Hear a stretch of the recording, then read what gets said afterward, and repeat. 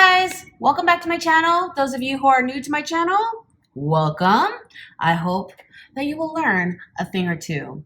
Now, today is still freezing cold and my studio is not any warmer. But you know what? One of my subscribers asked me to help her render shears, so here I am. I mean, I guess it makes sense since most designers are designing for winter and summer and designing for summer and winter. But just looking at this makes my insides turn to icicles. Oof. But I am a slave to my subscribers. Okay, no, not really. She asked nicely, so here we go. Number one, there are a million kinds of sheer fabrics. And so this is actually going to end up being the first of a series where I teach you categories within the category of sheer fabrics. Today we're going to go over kind of basic, soft, drapey sheer fabrics like silk chiffon and organza, cotton batiste and lawn, and gauze, you know, that kind of thing. And then there are laces. There's velvet burnout. There's clear vinyl, which is having a heyday right now. We have sport mesh.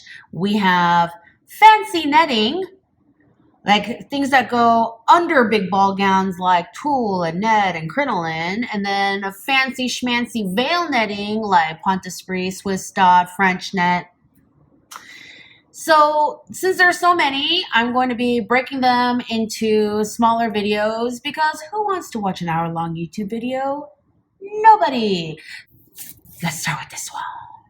This one is organza. It's a nice matte one. Okay, some of the polyester organzas are super shiny. Organza is nice. It's a little bit stiffer, has a bit more body than chiffon. It's a less slinky, still plenty sheer. Like most sheer fabrics, frays like crazy easily. Okay. And it frays really easily because of the construction. You know, shears are generally constructed really open weave. And so it's really easy to start pulling hairs. I mean, not hairs, yarns off. The number one thing you got to consider when you are designing or illustrating shears is that we can see all the guts. And I know that's kind of a duh, but sometimes you need to be reminded of the duh. Even if you are completely lining something made out of organza, like let's say you want to contrast lining so that you get this like black sheen over a red lining or something, you're still going to see all the construction. So anytime you make a seam, you know, you're going to have multiple layers of the sheer fabric and it's going to end up looking darker. And so anytime you have a seam, a closure, a pocket, anything, it's going to be much more noticeable because it's going to be much more opaque, aka darker. These hems, when you hem shears, typically, especially with chiffons and organzas, you're going to baby roll it. So you're gonna, on the sewing machine, you're gonna take something that rolls your fabric and then top stitches it down. And so you're gonna see like a nice dark line along the bottom as you hem them. So these kinds of things are all going to be visible. And you're gonna have to illustrate all those things because you need to illustrate your design accurately. Okay? Because if you don't take those things into consideration, you might get your first mock-up done and you're like, why are there all these dark lines everywhere? Oh yeah, that's fabric doubled over and stuff. And maybe you really hate that. On that note, shears are darker anytime it's doubled over. So if you're going to make a super drapey skirt, keep in mind that, you know, all these drapes bunched together is going to create a darker, more opaque look rather than just your singular swatch. That's why whenever I work with designers and design students, I tell them, you know, it does you no good just to have a little swatch. You got to really like get yourself a quarter or a half yard of the fabric so you can feel it. You can drape with it. You can see what it looks like falling. Now let's get to drawing. Number one, I say that a lot. Like I make a lot of lists. It helps me in my head. Number one, whenever you are drawing your sheer garments, you're gonna see whatever's underneath, whether it's the body or whatever they're wearing underneath. For the purposes of this demo, I've drawn two figures here and they are wearing the same exact dress, except one is opaque and one is sheer. Same pose, everything. Now this one is just turtleneck, blouson top with bishop sleeves and a circle skirt. No big deal. This one, you see all of the things underneath. And so whenever I draw sheers, I draw the entire body, or just if she's only wearing a sheer skirt and an opaque top, I just draw the whole legs. For modesty's sake, I gave her a little pair of panties, but otherwise you can see everything underneath. I tend to do these tutorials with marker because marker dries very quickly, and so I can move the demo along quickly. There are definitely going to be things where the painting technique for something and the marker technique for something will be different, but for this, basic shears, you can use the same techniques for marker or for paint. The only difference would be you would have to wait for each layer to dry before you move on to the next step. Whenever I render shears, I always render whatever's going on underneath first. So in this case, I'm going to render the skin tone. Now, when you render the skin tone, keep in mind this one rule. Shears are always sheerest when they're closest to the skin.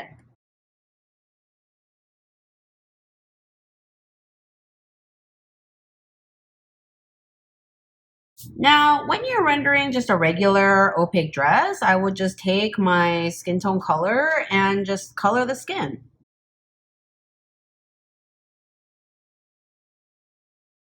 And then I would take my shadow color and I would add shadows. Most of you are familiar with my 3 kinds of shadows method for shading fashion illustration figures. If you are not, I do have a whole video on that. I'm going to drop the link below. I'm going to pretend my light source is over here. So here's my shadows on the neck, under the jaw, dark side of the face, this hand blocked by the skirt, this side of this hand, you know, drop shadow under this really large, wide skirt and this side of her calf. And then this one, I'm going to just put all in shadow because it's tucked in the back, very, very far back. Now, skin tones for our shears, I'm going to do the same technique for a skin tone in all the areas where the skin is exposed.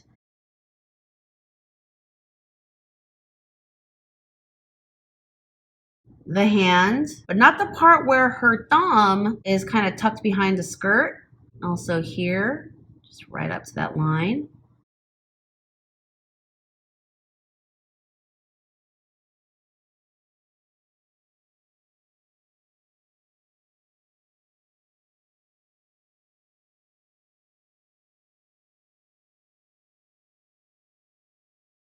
Where the skin is under the shears, I'm going to do a couple things. I'm going to pick a marker that is just a hair lighter than the skin tone that I used in the exposed areas.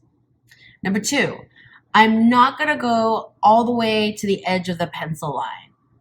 Number 3, I'm going to render as lightly as possible.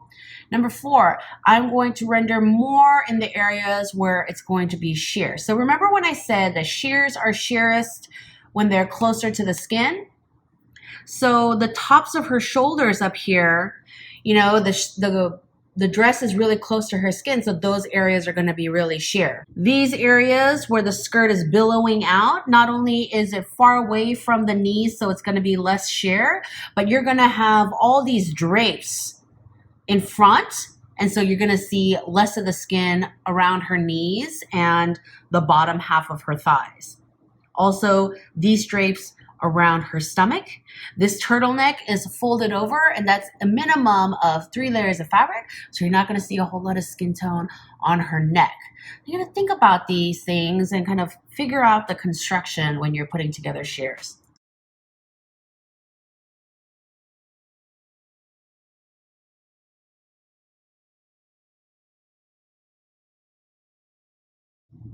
but don't make it streaky. It's still gonna be smooth. And again, you're gonna put that in there. You can go in there with a colorless blender if you like. And kind of lighten those things out and blend them in and all that good stuff.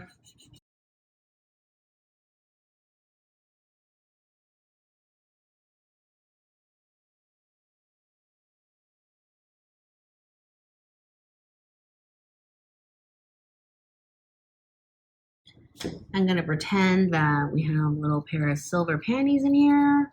I am going to drop in a little bit of shadow, and again, I'm going to paint it in really lightly. So just, this arm is a little bit darker.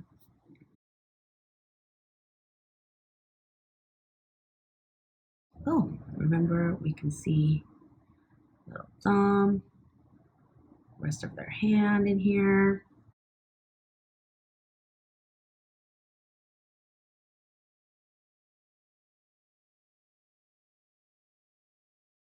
If you want a more in-depth tutorial on how to do a basic fashion illustration sketch with opaque fabrics, I have a video on that kind of goes slowly step to step, and I'll drop a link in the info box below. But here, I'm just gonna drop in the color really quick. Basic rules for illustration: render in the direction of the garment's grain and the drape. It really helps everything come together. And yeah, I could do this a little bit more beautifully, but I'm trying to move fast here because this is not the focal point of today's tutorial.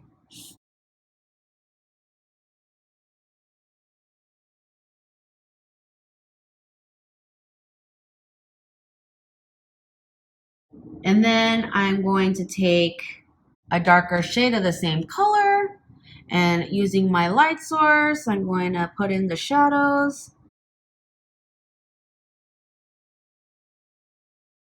We're going to do all the same things, but we're going to do it on top of the skin tone.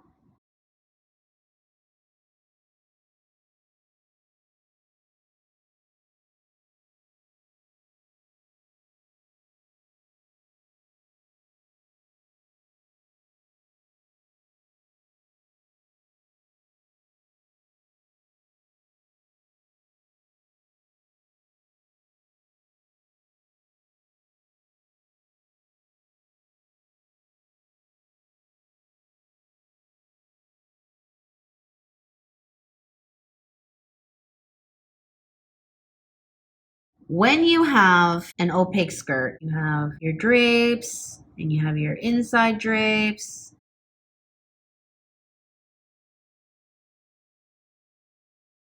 You have your shadows. But when you have something sheer, you have a couple of different things going on. So you have your outside drape shape, and normally you would just see a little bit of the back, but when you have a sheer, you see all of it. And so these areas are going to be darker because it's the fabric doubled and tripled over. When you have a skirt like this, whenever I have a skirt, number one, the angle of the hem is the same as the angle of the last fitted spot. So whether it's the waistband, or let's say you have a hip yoke and the hip is really tight and then it flares out, or you have a mermaid skirt and it's fitted to the knees and then it flares out. Whenever you're drawing the hem of a skirt and it's the same length all the way around, the angle of the hem of the skirt is going to be the same as the angle of the last fitted spot. You're not going to ever draw a straight hem. You're going to draw a curving hem because perspective. Basically, you're looking down at the hem. So you're going to draw an ellipse. Okay, so whenever I draw a draping hem, I draw the ellipse of the hem first, and then I add my drapes. With the sheer, you have to draw the back of the skirt too. Obviously, your legs sit in here and you're not going to see these parts. All right, so the first thing you're going to do is you're going to color more the back of all your garments where you can see them. I'm going to take that same marker that I used to color all of it, and I'm going to color lightly back here behind the legs, the back of this skirt.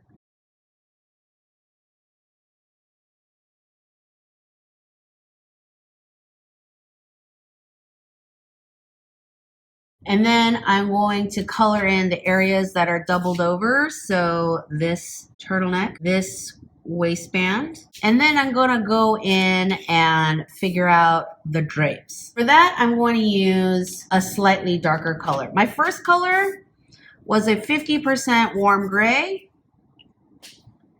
and now I'm going to use a 60% warm gray.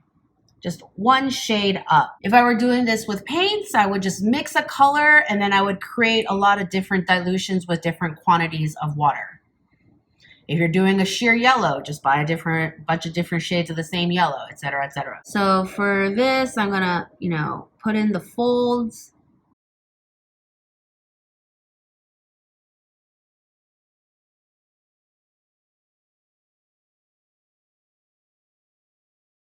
If you can't see what's going on, just redraw it.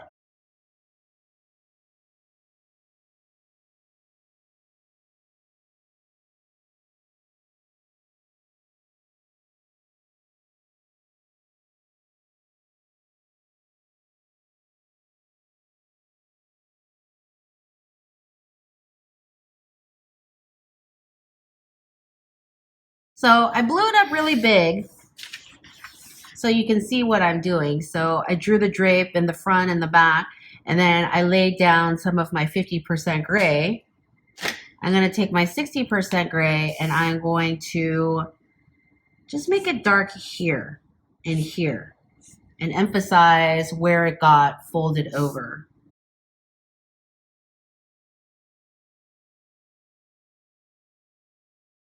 And then I'm going to take my 50% gray again and I'm going to shadow the skirt. It's all darker on this side and then darker on the left side of each drape, right? So I'm going to put that in so that you're starting to see some dimension to the skirt. I'm going to put in some more shadows to the blouse so that, again, you're starting to see kind of the 3D-ness all around. So we're just layering the 50 and the 60s to get the effect that we want. Then I'm going to take my 80% warm gray because I would normally use my 70, but for the life of me, I cannot find it anywhere. Sorry. And I'm going to go in and put in those construction details where it would be darkest. So armholes, would get a French seam, punch out the darkest drapes here and here. And I would see a side seam because she's a little bit twisted. And I'm going to do the hem coming all the way around. For the back, which is essentially on the inside, I would do it in a lighter color because I don't want it to pop as much.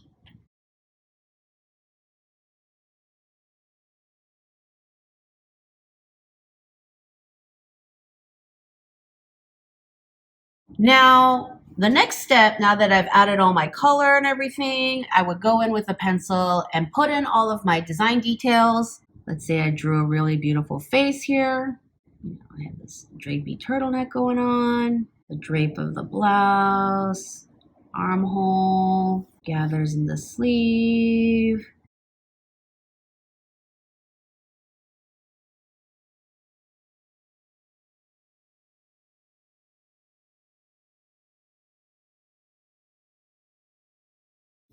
Let's pretend I drew a hand that doesn't look like a freaking lobster claw. And then on this one, and as you know, I like to cover any work so I'm not smearing any pencil. I would make sure that anything that's not covered in a sheer gets that really nice, solid line quality. So it looks really visible. And if I were to add anything in here, I would make sure that it's done really lightly. You don't want things to really pop under the skirt. You know, sometimes I'll go in and lightly redraw the legs, you know, maybe add darker nipples. You know, if she had like lace paneling in her panties, you know, you want to draw that, but you want to make sure that those kinds of details are really light and faint as they would be covered by another fabric, right? If you want, you can emphasize, you know, this clavicle and the shoulders, because that's really where it's sheerest, right? Where it's resting on your collarbone and your shoulder.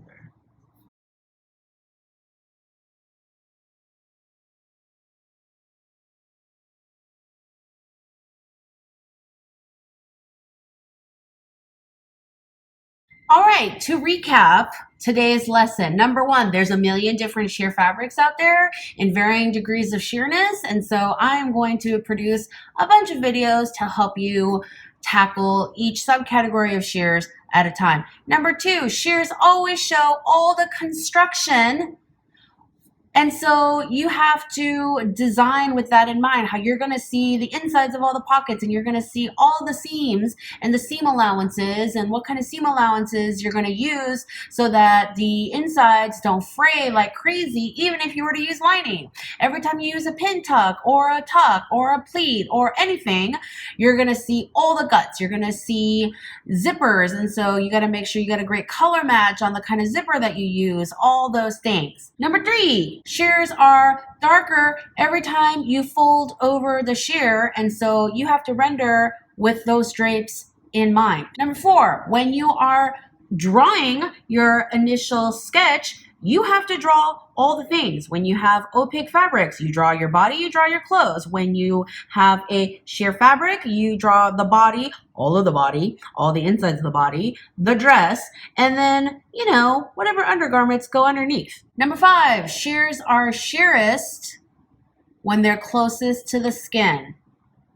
They are less sheer the further away they get. Number six, marker and paint techniques are exactly the same, except you have to wait for each layer to dry.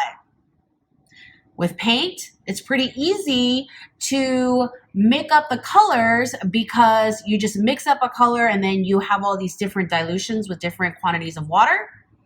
But then at the same time, you have to wait for each layer to dry. If you're markering, you can move fairly quickly because marker dries really quickly, but then you have to make sure that you're getting the right markers, making sure that the first marker is the exact same color as your fabric, and then your darker colors that you're using are just darker. They're not more orange or more red or more blue, but just darker. Number seven, you start by rendering whatever's underneath. So whether it's undergarments, the lining of the dress, the skin, you start by rendering that. You render it lightly. You don't go to the edge of your pencil line. Just keep it a hair inside. And any shading that you do should also be done lightly and without a lot of huge contrast.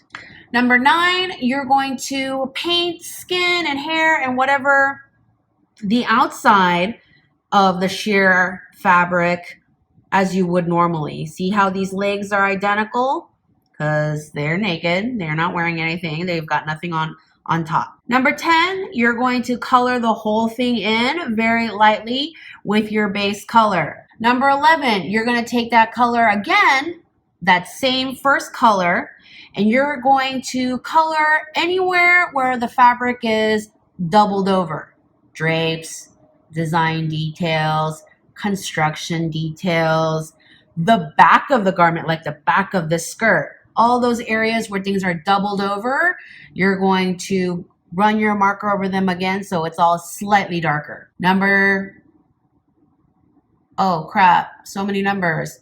Number 1,653,000. Take a darker color, like the 60% gray, and you're going to punch out doubled, tripled over drapes. Seams where it's 5 layers of fabric in a French seam.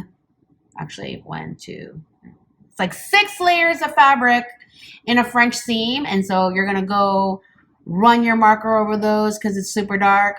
You know, rolled over edges for hems.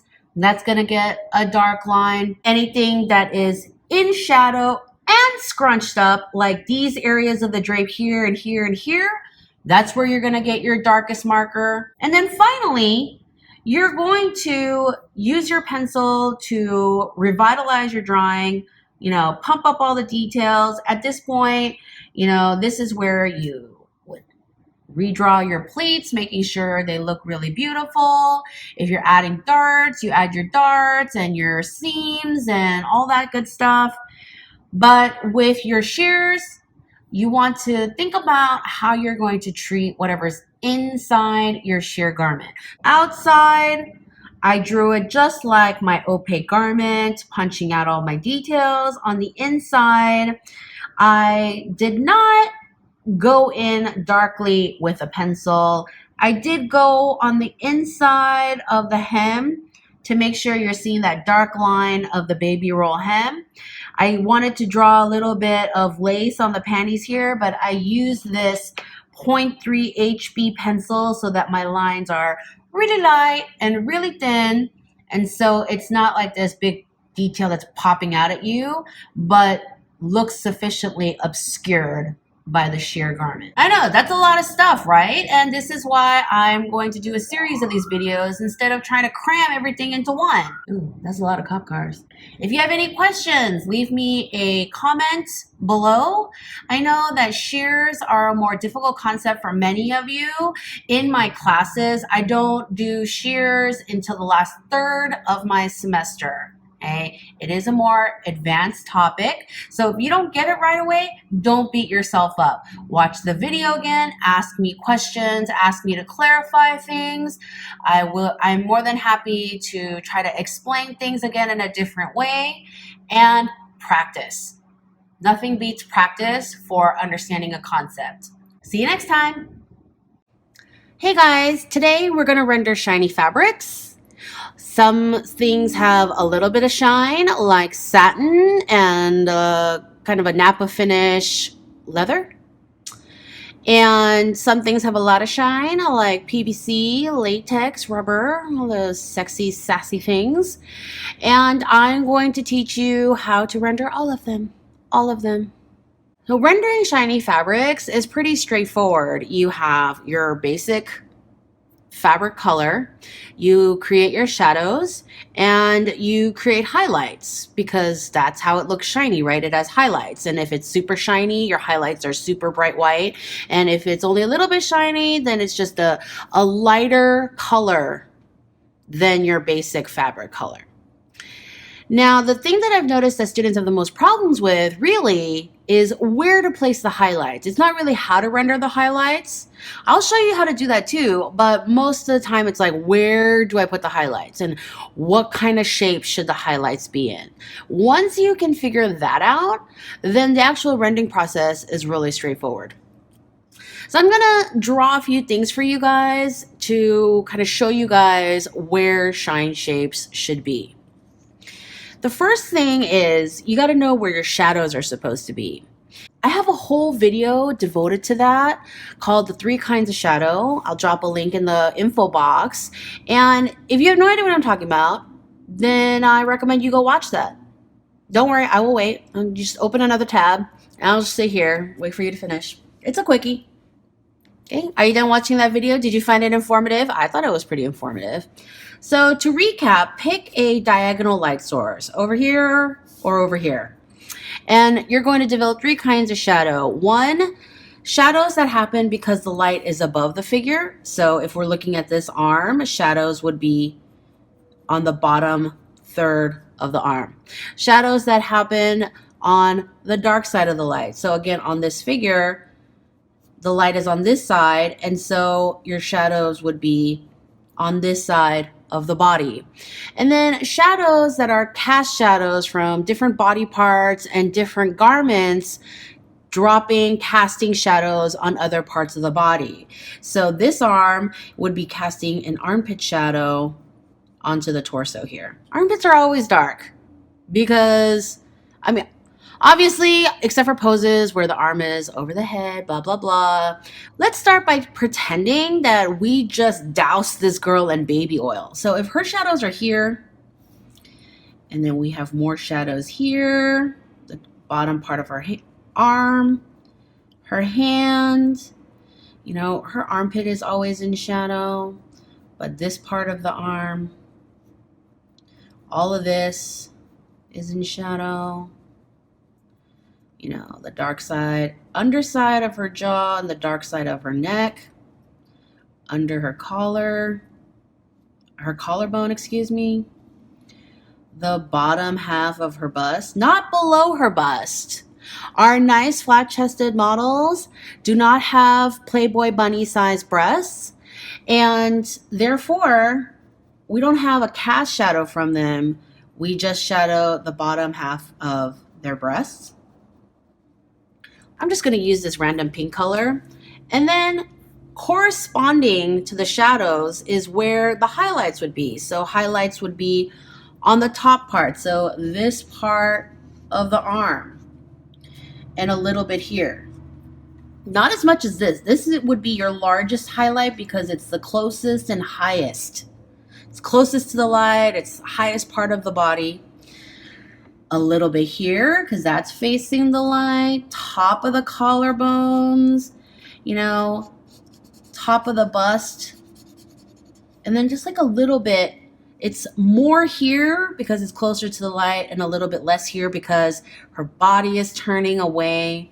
I wouldn't even put highlights on this side because the arm is behind the torso, and then a little bit here because this part of the body is facing the light. Okay. And do you see with the highlights and the shadows, you're starting to see the 3 dimensions of the body. Now, most of the time, we are not going to be rendering, naked models covered in baby oil. Although, you should. I'm sure that actually sounds like a really good time. So we're going to take our croquis and we're going to draw a jacket. So we're going to wrap that collar around the neck. Nice collar, lapel.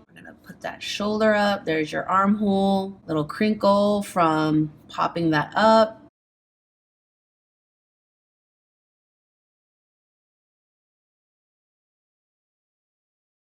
Obvious wrinkles with the bent arm. And then there's the jacket.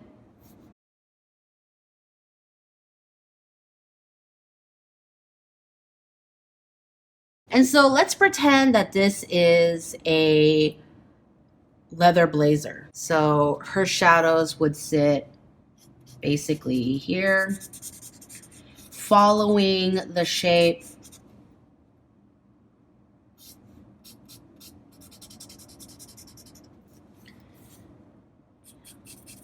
I will put all of this in shadow because it's like behind the arm. And then this is coming forward, so just on this side. And then armpits are always dark. And then all of this would be in shadow because it's cast away from the body, all back here. And this is just coming forward. And then a little separation shadow under collars and lapels, a little roll shadow like that. And then all of this is facing the light. My highlights would be the top here, and they would follow the crinkle of that drape. The top of the shoulder here, facing the light. This roll, as the collar and lapel roll, it'll face the light and get that highlight. Same on this side. I would do a little highlight right in there, and then, kind of across and following the drape, and then just a little bit over here. If you have anything that crinkles, whether it's crinkles on skinny jeans around a knee, or gathers from a drape around a journal skirt, anytime you have this kind of crinkle action, that's the cross view, right? And your light is here, then it's highlight, shadow, highlight, shadow, highlight, shadow, highlight, shadow. Say you're doing a skinny jean, there's your crotch whiskers, and then you have crinkles around the knee and around the ankle, side seam. And if this is your light source, then, All this back here is in shadow, following the shape of the garment, crinkle, crinkle, and then across like that. And then your highlight would be, you know, the front of the belly where it's nice and flat and facing the light, that front of the thigh that's facing the light, and then like every other, it's like crinkle, crinkle, crinkle, crinkle around the crotch. So it's highlight, shadow, highlight, shadow, highlight, shadow. And then it's crinkling in here, but not as much as the crotch. And then the broad flat of the shin, crinkle, crinkle. And then I would go in and add little bits of shadow coming across like that. So yeah, let's say we have a big blouson-y drapey sleeve in satin, gathers here, and let's say that's your light source. Then again, you know, your gathers happen here, and then, you know, your shadows are here coming around, and the dark side of that cuff. And then your highlight color would be, you know, highlight, shadow, right? Along the part that's closest to the light, like that. And again, highlight, shadow, and then the cuff facing the light. You know, at this point, most of you are more experienced in laying down shadows and figuring out shadows. And if you haven't, you should just keep watching the 3 kinds of shadow video until you get it. So it's much easier to figure out the shadows first. And so lay down the shadows. And then you figure out the highlights because they're on the opposite part of the shadow. Makes sense, right? Anytime you do a shade, if you're doing a cylinder, you know, your shadows are here and over here. And then you know that this part and this part is going to be the lightest. All right, so now that I have shown you where to place your highlights, I've drawn 3 identical dresses to illustrate the 3 different ways to render shine. Now, I'm going to start with a fabric that is not very shiny at all, very, you know, subtle shine like a Duchess satin or leather. And in that circumstance, let's pretend that the light source is over here for all 3 of the dresses. I call this category soft shine fabrics. These fabrics that kind of more glow and have these very soft, beautiful highlights. With these soft shine fabrics, these glowy, soft things, their highlights are never completely white. They're just a lighter color than the original fabric color. And they don't have crisp borders. It's all soft, glowy edges. And so what I do for these kinds of fabrics is I take my base fabric color and I color in the whole thing. Now you can do this process with paint or with marker, it doesn't matter. The only key point is to let all your colors dry before moving on to the next color. And then I'm going to take my shadow color and, you know, here we go, dark side away from the light, following the shape of the drapes over here. Bottom half of her breasts and kind of connect that into soft curves, and then a little bit of this walking shadow that's happening here. And then at this point I would take a pink or a white color pencil or charcoal pencil to add the highlights. I like to use charcoal pencil when I want a grainier look like leather or velvet, and I like to use a smoother color pencil for things like satin. Now, the thing is, you never want to combine charcoal pencil and color pencil together because their bases are different and they fight each other, and you're just going to end up with a streaky, awful mess. So pick one and stick to it. What is the thing that I'm always saying about this stuff? The best eraser in the world is time travel. And so work slowly. Don't just start streaking up a bunch of white stripes. You're going to figure out where your highlights are. They're going to be here, the top plane of her breasts, and then this side of her torso closest to the light, all along her hips, following the shape of her body, like so. And so you've got that. And so you're gonna start slowly building the color. And maybe blend with your finger a little bit. Gonna give me those soft, blended edges. No sharp shapes.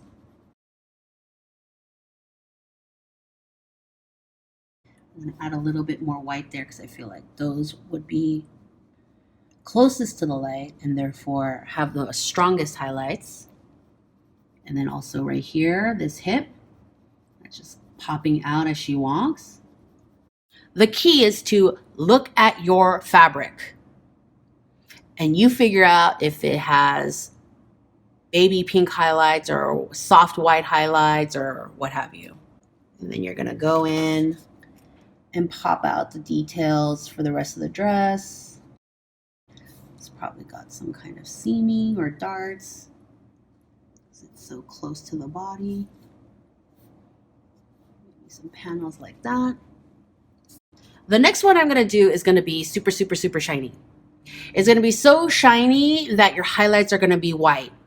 And the best way to get that white is to leave the white of the paper.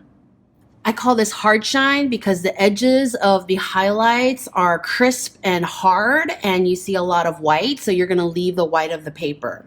You're gonna need 3 different colors, whether you mix them in paint or pull them out of markers to create this look.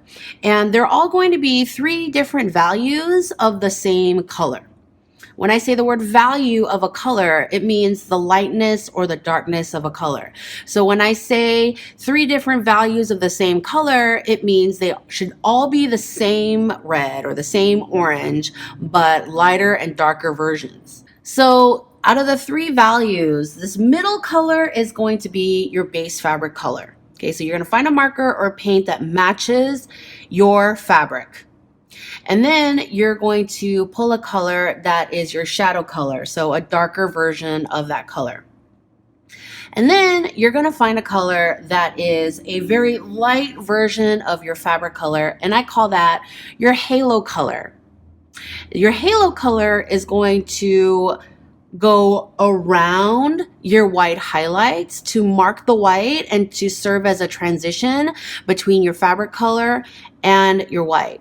Like I mentioned before, the easiest way to figure out where to place your highlights is to put them in the opposite of your shadows. So we're gonna lay down your shadows first. This is my 50% gray. Remember our light source is over here. I'm gonna put this down. Here's where my shadow is, wrapping around the body, following the drape, the bottom half of her breast. You know, there's that walking pole shadow.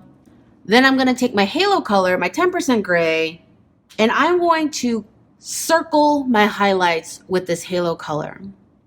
Now, it's much easier to go back in with paint or marker and fill in spaces, but you can't remove marker. Just not gonna happen. What's the best eraser in the world? Time travel. Exactly. So you're gonna make highlights, you're gonna err on the caution of making your highlights bigger than they need to be.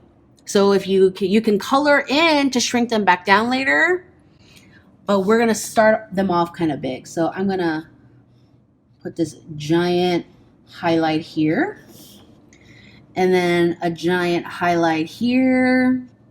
Follow this, it's gonna go in here, and follow this line, and a little bit there, okay? And okay, that is really too big, so I'm just gonna shrink it up some. See what I did there? At this point, if you're painting, you need to make sure that these 2 colors are like 500% dry before you move on to the next step. And then you're gonna take your base color and you're going to cover the shadows. so that you have like a smooth transition. And you're going to color all the way up to the halos.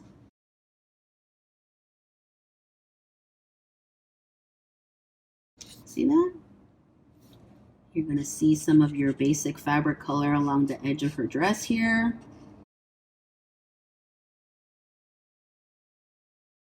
I'm going to create some more crinkles in here. And then in between the halo and the base here, you're going to see some of your basic fabric color. I'm going to shrink some of that halo a little bit. I think it's going to be too big, so I'm going to shrink that up because I can. And then a little bit more color on the top above the halo. All these nice transitions happening so that it still looks kind of graphic, but there is grades of color. I'm going to go back in with my halo and kind of shrink up my highlight some.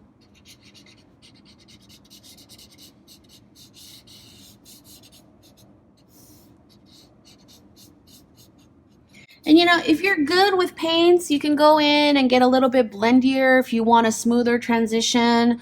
You know, I find it looks perfectly fine if there are no transitions, but you get that really sharp graphic look. I think it looks really shiny that way. And there you have it. You have your shadows, you have your highlights, you have the same dress as this one, but just super really shiny. Really shiny. At this stage, sometimes I go in and I soften some of these transitions with a colored pencil. Sometimes I take a white gel pen and I go in there and I just pop in a few random, just those really skinny, precise shine spots. Makes it really super shiny. And sometimes you're going to come across fabrics that are in between hard shine and soft shine. So I'm going to show you that too. So for that, you're going to need 3 values of the same color again, except this one I did 10, 30, 50. But for this one, you want your values closer together. So I'm going to do a 20, 30, 40. You want values that are closer together because the transitions are going to be softer, not as harsh, but you still want those super bright colors, that white, that really pale color. So again, I'm going to take my shadow color and place my shadows.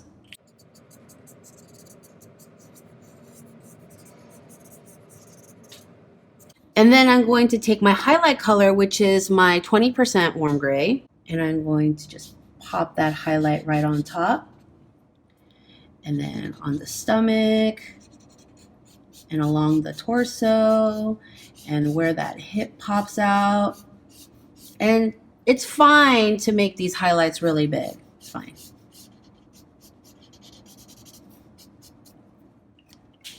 And then you're going to take your 30% gray, which is your regular fabric color, remember? Get in there in the in-between spaces. You're going to blend the transitions between the two. You're going to cover the shadows. And you're going to go right up in there against your highlight. And you can take a colorless blender or a 10% gray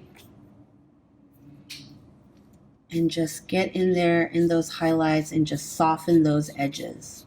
And you see how it does look like there's a definite highlight, but it is not as shiny as this one, but definitely shinier than that one. And this one also creates a smoother, creamier shine than something that's a little bit more scratchy than the color pencil look. All right, there you have it. You have 3 identical dresses in 3 different levels of shine. Here's a little tip. If you know that you're going to turn this project in for a grade or for critique, figure out what lighting they're going to be looking at under and work under that light.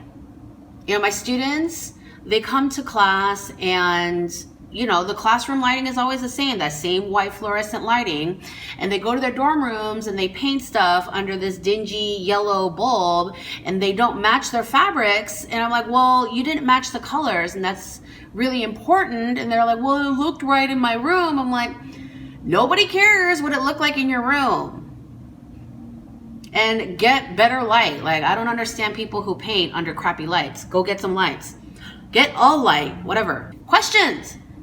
Drop me questions in the comments box, because I love questions. And if I cannot answer your question in words, I will do a mini tutorial for you. By now, you guys know to subscribe, because I'm going to be doing more tutorials forever. And, you know, all my social media. And whew, I got to lay off the coffee. All right. So that was shiny fabrics. What am I doing next? I don't know. You tell me. Why don't you tell me what you want to see next? Drop me a comment. Till then, see you next time. Hey party people. This is a tutorial on how to render iridescent fabrics. And I'm going to show you a couple different methods. FYI, this is iridescent. A two-tone fabric that often has this kind of softly shiny surface. Not shiny, very slight sheen, depending on the base fabric. This is holographic fabric. It's like a rainbow vomited on some shiny metallics. Iridescent, holographic. Iridescent, holographic. Most iridescent fabrics are made like this. You know, one color of yarns is going along the grain and another color of yarns get woven in the cross. And then you see one color, and when the fabric changes direction, you see another color, okay? So here you have this blue fabric, and you'll notice that every time the fabric changes direction, that's the top, and then as the fabric curves down, it turns red, and then as it curves and gets flat, which is close to this direction, see, up, down, across, then it changes back into this blue color. When you put it on a form, okay, you have this limey chartreusey green, and then as it curves around the hip towards the butt, you get this pink, and then around the curve to the front, you get this pink. But of course, like any other fabric, the colors are going to be subject to light and dark. And so you are going to have shadow tones. You're going to see these shadows in here like that. You know, these shadows in here like that. And they are, you know, each fabric is slightly different. But typically, they are a darker version of the two colors combined. Like, look at this green. And you can see that it's warmer than your typical green because it's got some pink in it, and then it's super dark. Here, the shadow tones are this like super deep purple. Blue plus red plus maybe some black, okay? So you get these shadows that are in the super dark areas. Sometimes, because iridescent fabrics tend to be on the shiny side, you will get a highlight color. Do you see in this blue, like the very tops of the folds get a lighter blue? And here you see that there are some areas where it's a really pale green. That fourth color is like a little bit kind of like optional. It really depends on how many tones you want involved, but there you have it. When you're picking colors, which one you should pick for marker, which one you should pick for color pencil, take a look at your fabric, and there will usually be a dominant color. This one, the blue, is the dominant one. This one is the green. This one is the peach, and this one is the pink. The color you see more of. I'm going to show you what colors I'm going to be using for this demo, but it doesn't really matter because when you're illustrating, you need to match your colors to your fabric. But just for example, I'm using this Watercolor alcohol-based marker. This is from Kuretake, and I love their brush pens. I only have this one markers, so I don't know how great their markers are. This one is Persian blue. Longtime viewers know I like to, when I'm rendering with marker, I like to draw on the wrong side and render on the right side. And you know me, like when I'm doing these marker demos, I try to match the colors with what markers I have as closely as possible, but I'm never gonna get like a perfect match because I'm not gonna buy markers for every demo. That's just bananas. And then I'm using this Luminance 6901 color pencil in, what is this, alizarin crimson. When I render iridescent fabrics, and most of you know by now, I render almost every single thing in either marker or watercolor / gouache. I will use a watercolor or a marker as my base color, but I will add the additional colors with colored pencil because I want to get this softness, this graininess. There are very few crisp edges. I want to get these soft blends. And so I'm going to use color pencil. And some of you may be thinking, Zoe, I thought you hated color pencil. No. I hate using color pencil for the entire rendering because that takes a really long time. But for details, adding texture, effects, specific effects, I love color pencil for that. That's why I have so freaking many. All right. So color doesn't matter so much by itself. It matters how you layer it. So this color might be too red, but when you layer it on top of the blue, it actually takes on the more purpley effect that this fabric has. And then I have my shadow color, which is this purple. This is from Lyra. You can layer it in the deepest parts to create those super deep shadows.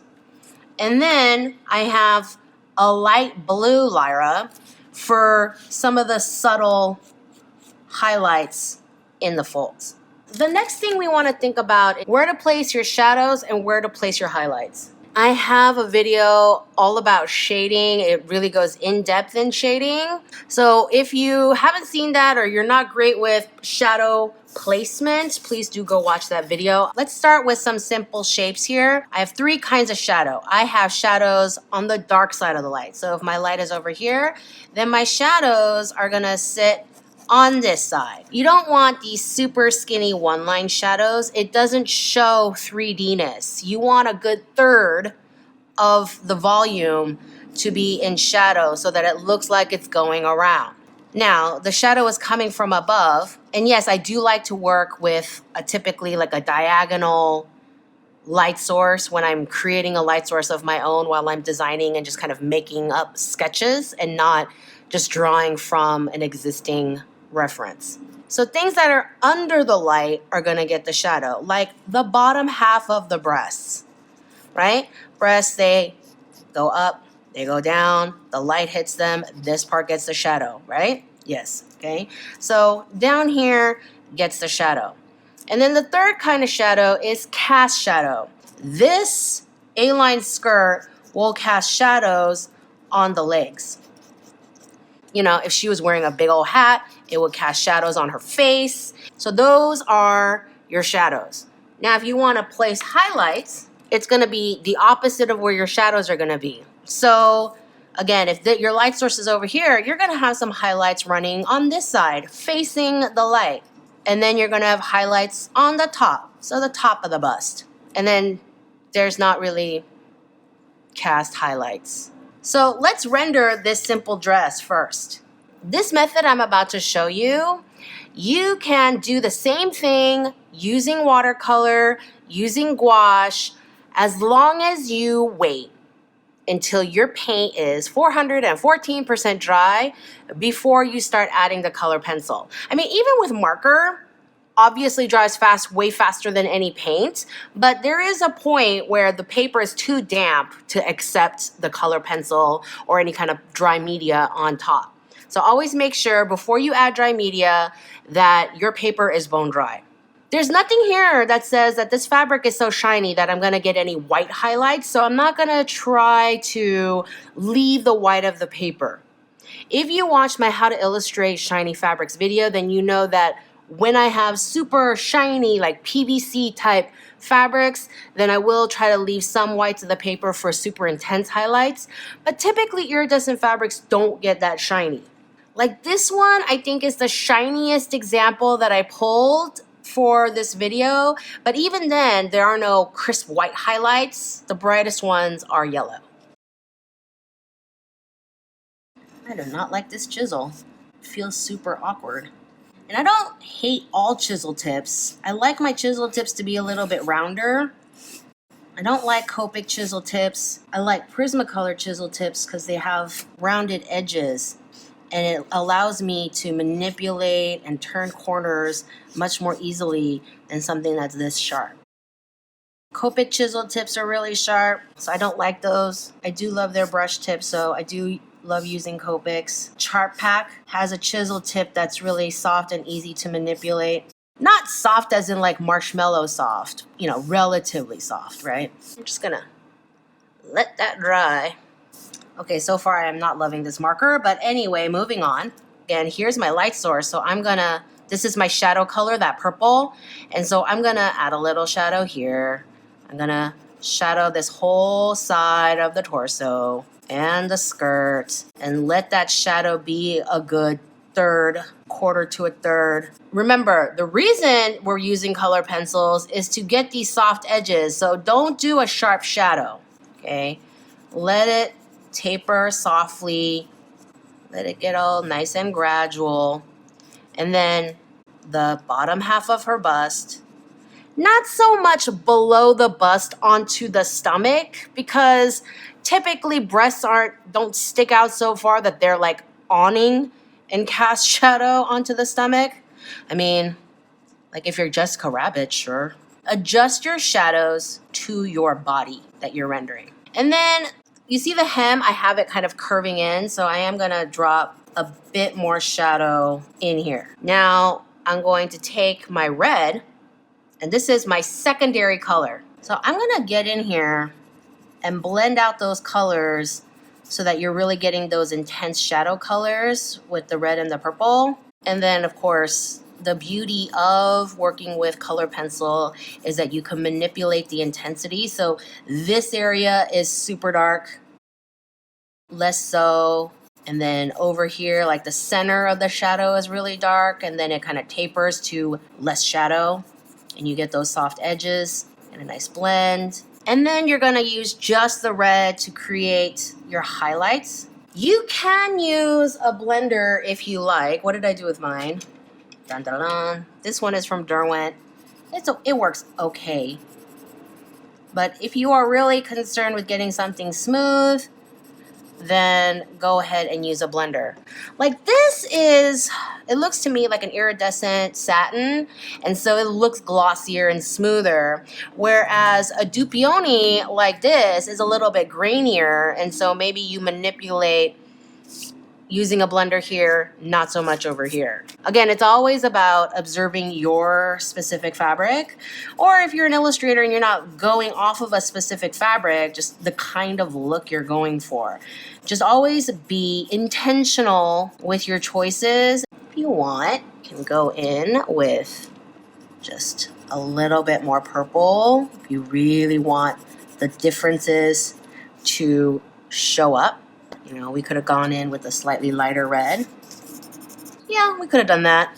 And then the light blue, you know, just some small highlights, top of the thigh, a little bit around the neck, you know, real subtle, not a big deal.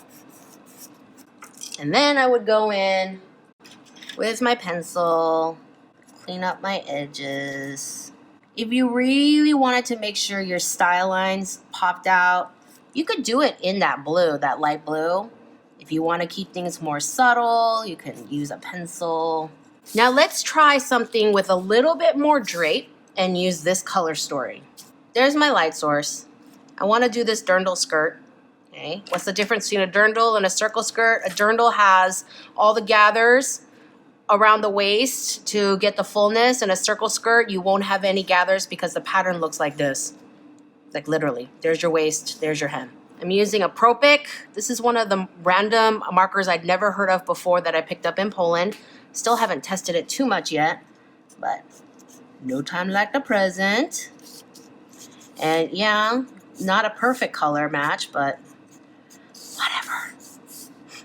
You guys get what I'm trying to do here, right?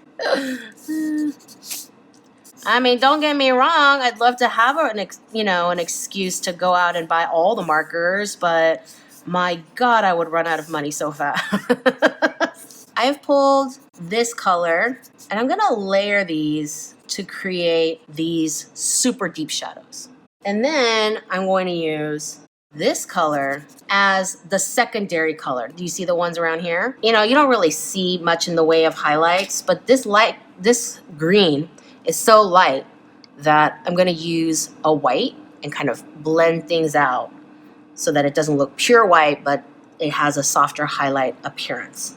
Just dry it. Yeah. I'm gonna start with the secondary color, which is this pink color. This is actually a watercolor pencil. And if you like using watercolor pencils with your color pencil work, that's fine. I know tons of people who do that. It ends up looking beautiful. Just remember, you can never get water on it now because it will react, right? So just keep that in mind. So this is my light source. And so, oh dang. So this is my light source. So it's gonna be like highlight, highlight, highlight, highlight, highlight. You know, every time it folds up and goes over, the color changes. And so I want to emphasize that. So it's like changing direction, changing direction, changing direction, changing color, changing color, changing color, like that, right? You can say that 5 times fast. I want the parts that are facing the light to get that pink color. And then again here, as it bubbles out, I want that pink color, changing direction, that pink color. Not so much on the inside, that's gonna be more shadow. And then here, a little bit, not as much. And then here, as it starts facing. On a test scrap, I did try using like a marker blender with the alcohol, and it just ended up too much. It blended too much and it started making its own colors. So I think using a dry blender like this is gonna get that soft, blendy result that looks more like this category of fabrics. And then,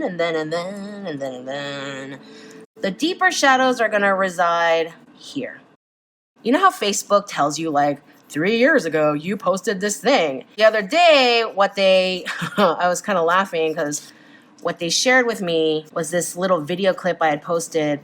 And it's like my original color pencil video from way back in the day that's in my different media playlist, where I was like, the best eraser in the world is time travel. Work slowly and carefully. And you're like, Zoe, it's taking too damn long. Well, you know what takes a really long time? Doing things over again. So I will take this time to repeat that. Behind the drape gets the shadow. And you know, these kinds of skirts, it just looks a little bit organic and better if the drapes are a little bit uneven as opposed to like perfectly drawn out drapes, especially when you have a walking pose like this figure was. Now I'm gonna take this green, the lime peel from Prismacolor. And yeah, you do want a color pencil with a lot of color payout, like Luminance, the Caran d'Ache Luminance, like Prismacolor, for this kind of work, because you're layering on top of markers, right? Do I want any highlights? Maybe just a couple. And then I'm gonna take this pencil. These are Faber-Castell Jumbo. The graphite is just the regular graphite, but the barrel is bigger than your average barrel. And I just like how it feels in my hand. This one is the 6B. You don't want gathers like that where it looks like that, because the gathers look super flat. If you have super flat gathers, or they're pressed down real flat, or they're tucks, then you want it to look like this. But if you have a bunch of gathers, you're gonna see the silhouette of the gathers going into the waistband.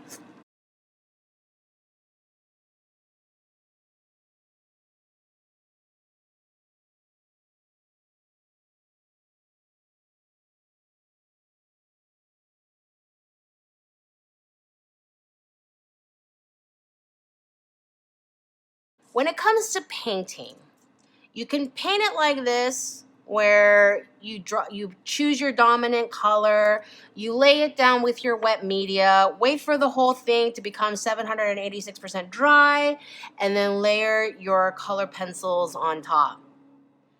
Also, with painting, you can employ the wet on wet method. Wet on wet is when you put wet things on top of other wet things. Generally, wet paints on top of already wet paper to get softer edges. This is a more challenging way to paint for most people. So if you don't get it right the first 12, 13, 71 times, don't beat yourself up. Get back on the horse. I swear this is way less painful than literally falling off a horse. Here is what I do to get the soft edges. With wet on wet, the more water there is on the paper, the more your colors are gonna swim. With iridescent fabrics, you don't want the colors to go everywhere. You want to control the color, but you want the soft edges. So for iridescent fabrics, I only put down a little bit of water, or I let it just kind of dry off so that it's just damp. And then I lay down the paint and let the paint go to the edges and let it just kind of dry soft.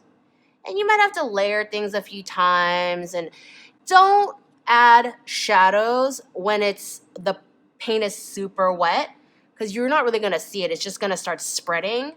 If you want the shadows with the soft edges, you want to wait until your paint, your base color paint, is just damp, so that it'll soften and spread, but not absorb and spread the paint everywhere. So I'm adding the magenta. I'm trying to create the soft edges of where the fabric turns chartreuse, turns green. And then I'm waiting a little bit, and I'm adding the shadows of the magenta. And then I add the green and soften the edges of the green. So like, you kind of have to manipulate the edges of where the color changes so that you get a nice soft transition. It's okay to overlap the color a little bit, because there are areas on the dress where you kind of see both colors happening at the same time. When it comes to this kind of work, I like to make sure I have several paintbrushes, and I have one that continuously remains clean of paint and it's just wet. And whenever I just want to add water, I use that brush without having to wait to clean it off. Because you want to be working on all these things when everything is a little bit damp and wet. And then I have one brush where it's the magenta color always. Okay, whether it's the shadow color, the regular magenta color, one brush for that. And then another brush for all the green, okay?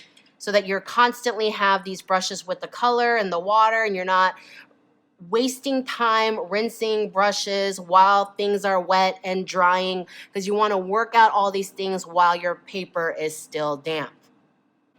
And then when your paper, again, is 618% dry, you could start adding some dry media. If you want to punch up the color in a few areas, if you want to blend it out a little bit more, or if you're happy with the paint job and you just want to go in there with a pencil and add your seams, add your beading, whatever else to the dress, make sure your paper is 412% dry. And that is how I do iridescent fabrics. If you want videos that will help you with iridescent, again, go watch my shading tutorial where I go over like evening gown shapes and pants shapes and faces and how to shadow all those. Go watch my how to render shiny fabrics video. That's, they're closely related, so that could probably help you. And then I also have my shading basics playlist where I just go over different media and how to shadow basic shapes with different mediums. Please give this video a thumbs up if you learned something new today or just enjoyed watching me draw and paint and color and stuff. Share, subscribe, hit the notification bell. And remember, hashtag always be practicing, hashtag practice not magic, hashtag especially wet on wet, It can be very tricky. Hashtag if your first one sucks, you're right on track. And I will see you in the next video.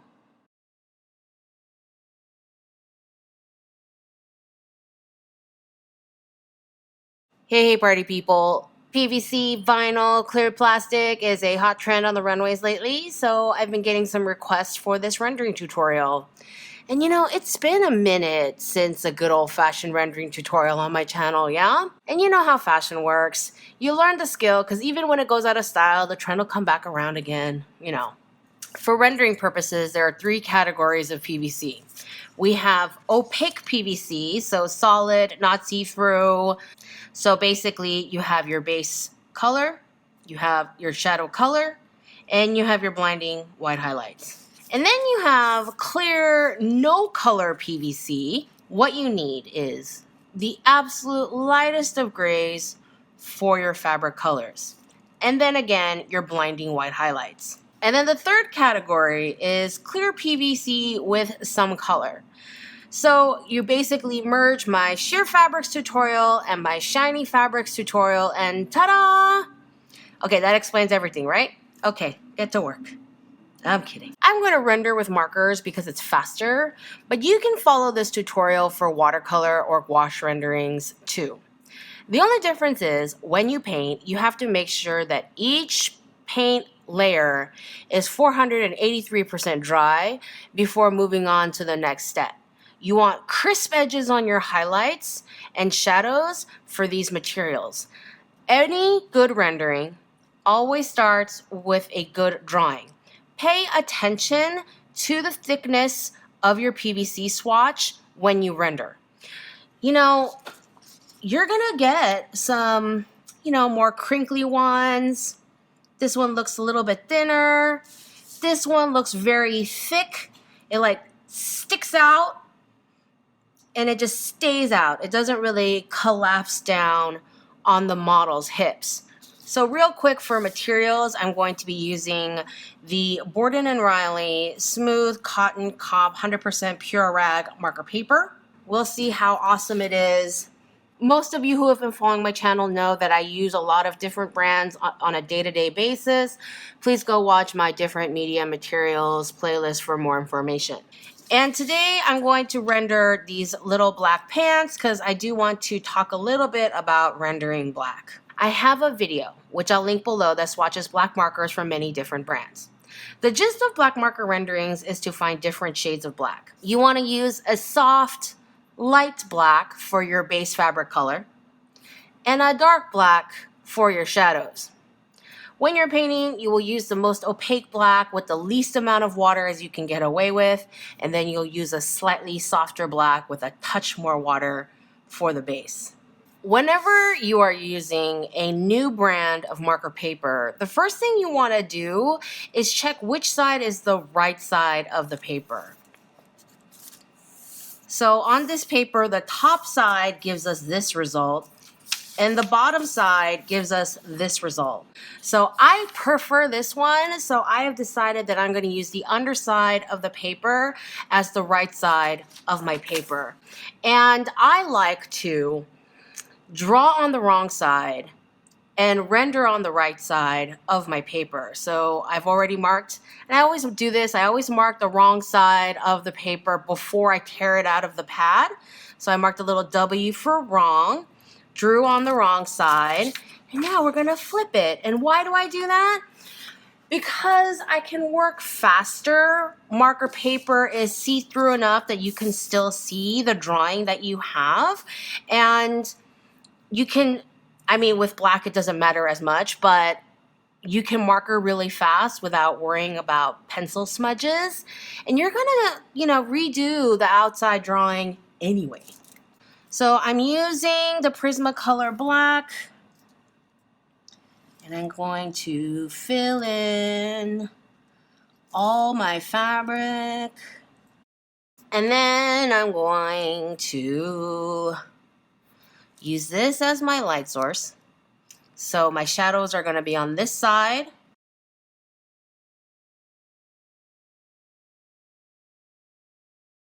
I'll link to some videos that go more in depth On shading, this is really focusing on the PVC rendering in this video.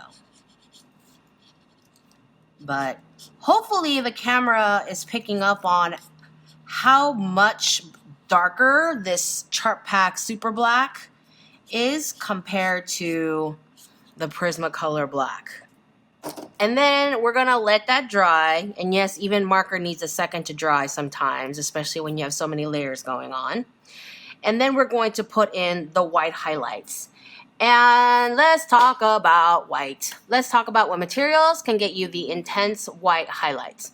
Number one, whitewash is very opaque, but can be a bit of a challenge to work with. And yes, you can use opaque whitewash on thinner papers because you're not using a lot of paper to get the effect that you want.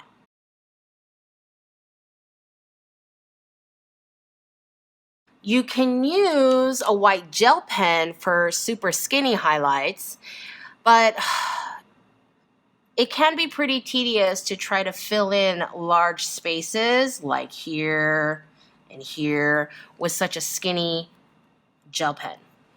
This is my new favorite thing right now. This is a Posca paint pen, and it's basically poster paint in pen form. And it's pretty opaque. So that's my light source. And so I'm gonna have like a super highlight here. And I'm not necessarily gonna follow these highlights because remember, I picked this light source, so I'm creating shadows and highlights with my light source. This clearly has a full frontal light source. And the whole point of teaching and learning shadow and light is so you can create your own. So the tops of the thighs are going to get a pretty wide highlight. Here too. Okay. A little bit turned this way, but still the tops. And then, you know, every time it wrinkles, the top is going to get the highlight and the bottom is going to get the shadow. So it's highlight, shadow, highlight, shadow, highlight, shadow. Highlight, shadow. This is not going to get much of a highlight just here. And some of this crinkle coming from those wrinkles there. You see these little wrinkles? And you could do some of those with the gel pen, and then this part of the shin that's facing the light is going to get the highlight. And, you know, you can add some details with the white gel pen, but you don't really need it. Ta-da! If you watch my shiny fabrics rendering tutorial, then you know that I teach a way where you can leave the white of the paper for the highlight instead. If you want to watch that video for more in-depth, slow, kind of careful tutorial, go watch that video. I'll link it below. But to go over it really quick, what I do is, first of all, I always cover this so I'm not smearing my hand all over the illustration. What I like to do is take my shadow color first. And remember, this is our light source. So my shadows are going to sit here. And all these wrinkles coming up from this lifted leg. And then under her butt. And then this kind of drape that's coming across. So that's my shadow on my pencil skirt. And so then I know where my highlights are. You know, they're going to be here at the top of her butt. And here along this thigh that's facing the light. And then I'm going to go in with my soft, lighter black. And you could do this with any color. You know, you start with your shadow color, put in the shadows, you leave the white of the paper for where the highlights are going to be, and then fill in with your base fabric color. And I do the shadows first just to help you figure out where your highlights need to be. And if you need to go back in with your shadow color, so be it. But you can, I don't know if the camera is showing that to you, but I could still see it. So it's just a matter of punching up that color. And you can kind of pull those edges together with the edge of your paint pen. Or, you know, you can make your highlights smaller by going in with your marker, depending on what kind of effect you like. And then go in with your gel pen and put in your skinnier highlights. Those are just the drape lines. And then if I wanted to show, that's the seam of my skirt. Super shiny PVC leggings and pencil skirt. Blinding highlights. Let's do this one. Basically, you want to render this with a very light gray and make sure your pencil work is very minimal. Look at this cape. There are no edges. There's no stitching. There's no construction. It's basically just cut and maybe there's glue somewhere, okay? But because there are no solid lines, you want to make sure your line work is super minimal. Obviously, this one, it's bound and edged all over the place, so you are going to render those black lines. But, you know, of course, pay attention to your design, the way you want things to look. So unless you want that heavy binding, piping, stitching something, make everything super light to give it that super clear look. With shears, you always have to pay attention to how things overlap. Notice here is darker than back here. There's still cape back here, but since it's only one layer, just the back, it's so much lighter than here, which is the front and the back. These shadows, you see them, they're very skinny, and they're actually quite dark. If you isolate the shadow on its own, I pulled a C5 and a C6 in the Copic Cool Gray series to hit these shadows. They are quite dark. And grays have undertones too. This one looks like cool grays, so I pulled the Cool Gray series. If I were rendering this one, I would pick a much more neutral gray. With shears, I typically do whatever's underneath first. And you can either lay the fabric on top of yourself if you're working off a swatch, or pay attention to the different color tones that are happening. Here, she's wearing tights, but you can see that the slightly gray on top is making it darker. You can see her skin tone here versus here. So I'm gonna give her little knit panties, like you do. I'm gonna pick this as her light source, and I'm gonna give her some subtle shadows. And then we're gonna do her skin tone. Always remember to have a scratch sheet where you're testing all these colors out, all right? That's her skin exposed. And then this is the slightly darker skin tone. Her spine shadow. And smooth that out. And now we're gonna do the PVC. I'm going to take the lightest color and do an all over. That was a C0, and this is a C3. Where it's doubled over, it gets darker. So it gets doubled over here. That's the front and back, because you're seeing the hem. And then in here.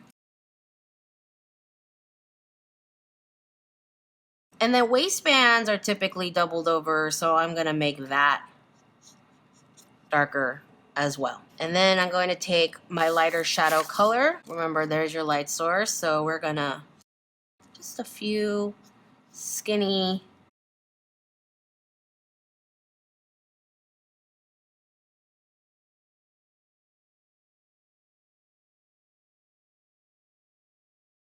this side is gonna get the highlight. I'm gonna put in kind of like a drapey big highlight, kind of like this one, right? And then here's one that's coming like that, you know. I'm gonna use this pencil. It's a 0.3. It's got a B lead in it, but it's a 0.3. And I'm just going to be real subtle with the line. And I'm not gonna really outline the skirt. I'm gonna outline her.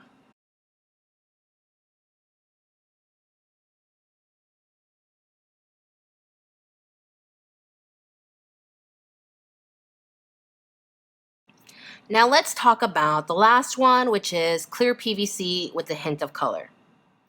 Don't freak out. My students would freak out, but really it's just like the clear PVC with a little color matching. The problem that a lot of students have is they think solely about the overlapping color. Don't think about overlapping colors. Think of each space as a different color. When you look at this, you have this bright, oh, it matches my pencil. You have this bright gold yellow. And you know, you can make a white tee and layer the gold on top, and that's okay. And you can take a skin tone and layer the yellow on top, and that's okay. When you layer on top of lighter colors, that works, like I did for this little skirt. But people worry when you're overlapping on top of a darker color. Don't think of it as yellow on top of blue. Think of it as this green. When you're working on your own design projects and you have swatches, layer the colors over and see the green that you get, and go get a marker or mix a paint color that matches that green. And then you can add a little bit more yellow for layers of yellow on top of the green. This green is lighter than this blue. So it's easy to lay down this green and then overlap the blue on top. But this violet blue is darker. So you have to think of this color, these overlapped areas, as a separate color. Conveniently, for my demo, that this overlapping area color is very close in color to the shadow color for this top. So that's what I'm going to use. I'm using some of the new markers I got in Poland. Lay down the color for the not overlapping areas. I will tell you right now, I am unsure as to how much I love this paper. I will report back. I feel like sometimes I need to be doing like a one big video reporting back on all the art supplies where I kept saying, I'll report back on whether or not I like this art supply. Here's my light source. So we're going to put in the shadows. These pants. Now, because you can overlap this blue on top of this green, I'm going to just do the whole pant.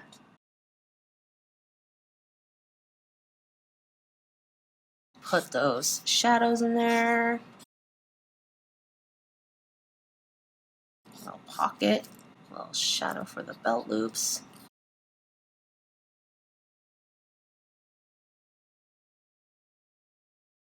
Soften up the shadow some. Now we're going to take the blue of this. And as you know, I don't go buy new markers for every demo, so I'm just trying to go for a close match. Okay. I'm going to put down a few layers so you can really see the blue. Where all of this is doubled over, you see it's slightly more colorful, slightly more opaque. For some reason, this is sitting off center on her body, so I just decided to mimic that on my demo. I'm going to drop in a little bit, tiny little shadow on the corset. That's my light source, so I'm going to have this one, like the hip facing up and out, is going to have a nice big highlight. A little bit here, another one here. So always when it's facing the light, it's going to get the biggest highlights. Like this one, you can tell there's a really strong light coming in this direction. So they have that one. And then this one is where like the plastic picks up, so it picks up another piece of that light. And then you can see there's all this white stitching. So I'm going to do that with a gel pen. What did I forget? These areas. Good job. So I'm going to take this color again.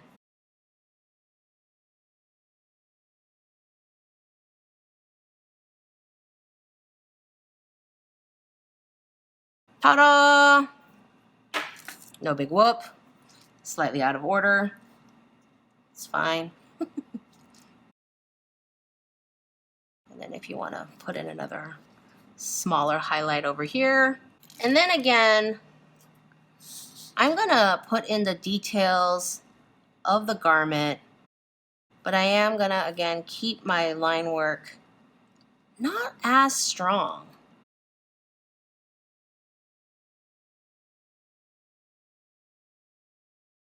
But you see how gentle my line work is?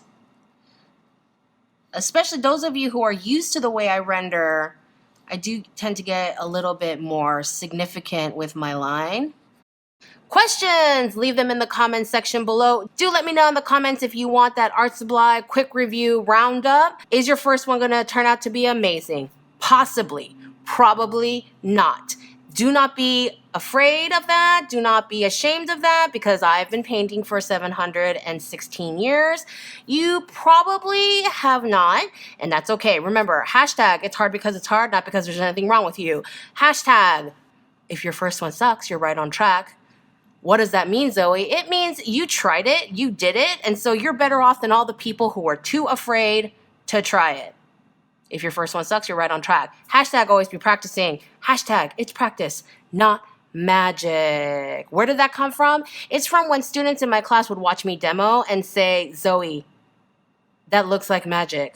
And I would say, I'm not made of magic, I'm made of practice. So, hashtag practice, not magic, and I will see you in the next video. Hey party people, welcome to my online classroom. Today we have another subscriber requested video, how to illustrate print fabrics. Print fabrics.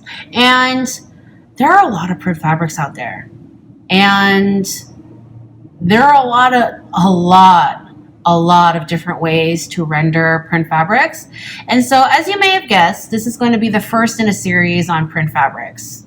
You know, it's going to be like the hair series where I show you guys the basics and then I show you guys examples of a million different hairstyles and explain things further with every video. I've been teaching illustration for years now, and over the course of the semesters and working with different students, I've put together a checklist of what to do when confronted with a difficult printed fabric. And I'm going to share that with you today. Number one, you're going to select your media and colors. You're going to select your media based on a lot of different factors. Maybe it's your client brief. Maybe it's what you have in the house. Maybe it's what your teacher told you to use for your assignment. If you can swing it, maybe it's all about what you think will represent the print the best. When you have fabrics like these, where the designs just have clean, hard edges, and all you need to do is draw in the designs and color them in. You can pretty much use any medium you want, paint, marker, what have you. If you have something fuzzy, like for example, this crazy thing, okay? Or this fuzzy thing, or this one, maybe you're going to use a lot of color pencil. Like you can see that using a soft color pencil to get this fuzzy woolly look would be better for you than, say, using a yellow gel pen or even a really skinny yellow paintbrush. And for something that's really, really fuzzy like this, maybe you're going to leave things really loose so things do look fuzzy and hairy. So pick media that work for you. When you have a fabric like this, whoa, some people have dust bunnies in their house. I have thread bunnies everywhere. They're everywhere. When you have a fabric like this, where the color bleeds and is really soft and there are hardly any crisp edges, then maybe painting is the way to go. To have like a soft, wet on wet, bleedy technique to achieve this look instead. It's harder to get soft bleeds like this with marker. For today's demo, I selected this fairly easy safety pin print. I will tackle harder prints in the future, but I thought I'd get started with a basic today. There's pros and cons to every medium, and definitely the thing about markers is, other than that you can't get the soft bleedy effects, is it's harder to mix colors. Now, this is this kind of pink that has these sort of this purpley undertone. It's a very cool pink. It's not quite that color. It's like, you know, in between. It's like this one is a little too light. This one is a little bit too pink, right? If I was doing this for a class or for a client, I would definitely go out and get a better matching marker for the final. And if you have questions on how to shop for markers, I have a whole video to help you, and I'll drop a link in the info box. But for the demo today, I'm just gonna stick to what I have. Now, this black and white design, it's not fuzzy, it's not hairy, it's not bleedy. So I'm going to use this black ink pen, really skinny, to draw my little safety pins. And I'm going to use a white gel pen to draw my little white safety pins. Now that you selected your colors and your media, you're going to draw your garment. This is like a kind of a medium weight cotton poplin with a teeny tiny bit of stretch in it. You can see that? Now, usually when I'm drawing the design on my final paper, I'm not putting in darts or tucks or any of those construction seam things until the very end. However, when you are illustrating a print, you need to put those things first, because let's say you've got a flower in the middle of your torso, and let's say you have a dart right there. Your fabric better look like it's pinched in, or your garment is gonna look super flat. You know, take the case of any kind of stripe, plaid, check, gingham, you know. If you have a dart in the middle there, things get pinched in, lines disappear and then reappear, because that's what the fabric does. So go ahead and put those darts in so that you can pinch in the fabric accordingly. Longtime viewers know that when I'm working with marker paper, I like to draw on the wrong side and render on the right side, unless I'm working with a lot of asymmetrical garments.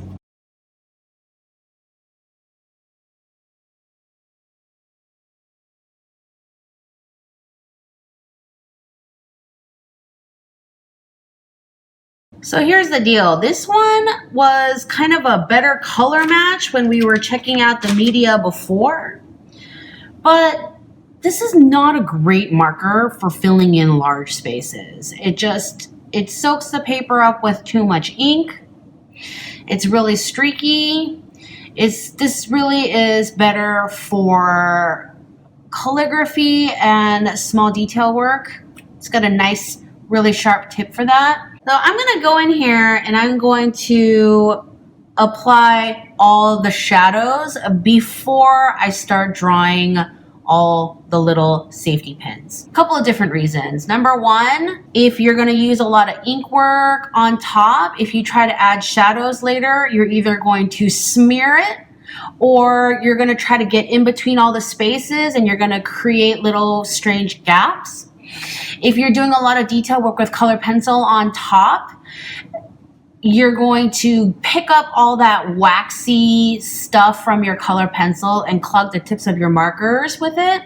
So that's not going to work either. So put in your shadows first.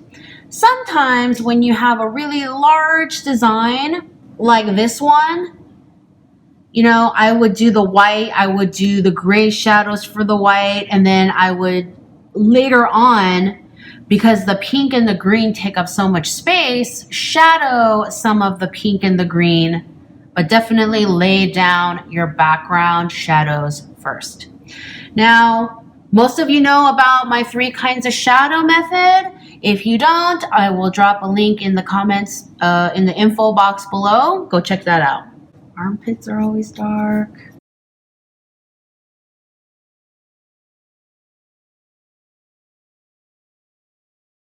I'm gonna add a little bit more gray and try to keep toning down that pink color. Okay, much better. So yeah, you can layer markers together to see if you can mix the right color. So you should do that before you start launching off to the store. I still don't think that this is a great match, but this should be the first thing that you do. The next step is you have to scale down the print. The best way to scale down the print is to do a palm to palm comparison. If this is the size of your croquis hand, Palms are pretty much as long as they are wide. So this is as long as the palm is, so that's how wide the palm is.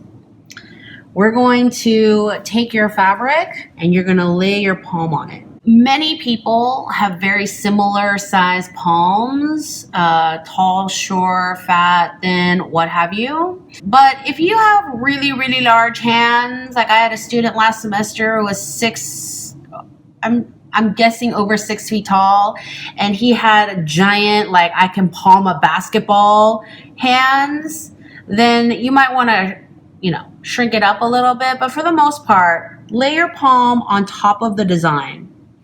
Now, you'll notice that my palm covers these 4 pairs of safety pins. See? Bam.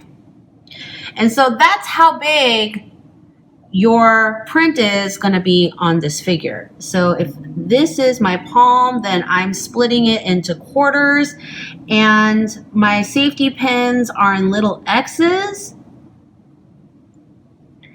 And so that's going to be the size of the print on my illustration. Like if you have a really large print like this, you know, still lay your palm on it, but notice, oh, hey, this one goes all the way up to my knuckles, and it's like 1.5, 1 1/4 this way, right?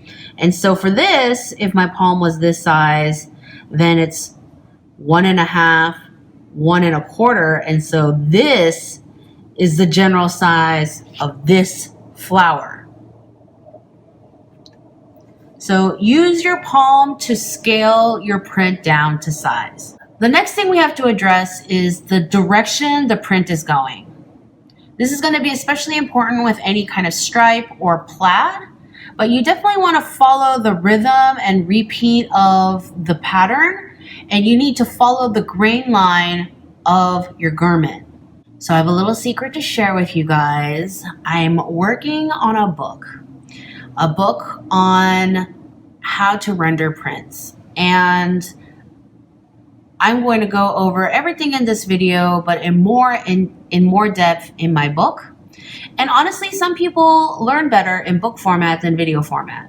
I've prepared these diagrams to show you where the grain line is on many garments and how to lay the direction of your plaids and prints so that they look accurate.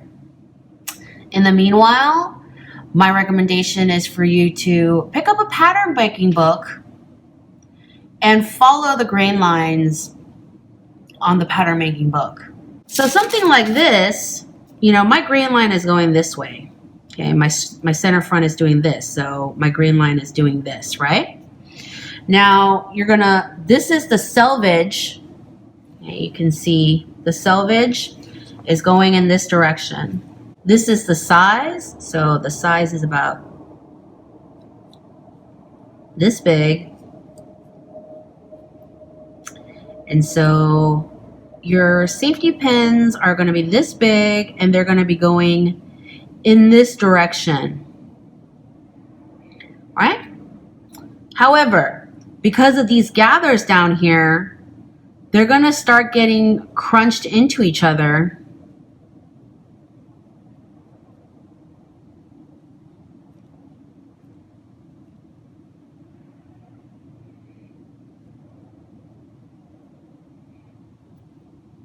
As the fabric gathers. For the sleeve, your sleeve grain line goes along the center of your arm like this. And so your grain line is here for the sleeve. And so again, here's that scale again. And there are your safety pins in that direction. I'm going to start with the white one because if I make a mistake, it's less visible.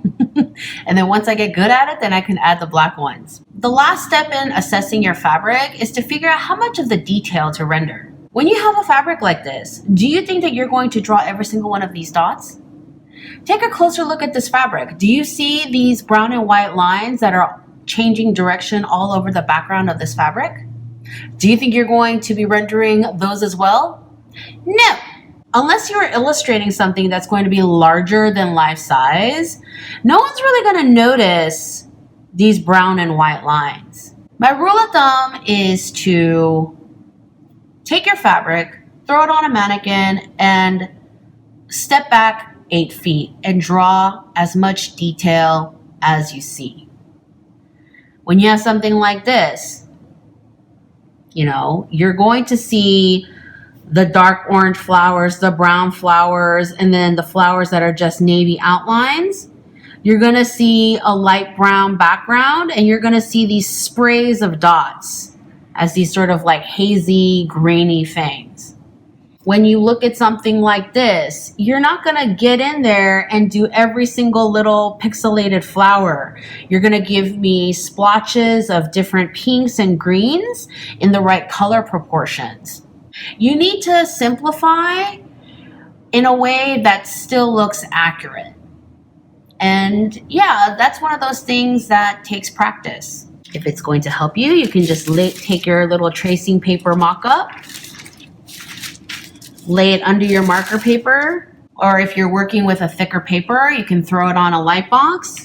The white safety pins make an X, and the black safety pins make a diamond. So yeah, I'm not gonna draw all these little things and draw this little pink line gap and draw these little gaps. Forget it. I don't have time for that.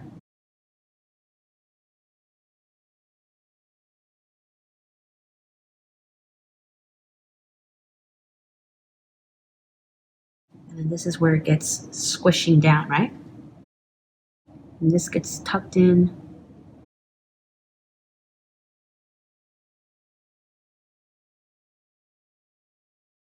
And then it gets squished towards the bottom, right? I want to squish it a little bit more, actually.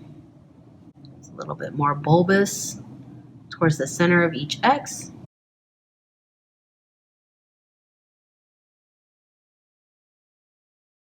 And then I'm going to take my black, and they're going the other way, so the heads are facing each other.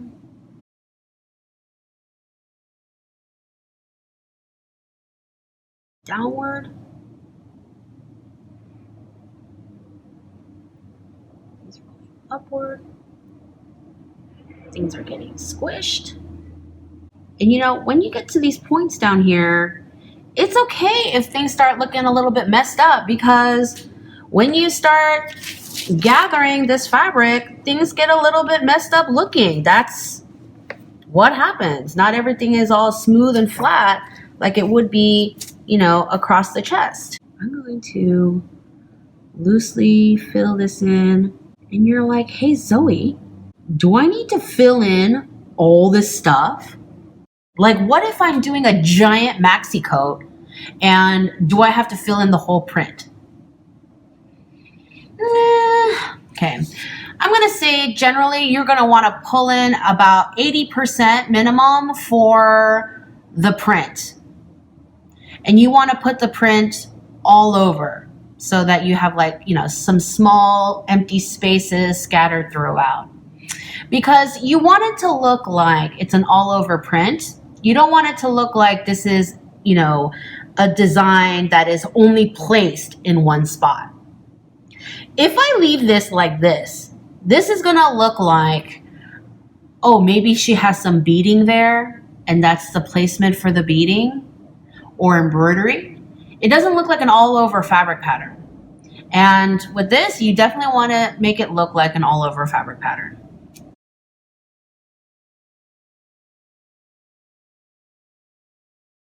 And then remember, this one goes this way. This way, and this way, this way, and this way. No. Don't forget to go all the way to the edges. You don't want to create that strange halo effect.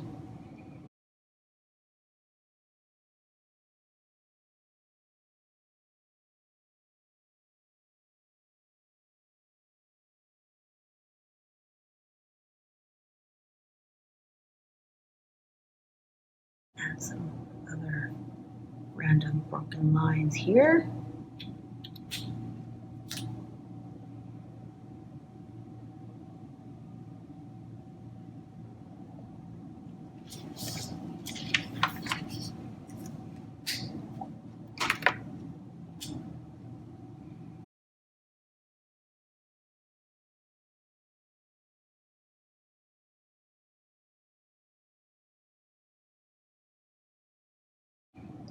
All of that is getting gathered in there.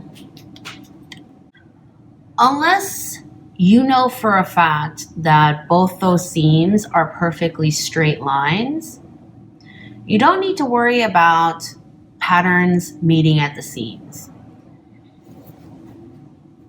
When you have a plaid like this, you are definitely going to be able to have the center front match the yellow stripe because it's a straight line on your pattern and on your body. But the rest of it, like underarm seams, waist seams, princess seams, sometimes the center back seam will be curved. Those seams will not match. All right, and then now we go back in and we put in the rest of the garment again. So.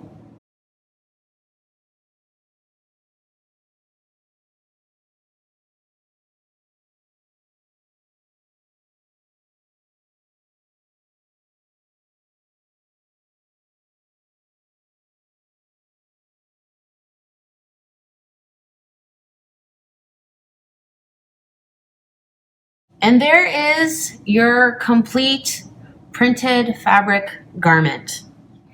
All right, let's recap. Number one, select your media and your colors based on the project that you're doing, based on your client brief, your teacher's assignment, whatever assignment you gave yourself. Most importantly, the kind of media that will give you the effect that you are looking for.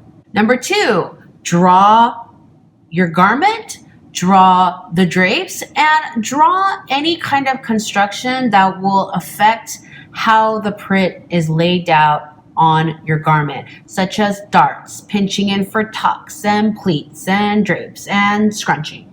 Next, you're going to fill in your background color and the shadows for the background color. After that, you're going to scale down the print using a palm to palm ratio on your fabric.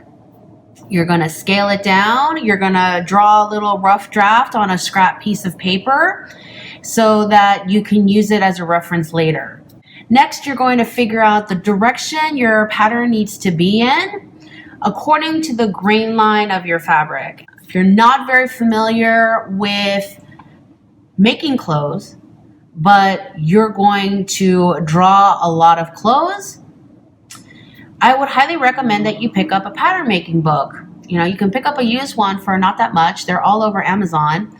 And use that as a reference for how the clothes fit on the body, wrap around the body, and fall from the body. Let's say you want to take this safety pin pattern. Safety pin pattern, and you're going to put it on a pair of pants, and you want to know how the grain line works on different kinds of pants. You can open up your pattern making book, look in the table of contents, and take you right to the pants. You can figure out where the grain line goes, how it sits on the body, and then you can lay down your pattern, scale down in the direction it's supposed to go. Now that you have the size, you have the direction, you're going to assess how much of the little details you're going to include in your rendering by taking your fabric, putting it up on a corkboard or a mannequin, and stepping back 8 feet.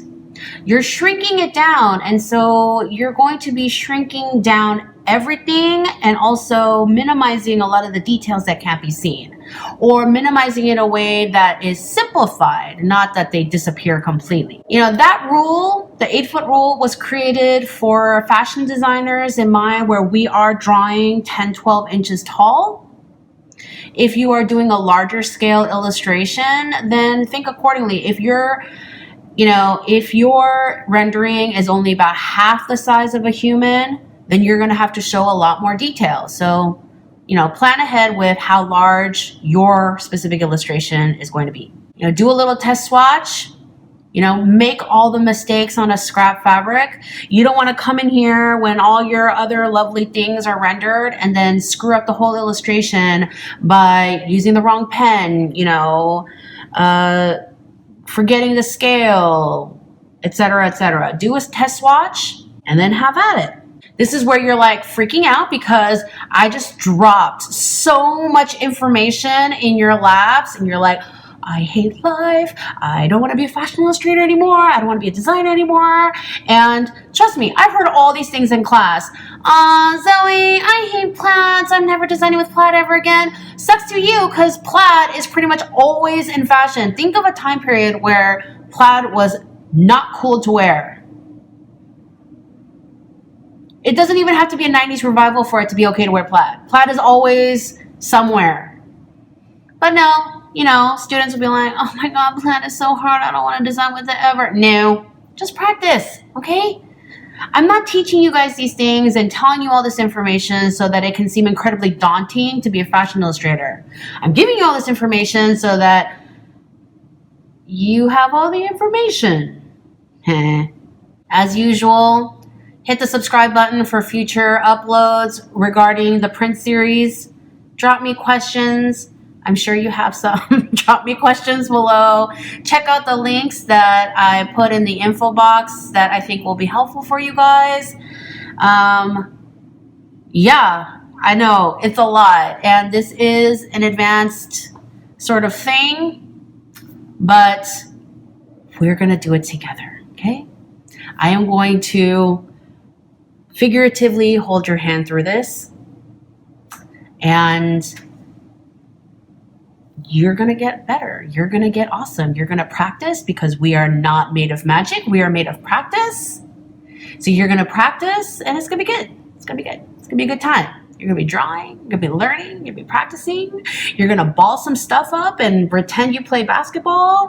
And then you're going to miss the waste paper basket and be like, I'm going to keep my day job because I am not good at the sports ball.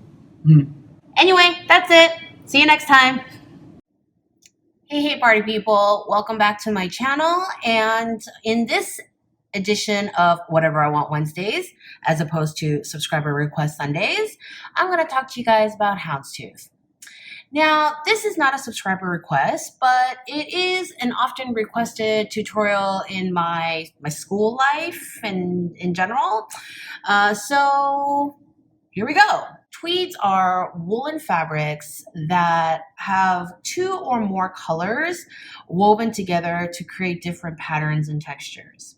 And houndstooth is specifically this kind of tweed where you have a two-color pattern, and it's called houndstooth because people think that these individual shapes look like hound's teeth.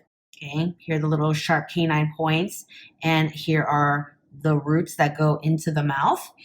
I personally think that they kind of look like little dogs from the front, little dog ears, little dog legs. I'm going to show you a really simple way to learn how to do houndstooth, and then from that, I'm going to show you how to put it on a garment. So first, start with drawing a grid. Make sure your squares are square and not rectangles. For this part of the lesson, you're going to need two colors of marker or color pencil. It doesn't really matter what colors these are. I just would prefer that the colors be very different from each other. So not light red and dark red, but this one is a Prismacolor blush pink and this is a Koi emerald green. Take your first color and you're going to fill in completely every other box in a row, in a column. And then you're going to skip a column and then color in every other box again. Take your second color, go into the empty column, and then you're going to fill in the boxes diagonal from the first color.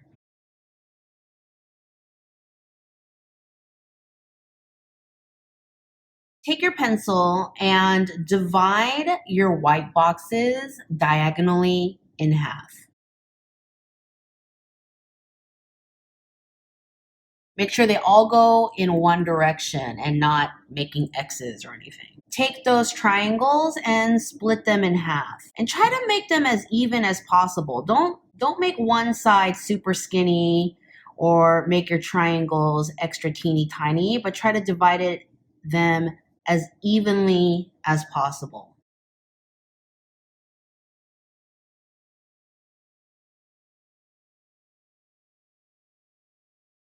Then take your first color and you're going to color in the little triangles on the upper right-hand corner and the longer pieces on the lower left.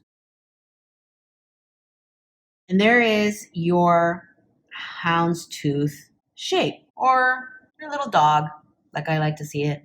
Here are your little dog ears, little dog body, and your little dog legs. Take your second color, do your little green dogs, little dog ears, little dog legs. And you should fill them in until you no longer have any white spaces. You just have a series of green and pink dogs. Right? And there is your houndstooth.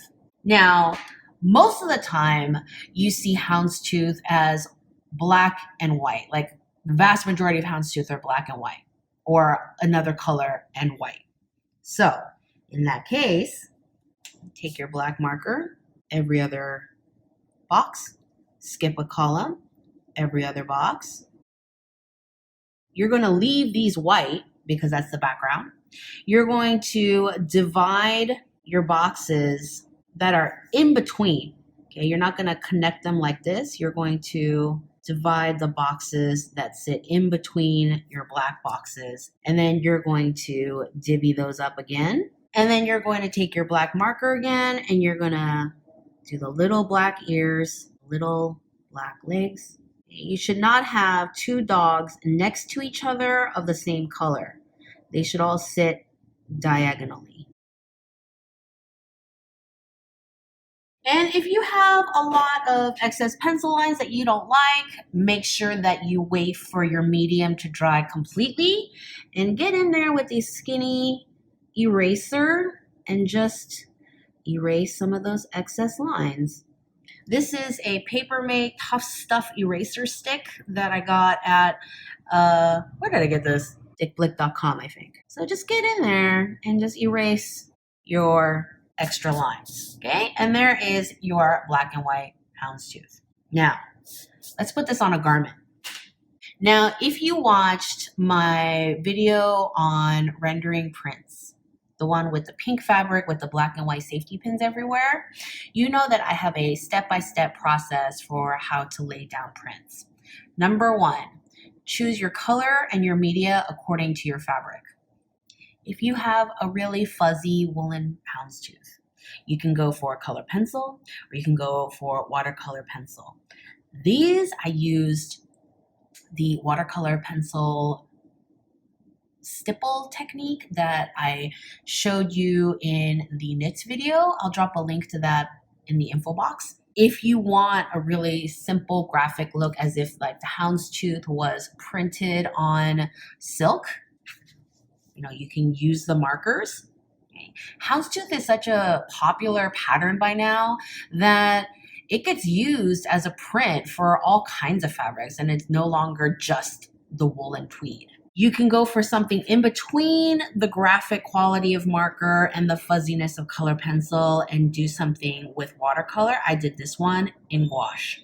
Next, you're going to draw your garment according to the drape of the fabric that you're using, whether it's that printed silky stuff or the thicker woolen. And I'm going to put in the shadows for the garment before I put the print on top. I'm doing a black and white houndstooth, and so my background is going to be white, and so I'm going to use a 20% French gray from Prismacolor to add in my shadows. So let's pretend that's my light source, and so my shadows are going to sit here and here in these gathers, and in these gathers, and a little bit in the armpit. And then I'm going to lay out the pattern, scaling it down correctly according to my fabric swatch and following the grain line of my garment. Now you'll notice that my original square is this big and they resulted in these giant houndstooth or little puppies. So when you're dropping your original grid down, keep in mind that that original grid has to be so much smaller than you think it's gonna be. So this thing is like, you know, twice as big as my original square. So keep that in mind when you're first laying down that grid. Next, you follow the grain line. And so with this bent arm, I'm gonna make sure that, yeah, there's the grain of my sleeve and it's going to follow these ripples and then it's going to change direction. Because I have all of these gathers, that grid is going to look, those stripes of the grid are going to come together as it gets gathered into the cuff.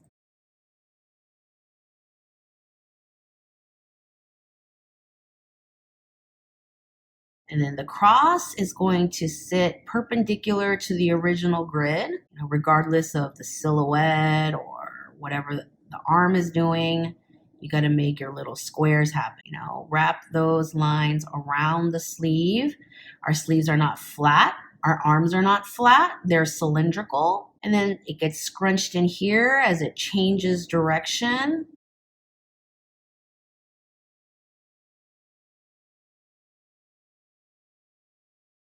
Curving, making sure everything remains perpendicular. And as we approach the gathers, we're going to scrunch up our grid because our fabric is scrunched up, of course. And normally I would do this step in a much lighter pencil, but I'm purposely choosing something dark so the camera will pick it up more easily for you guys. Because my squares are so small for this demo, I'm using a fine liner from Prismacolor. It's a brush tip fine liner. So it acts like a marker, but it's much skinnier than the Copic that I was using for this. So pick a square and you're going to do every other square in every other column again. And start with a flat area and then you can expand and scrunch as necessary. Easier to do the flat areas and then try to lay out the scrunched areas, kind of estimate where and what those would look like.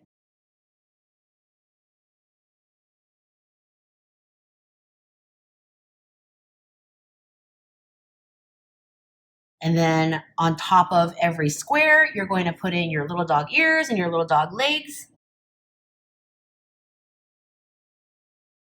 And yeah, you know, once it gets squished, it gets a little bit crazy because everything is squished and that's okay because that's your fabric. And then as your fabric turns the corner, you know, things are going to be going in a different direction now. That's okay because that's what it's supposed to do. Little dog ears, little dog legs, little dog ears, little dog legs. I once caught a student in class like whispering that under her breath as she was rendering. I'm like, that is such a me thing to do.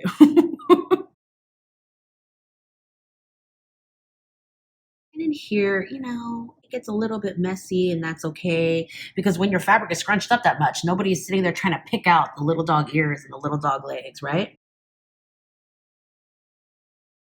And you just keep going until you're done.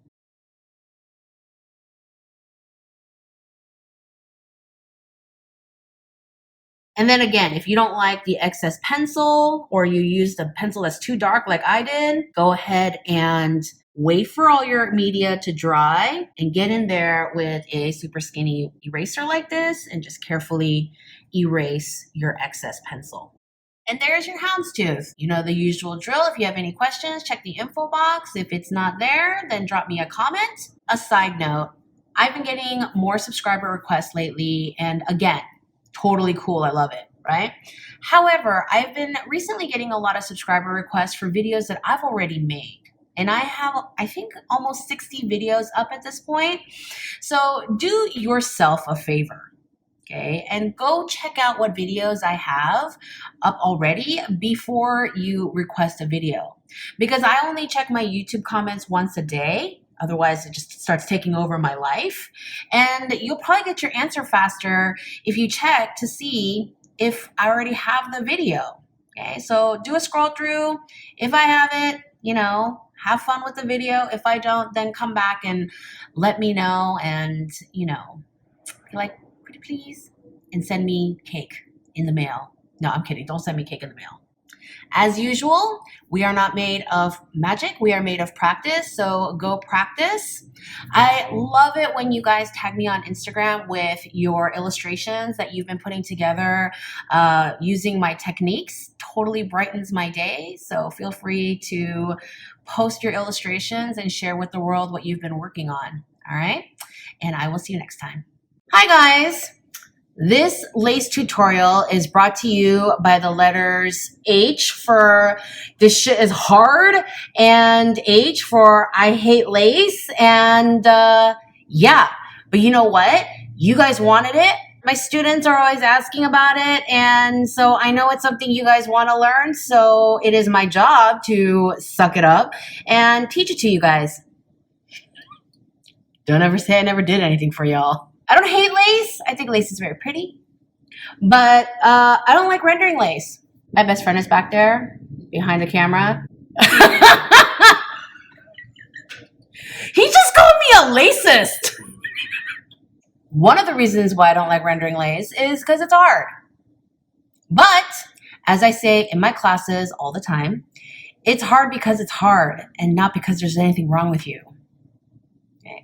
This stuff is hard. You know, the lace is a very complicated rendering, and this video is probably going to be 8 hours long, whatever. But yeah, so after you watch this tutorial, when you try lace out for the first time, if you nail it in one and it's beautiful, congratulations, but you are the exception and not the rule. If you finish this tutorial and your rendering turns out awful, and you don't even want to show anybody because it's so bad, and it doesn't even really look like lace, that's fine. That's totally normal, okay? Hardly anyone gets it on the first try, so it's totally fine. You're just gonna go and practice because we are made of not magic, but practice, right? So it's fine. It's hard, but it's fine.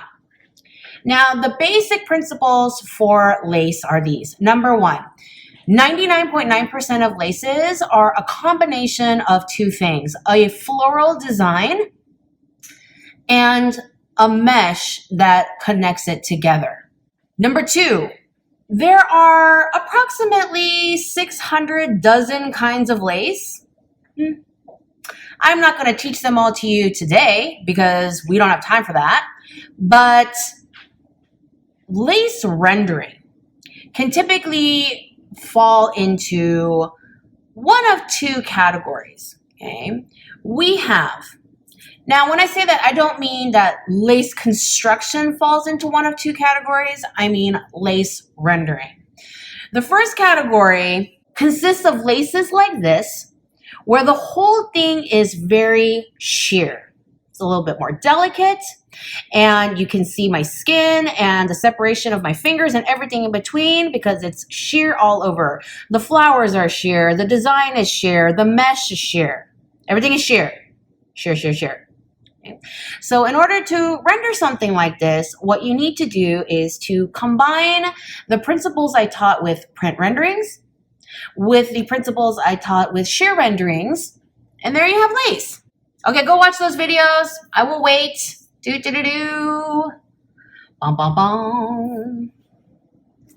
No, seriously, all joking aside, especially if you're a beginner, I highly recommend that you go watch those two videos before you watch the rest of this lace rendering video. When I'm teaching in my classes, lace comes kind of late in the semester, and I've already taught XYZ number of things leading up to that. And I know what I taught my students already, and I can build on that knowledge, but I have no idea what you guys have watched already. I have no idea what you guys know already. So, you know, I will constantly be saying in my videos, hey, if you don't know this, go watch this one and go watch that one, etc., etc. The second category of lace is far more opaque. So you can see, again, there is this floral flower and leaf pattern. and you have a mesh that connects everything together. But unlike the other one, these flowers are opaque. Like behind the white, you can't see what color my skin color is. And then the mesh, each yarn is very fat, thick, and far spaced apart so that you're going to have to render all these bits.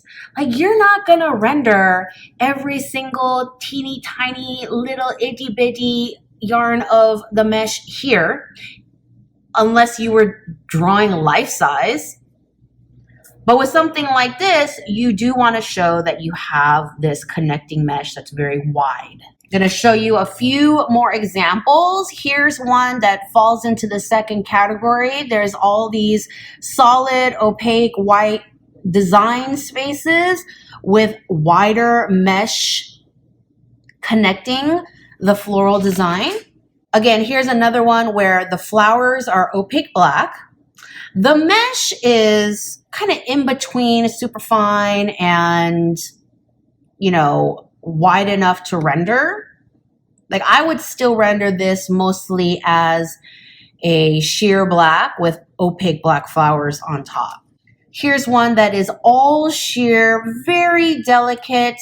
I would render the sheer and then I would take a very delicate medium, like the skinniest micron, a very sharp color pencil to put in these details.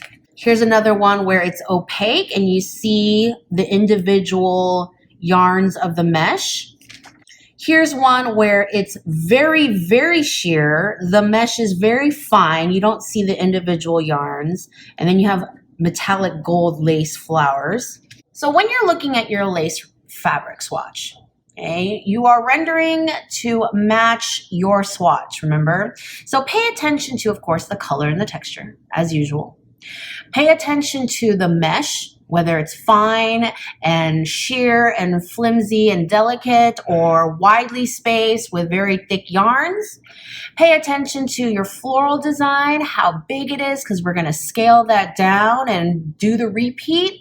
Pay attention to whether the flowers themselves are sheer or opaque. Okay, so pay attention to all these things when you are preparing for your lace rendering. I'm going to render 3 different laces for you today, one in color pencil, one in marker, and one in paint. And as usual, I'm going to emphasize how you can use the media to its best advantage for each kind of lace. So here is this great lace that I used on a collection a while back. And it's far more geometric than most laces out there. And it has these panels where you have this like clear strip in between these sections. And I'm going to render this using color pencil. So here's my dude.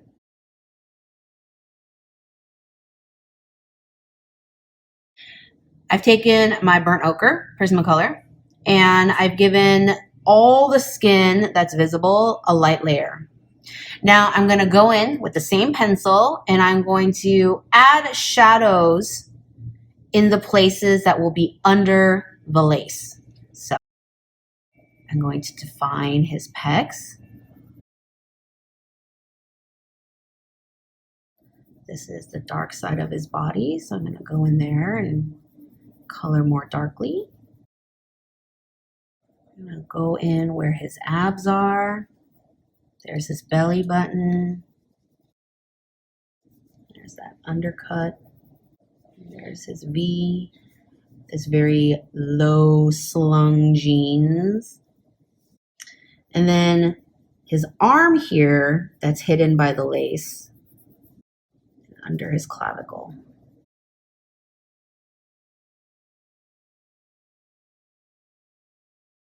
And then I'm going to go in and I'm going to make everything with the exposed skin darker, still using the same pencil.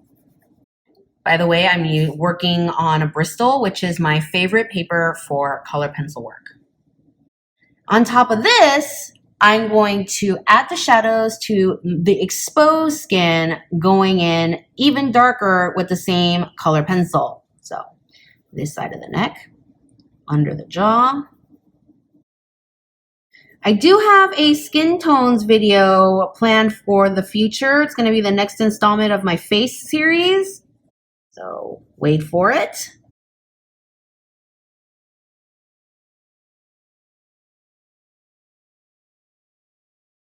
So with the same pencil, you're creating 3 values of the same color. Your base skin color that is under the lace, your base skin color that is exposed, and then shadow colors for both. I'm just gonna throw in a little indigo here for his jeans because the lace is covering that, so always do that first. But y'all know I have like a whole denim tutorial where I show you guys how to do denim like 8 different ways. So if you want to know about denim, go watch that because, you know, I don't like repeating myself. I am using Indigo Blue by Prismacolor.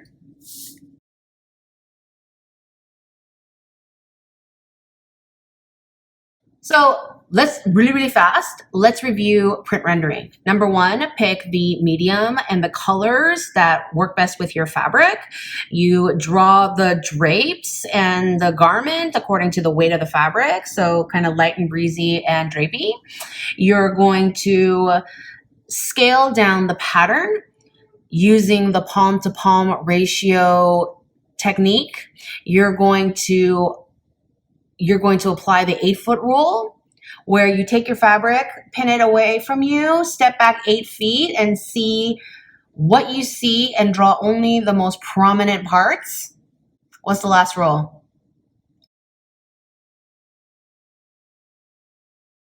First, I'm going to scale out the panels. Now, using the palm to palm, you know, this panel is double the width of my palm. So I'm gonna look at my croquis. This is the width of his palm. And so double that is going to be this width. Now he's a dude, so his hands are bigger. So I'm gonna say it's like a hair smaller, but that really doesn't make that much of a difference when your figures are so small. So I'm gonna take my pencil and I'm gonna lightly put in my panels. So my panel, you know, there's this empty space, so that's gonna be the space. We're gonna put in a side seam here.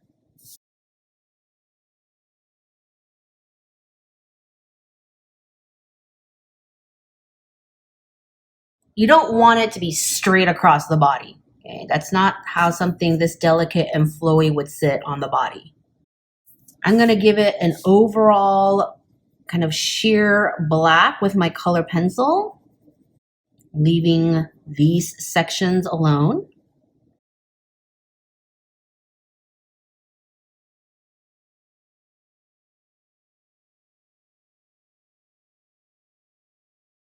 I'm gonna go in here where I have binding and add nice opaque black. Now these areas, as you know, where the lace is doubled over because there's no skin blocking it, we're gonna be more opaque. I'm going to draw these little strings.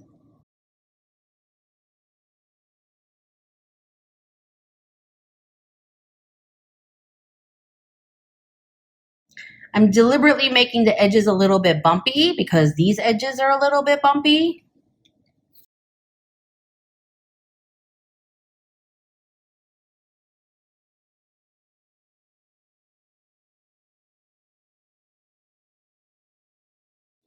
Yeah, you're going to sharpen your pencil 800 times, you know, my favorite thing to do ever. And now we're going to draw this design. First, we have this sort of scallop, and then we have the diamonds in the center. I think that a lot of students, they are so used to staring at things like this while they're designing that they worry that they have to draw every single little hole. No. Okay. Remember the 8-foot rule. You're going to pull it aside and really kind of like squint your eyes and pull the most important elements, which are the scallops and the diamonds.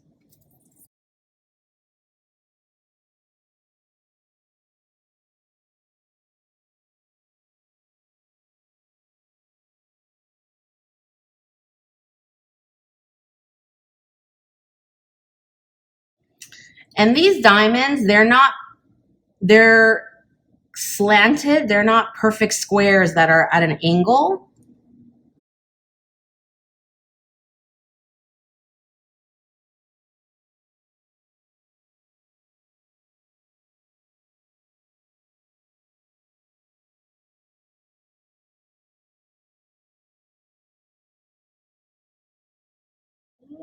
I'm doing these scallops in a fan because these are coming out in a fan.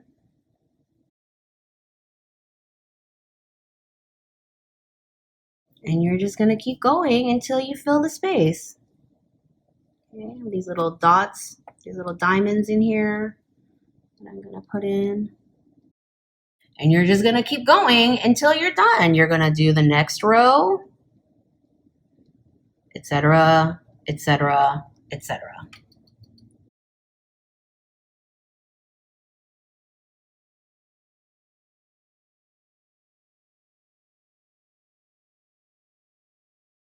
Do do do do.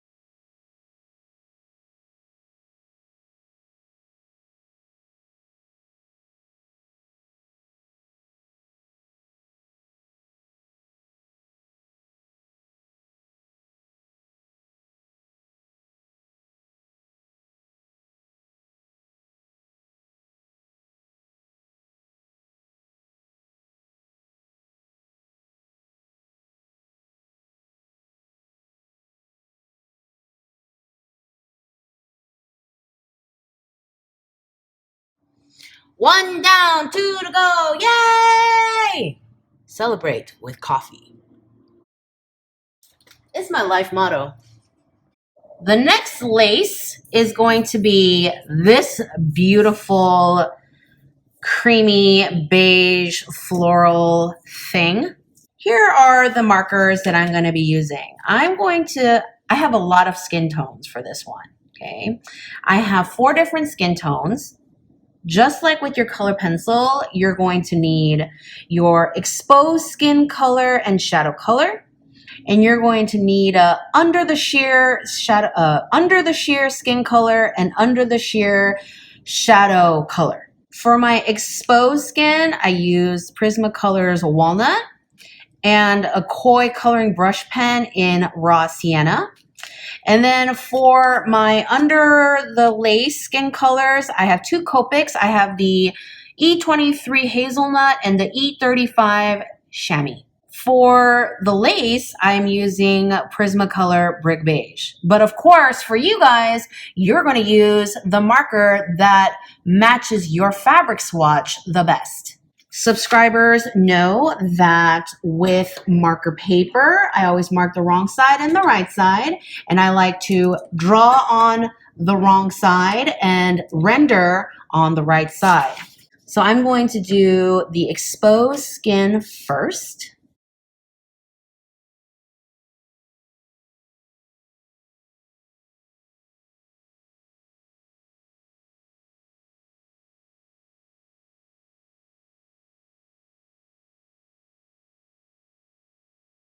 I'm going to add my shadows, so this side. Now I'm going to color in the skin color that is under the sheer. And I'm going to use the chamois color. With Caucasian skin tones or just paler skin tones, I just use a lighter marker color and I use that to color inside. With darker skin tones, I worry about the skin tone overpowering the sheer, especially when I have lighter shears like this. And so I will actually marker on the reverse so that it just looks duller. Everything looks duller.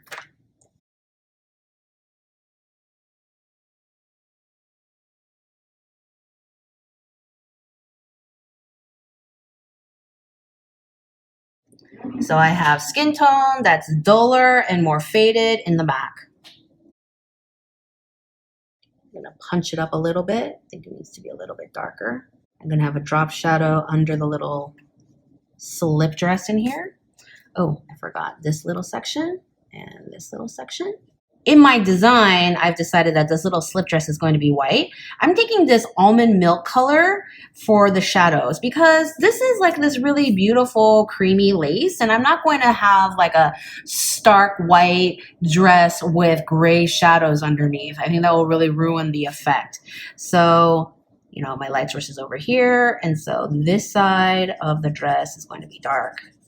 Little girls don't have busts, so she's not going to have an under bust shadow, but she is going to have a dark side of the light shadow. I'm going to drop in some of this color in the little spaghetti straps. And then I'm going to take my brick beige Prismacolor. I'm going to color in really lightly as possible. Do you see how the skin tone looks very muted because it was done on the reverse? Now, you know, if you watch my shears video, that anytime sheer fabric is doubled over, it's going to be more opaque, right? Here's the sheer, here's it doubled over.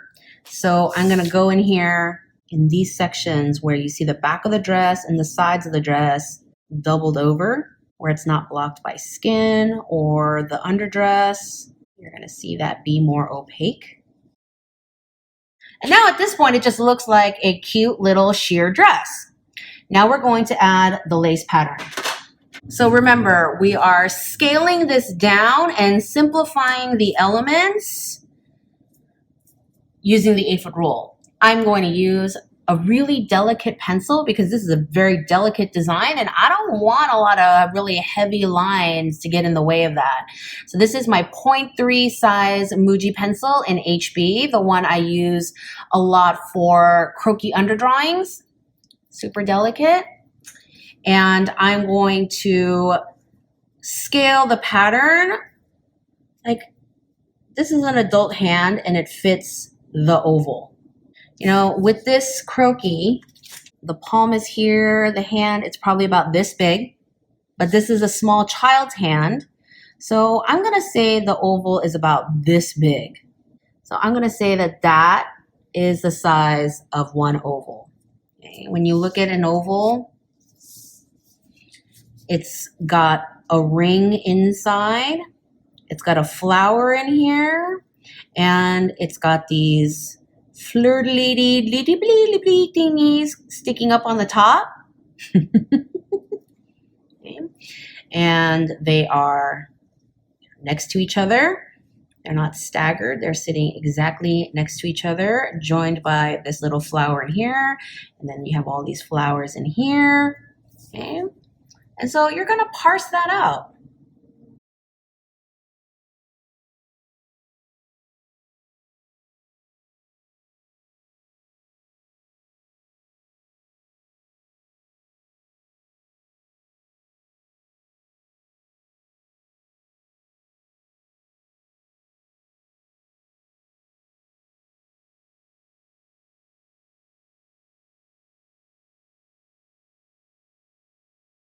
And then I'm going to take my lace color again, and I'm going to fill in these areas because, yeah, these areas are more opaque. Actually, I made a mistake there. It's the flowers that are more opaque. Excuse me. And then the center flower is more opaque. And then these little flowers. And we have all these little designs in here. And then this cluster of flowers on the top. And this little flower and this little flower, like so. And then again, I'm going to have this little dealio bopper, and I'm going to have another oval. And then these flowers that happen here. And then I'm going to have another dealio bopper. And then another flower in here. Now with this, if I'm trying to make the skin color show through these holes like it would look like this, what I would do is I would put in,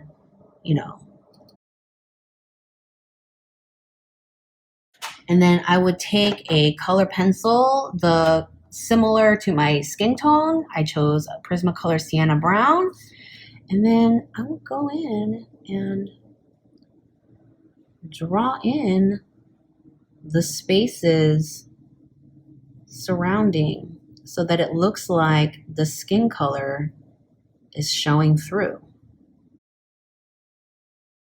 right? Because this ring is so much more sheer, and this is a little bit more sheer than that, so that you really see the skin color coming through the lace. But of course, you're going to take your time. You're going to really pay attention to your pattern and follow it precisely.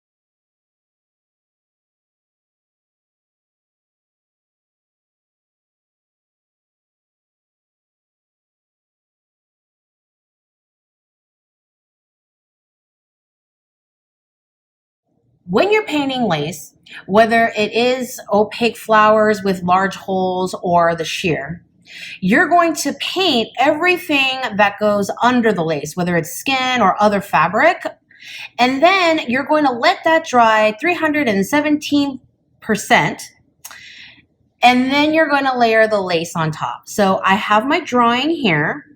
I have drawn this t-shirt for my lace, and I've drawn the body underneath it because I'm not going to take the skin tone all the way to the edge of the t-shirt, just where her body is.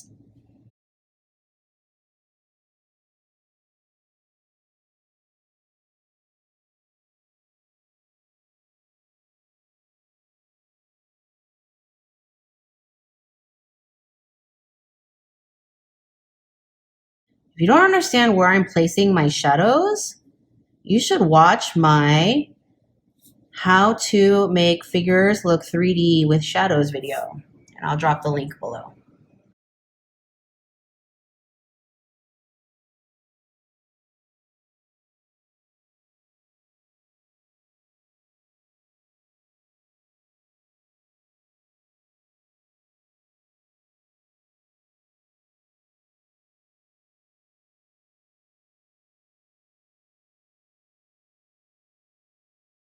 All right, so I painted this. I'm gonna set this aside to dry while I do other parts of the demo.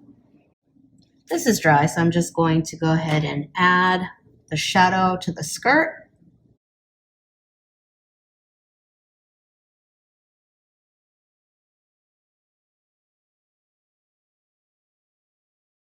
Now, when it comes to putting lighter colors on top of darker colors that you know that 99% of the time I reach for my gouache.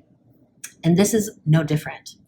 You're going to take opaque white gouache and you're going to paint all these little flowers, these white flowers on top of whatever, on top of skin, on top of, you know, different color skirts and shirts and whatnot. When you use opaque gouache like this, you're not going to use a whole lot of water.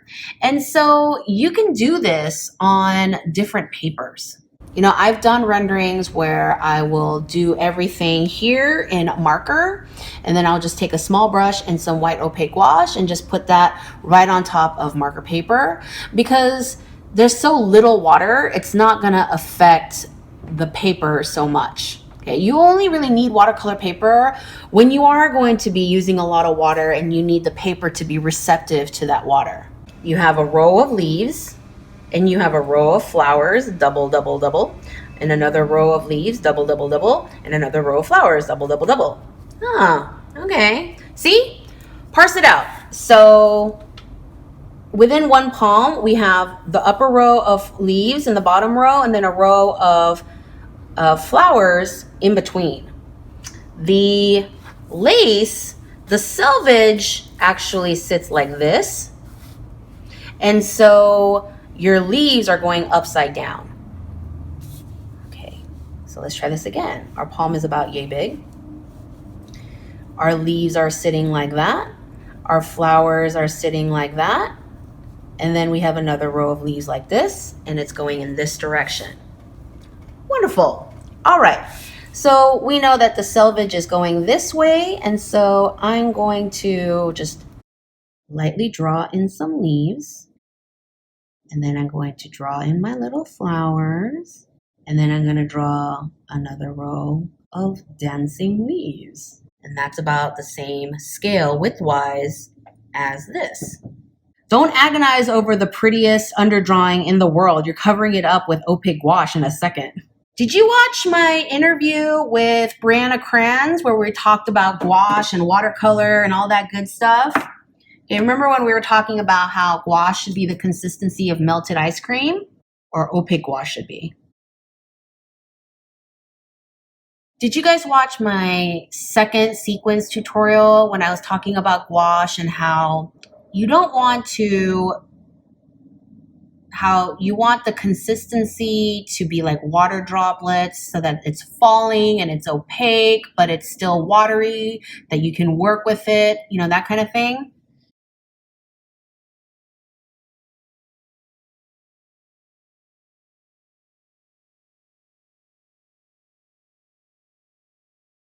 If you find that you have gotten too sheer, just go back in with a little bit more opaque gouache. Don't freak out. Mistakes happen. You're going to fix them. You know, remember what Brianna said. You have a bad drawing day, you got to power through it. Mistakes are part of her work. You just got to roll with it.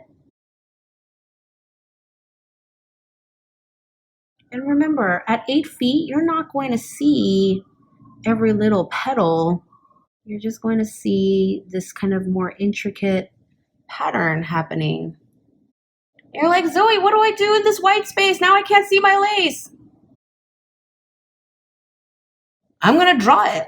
Do you see how this white lace looks over the white paper? The shadows created make it look like there's a dark outline. And so what I'm going to do is I'm going to take my super delicate pencil, and I'm going to draw the little pieces so that kind of pick up right where we left off.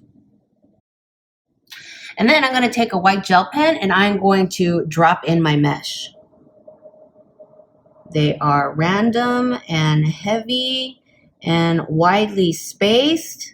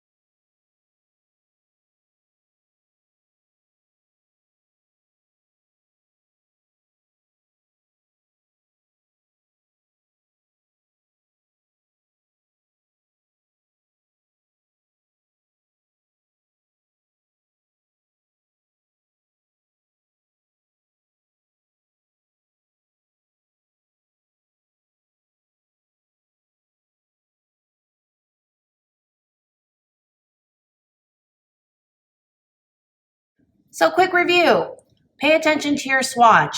Look at your swatch and select your colors and the medium that you think is going to render your lace the best. You're going to look at whether the flower design is opaque or sheer. You're going to look at the overall fabric and see if you just have a wide mesh that creates clear holes, or you're going to have such fine mesh that it looks like just like a sheer overall fabric. Now, sometimes I will drop in a mesh that looks like really soft cross hatching. Something like this, I will actually go in and just put in little fat marks. Sometimes the mesh is really fine.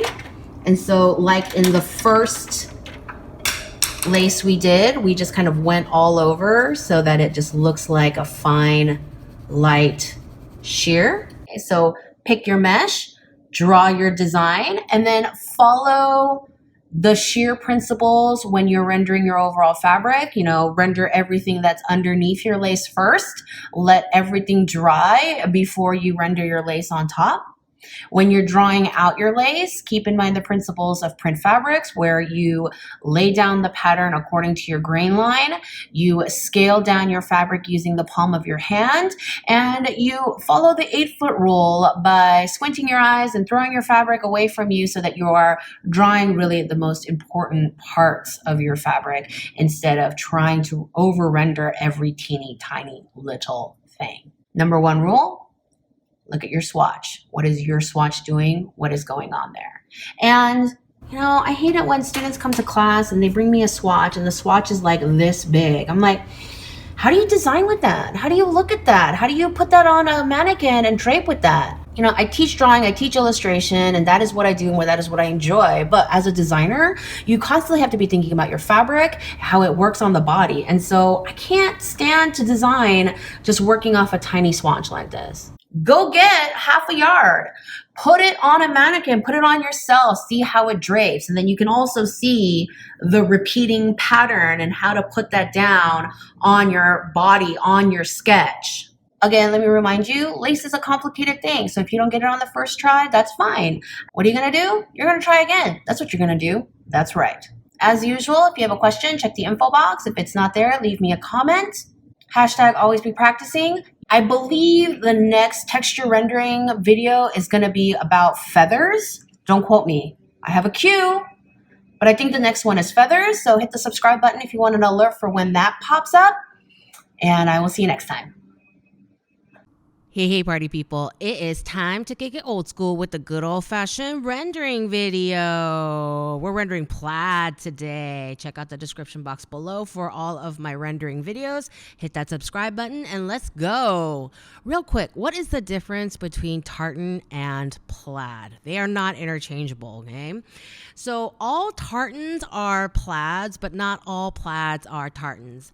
All plaids are basically fabrics that have a stripe design, typically 3 or more colors, stripe design going along the grain and another stripe design going across the grain perpendicular. Now, tartans have identical designs going along the grain and across the grain. Okay, see this one is green, blue, and black. And when I fold it over diagonally, it looks identical because the design, the stripe design, is the same along and across. But this other one with 100 different colors, this is a non-tartan plaid because the stripes don't match up. They do not look identical. You know, this little section here with all the little brown stripes? It's a completely different design, even though it's similar elements and, you know, the same colors and everything. So it's a non-tartan plaid. Okay, on to the rendering. We're doing this step by step. Step 1, pick your medium and gather your materials. Okay, this will depend on maybe what your client wants, maybe what your teacher assigned, whatever you like to use. For me, I also like to choose depending on the texture of the fabric. For example, fuzzy ones, I like to do details in color pencil, and then something that's a little bit cleaner, like this more yellow one, I would maybe choose to gel pen or ink fine liner, things like that. I'm going to demo in marker today and in gouache later. The biggest difference between marker and watercolor is that with watercolor, you have to wait for every layer of paint to dry before you move on to the next one. Otherwise, things get a little bit messy. So when I'm doing plaid renderings, I'll like lay down the base coat of the paint. And while that's drying, I'll like paint the hair. And then I'll do the next step. And then while that's drying, I'll paint the face, you know, back and forth like that so I'm not wasting time. Step 2, draw your garment, observing the weight, thinness, bulkiness, drapiness of your fabric. You need to draw in your seams, your darts, pleats, tucks, any sewn details because the design of your plaid will break at these seams, okay? So if you just kind of like put like a big flat plaid across your whole garment, your illustration will look flat. And you know, some people like that. They're deliberately trying to create like a flat look, but that has to be a stylistic choice, not because you didn't know how to make your figure look 3D, okay? I have a whole drawing clothes on bodies playlist to help you, which I'll link below. If you're serious about learning how to do stripes and plaid, I especially encourage you to really pay attention to that first one, drawing wraparounds, because it's going to teach you how to draw the plaid stripes around the body so that it doesn't look flat, so that the stripes still look 3D around the body. Step 3, lay down your base color and lay down your shadow color. Typically, when I'm doing shadow color, I just like to do it like 1 or 2 shades darker than the base color. So not just gray for all shadows, but like blue and a slightly darker blue, green and a slightly darker green. If you need a tutorial on how I shadow fashion illustration, I'll drop a link to that video in the description box below. But really quick, I do 3 kinds of shadow. Number 1, I pick a light source diagonal from the figure and I shade the dark side away from the light, like sides of torso, sides of arms, side of the neck, okay? Number 2, I shadowed the dark side under the light, like the bottom half of bust, the underside of bent limbs, the underside of the clavicle. And then I add drop shadows, like how this pleat fold casts a tiny shadow behind it, drapes cast shadows to whatever's underneath it, how the chin casts a shadow onto the neck, how hems of clothes cast shadows onto the legs. Step 4. This is the point where we have to shrink the plaid down so it scales properly with our figure. And I use my palm as a comparison measure, okay? Lay your palm down on your plaid and compare the size. Draw a comparable square using your figure, your illustration figure, their palm in comparison. If you have very small hands and you're drawing a big man's figure or vice versa, you know, adjust accordingly, but you get the idea. I like to sketch a little scrap practice little thing first. Sometimes I actually render a little practice swatch at the right size to test how the colors layer together. Step 5, lightly sketch in the plaid. You don't need to add every detail now, but the main biggest stripes. Okay? If you're completely lost on how the plaid is going to look, drape the fabric on yourself or a dress form. If you don't have a big piece of the plaid, take a piece of cheap but similar fabric like a muslin and draw in some squares the same size as your main squares.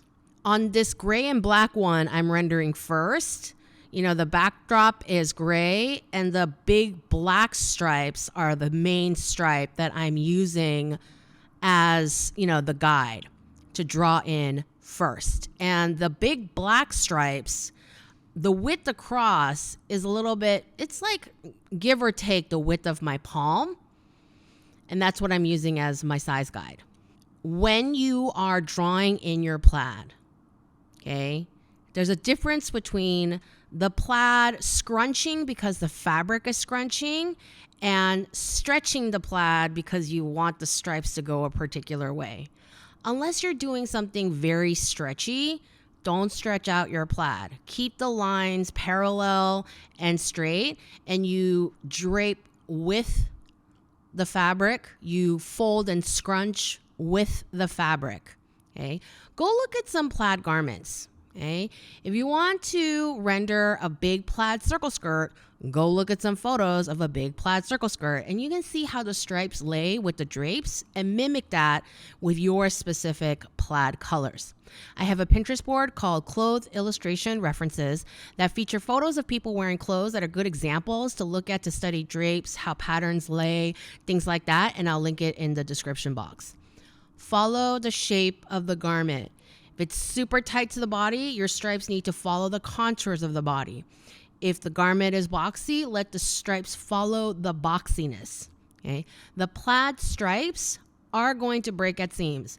There are very few places where you can match the stripes precisely because of how the patterns are cut. Center front is one of them. Center front is nearly always straight, unless it's on the bias. So it's pretty easy to match the stripes on, say, like a button-down shirt. Okay? But side seams would only match if they were perfectly straight on a boxy garment. Inseams and outseams on pants are curved around the hips. If you don't know the basics of pattern making, go look at a bunch of pictures of plaid pants. Look at how the stripes get cut off at the center back, at the sides, at the inseam, things like that. Number 6, assess how much detail you need by using my 8-foot rule. Take your swatch and stick it on the wall or your dress form and step back about 8 feet. What you can see is how much detail you need to add. We're just going to lean back and squint your eyes and let the details blur a little. When I look at a plaid like this, these skinny double lines will become one line, unless maybe I was rendering it life size. Step 7. As you're rendering, make sure you go to the edge of the garment and edges of the seams, or you'll get this weird halo effect, which again will flatten out your illustration. Let's answer some common questions. Number 1, what if the stripes are lighter than the background color?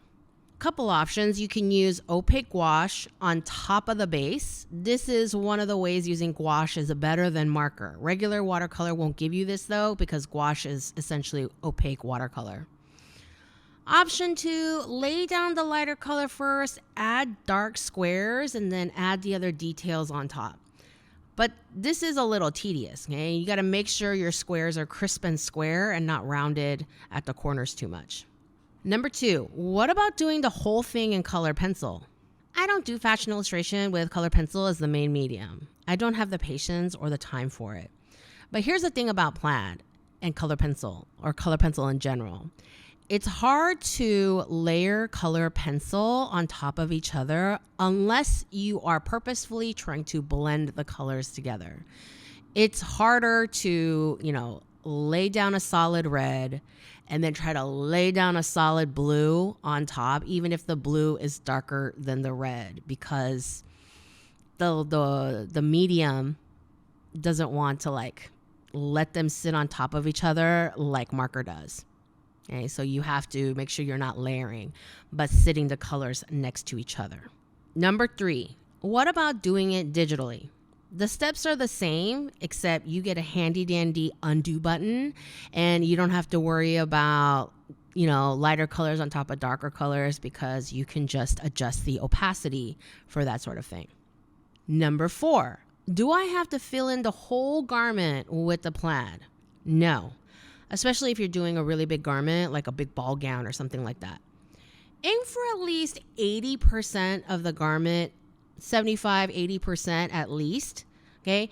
And, there's an art to that, okay? Don't just cut off the design abruptly somewhere and then just let one section be blank. The purpose of these illustrations is to show off the design accurately. And so if you do that, people are going to think this is a placed print or you left this blank intentionally. What you want to do is let it fade out, let some sections have less detail, like how I did with these pants. I got to stop saying pants to an international audience. I know what the British think when I say pants, so trousers. When you look at these gray plaid trousers, there are some sections that have less detail. They're faded in and out a little bit, but overall you get the idea that it's an overall plaid trouser because there's no abrupt cutoff. Last, Zoe, I don't know much about grain lines. What do?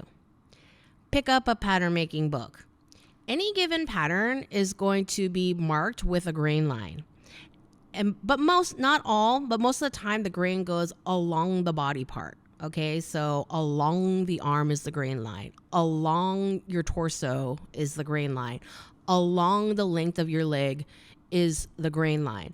But getting a basic pattern making book, I'll drop my book recommendations in the description box, but getting a basic pattern making book, like just get a used one and kind of seeing like, oh, this is what pant patterns look like. Oh, this is what a jacket pattern looks like. And so when I drop the plaid on it, this is how it's going to break at the seams. And, this is how it's going to angle at the seams like that. Or go look at a bunch of plaid garments. Go check out my Pinterest board, which, again, I'll link below. Those kind of things. Just look at references around you. The direction of the stripes on garments that are similar to what you're designing, whether it's like boxy, baggy trousers or super tight leggings, whatever the garment is, get the style, observe the way the stripe is sitting, and then mimic the direction of the stripes and how it's sitting and hitting the seams, and mimic that pattern with your plaid. If you have any other questions, drop them below. Please share this video with the illustrator in your life. Subscribe, join the membership. I'm going to try to do a live stream that's members only once I get critical mass going. Please like this video if you learned something new today, and I'll see you in the next video. Hey party people. In this video, I'm going to show you how to render leopard print. Leopard print comes in so many incarnations. We have leather. We have it on fabric. It looks like a type of satin. It comes in a faux fur. And this looks like maybe suede or pony skin, okay, which actually doesn't come from ponies, okay. And so I'm going to show you tips and tricks on how to do all different kinds of leopard print, okay. For materials, I'm trying this paper out for the first time. This is the Borden and Riley Smooth Cotton Comp 100% Pure Rag marker paper.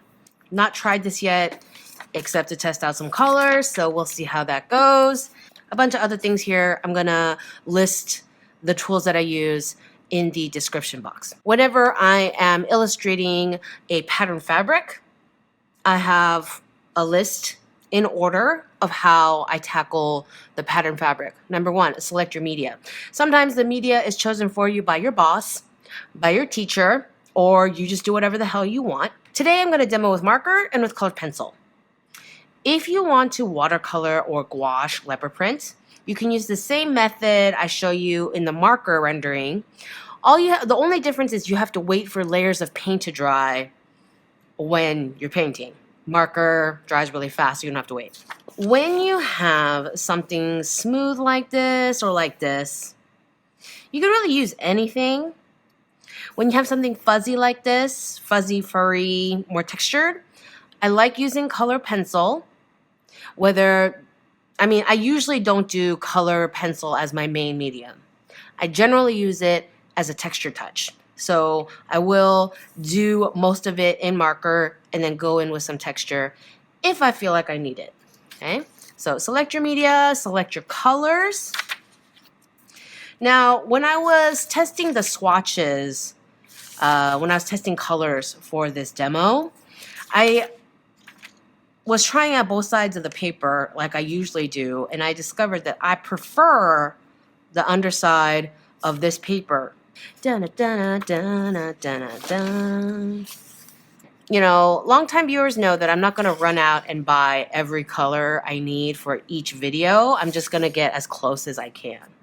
So with, these leopard prints, there's actually a lot of colors, okay? You can get more like cool tone, more taupey, and then you can get more orangey, warm tone. This is a Derwent Color Soft Peach.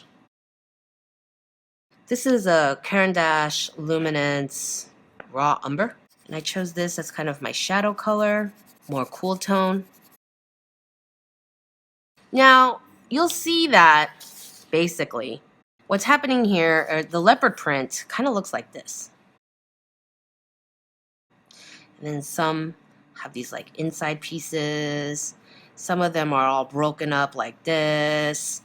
You know, those kinds of like weird nebulous shapes that they're not precise spots. Okay, when they say leopard spots, it's not actual spots, okay? So I draw the basic like shapes like that. But again, depending on your swatch, some of these are very rounded and some of them are more jagged.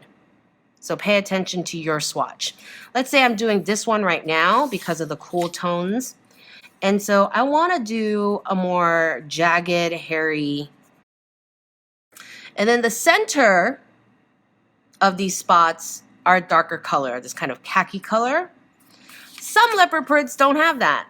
See, there's so many varieties. You need to really be aware of your swatch or your visual reference that you're using for your illustration. So this is my Prismacolor, what is this? Bronze, but it's not metallic. And I'm gonna go in here in the middle of these sections, right? To create that. That's the basics of the color pencil leopard print. And then with marker and paint, Prismacolor Brick Beige, I'm mimicking this one more, the warmer one. I do have the light walnut for shadowing my base color, which is not as important right now. And then I have my black, and again, I'm going to put in these sort of like funny little shapes. And then I'm going to take the darker color. This is my Spectra in tan. And I'm going to go in there in the middles and put in that color. Whenever you contaminate your colors with a darker color, always make sure you clean off your nibs for the longevity of your marker. Again, this technique can be done with paint exactly like this. Just wait for your layers of paint to dry. So we have our media, we have our colors. Next, we're going to draw our garment. If you have problems drawing garments, refer to my Drawing Clothes on Body series. So one, we're gonna draw the garment with the wraparounds. This wraps around her leg and this wraps around her leg like this, and this wraps around her neck, and these wrinkles wrap around her elbow. Our bodies are basically a bunch of cylinders. And so our clothes wrap around and they create the round shapes. You're gonna think about the drape of your fabric. So we have something that is thin and fitted to the body very closely. You have something like this that is very boxy and thick and fat and hairy. Okay, so you have to pay attention to the drape, the texture, and the thickness of your specific fabric. If you want to learn how to draw fur and render fur, I have a whole video on fur. It's one of my way earliest videos. When you draw fur, you have to keep in mind the thickness of fur, and that's why I'm drawing so far away from her body. For this one, for the sheath dress underneath, I'm gonna mimic this one. So we've drawn our garments, we've considered the wraparounds, and we've considered the drape and the thickness and the texture of the fabric.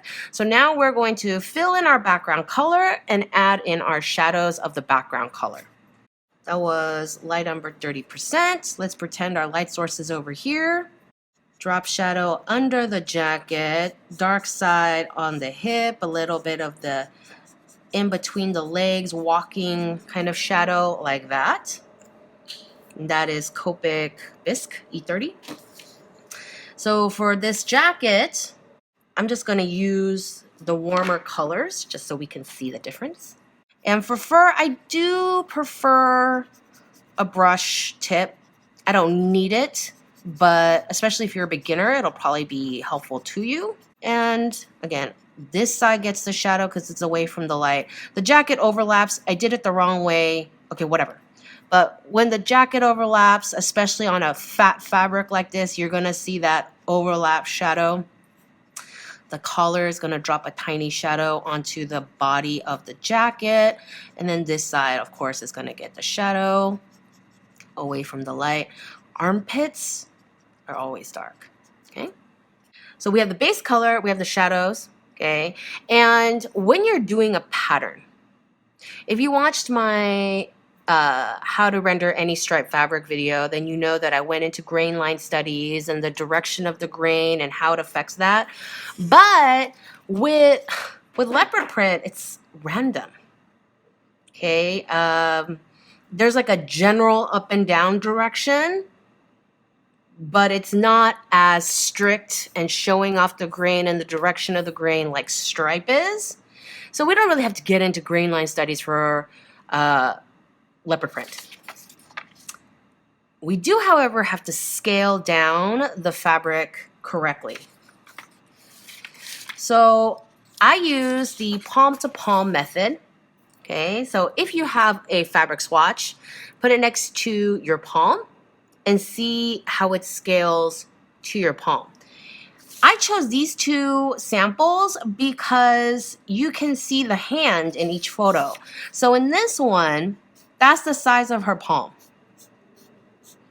And you can see, you know, that's one spot, that's another spot, that's a weird thingy here, and that's kind of the size. And so here, her palm is about, it's a little bit bigger. It's close, but it's a little bit bigger. You know, her hand is here. But her overall print is bigger in scale than this one. So again, pay attention to your fabric. Should we turn this into a drinking game? Every time Zoe says, look at your fabric, take a shot. Is that age appropriate? Don't do that if it's not legal in your country. So the scale is a bit bigger. So we should reflect that. Now, as I do this, keep in mind, there's a seam here.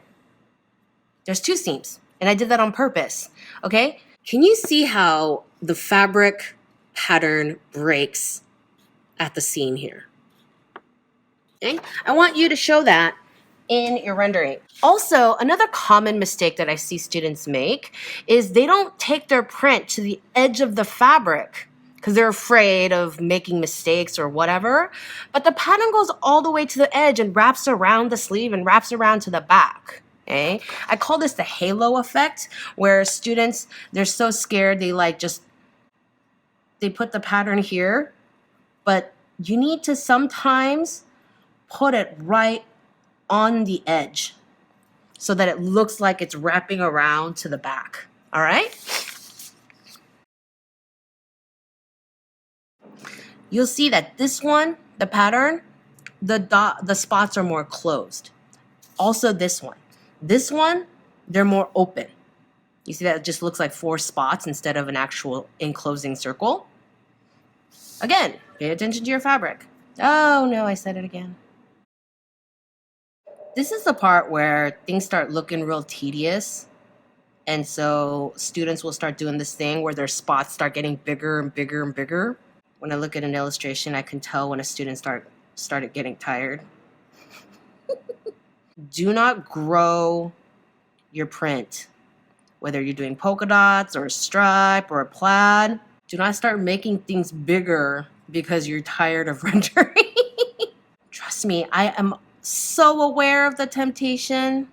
And if you want to make it look a little bit more zigzaggy, I take the absolute tiniest little tip of my brush tip, and just so lightly. It's almost like I'm hovering over the paper. I'm being so light with it. Check the color ratio. Like, this is very black. The lines are thick and the spots are very close together, and you want that look on your rendering too. You see how black this is? You know, the background color to black spot ratio, proportion. Okay. You want the spots to be as close together as they are on your example. In this one, there's no center color. Like this one has an obvious center color. These have obvious center colors, but this one doesn't. So now you're done. This one, okay, the differences are, number one, it's fuzzy. Number two, the spots are way more irregular. Like, you know how this one, the spots are much closer together in size?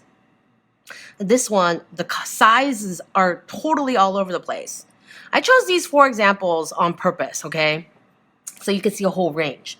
So this one, the shapes are very irregular, the sizes are very irregular, and there's a definite different colored center. And the spacing, there's more spacing in between the spots. You see the black to background ratio here and the black to background ratio here.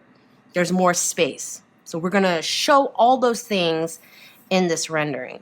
Okay, so we have like all these weird shaped ones, and they're kind of like all over the place. And the shapes are just everywhere. And then you have like all these little spots. Don't forget to go to the edge. Don't forget to stop at the seams, at the edges of your fabric, and notice how far apart the pieces are and how in general everything, all those spots, the largest spots are still smaller than these spots. I am still trying to make things look a bit hairy and fuzzy and irregular, not smooth. Okay, not like that one where everything is like really smooth. Okay, and then in this one there is definite center ones, but since we are doing a warm tone one, going back to my Spectra Tan 087, so it's this texture with this color story. And then I'm gonna go in, emphasize some of the texture with a color pencil, and then show some of that soft silhouette. Not too shaggy. I think I'm starting to make it a little too shaggy, but you could do that. Or you could do it with color pencil if you really wanted to show a very fuzzy texture. Color pencil is great for really showing off a fuzzy texture. Nothing beats it. I would typically do this where the background, I do it very quickly with marker, and then I do the texture showing things with color pencil. You could do the whole thing with color pencil. And then again, there's my shadow color. I'm using the side of my pencil so that I can get a fuzzy texture without drawing individual hairs. And go in with my base color again, and if I want to blend some of this out. And then I'm going to take my black, and again, I'm mimicking this one. So the spacing is far, the shapes are very strange and irregular, it's fuzzy.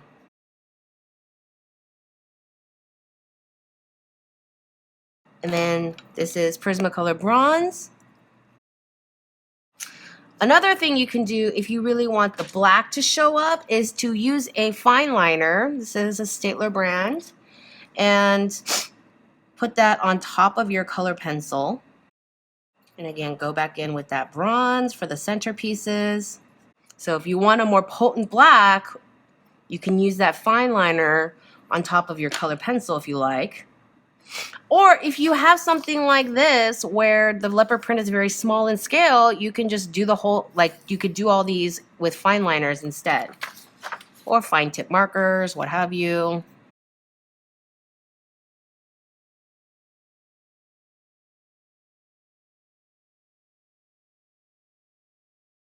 I know, that looks like a very bizarre outfit comprised of...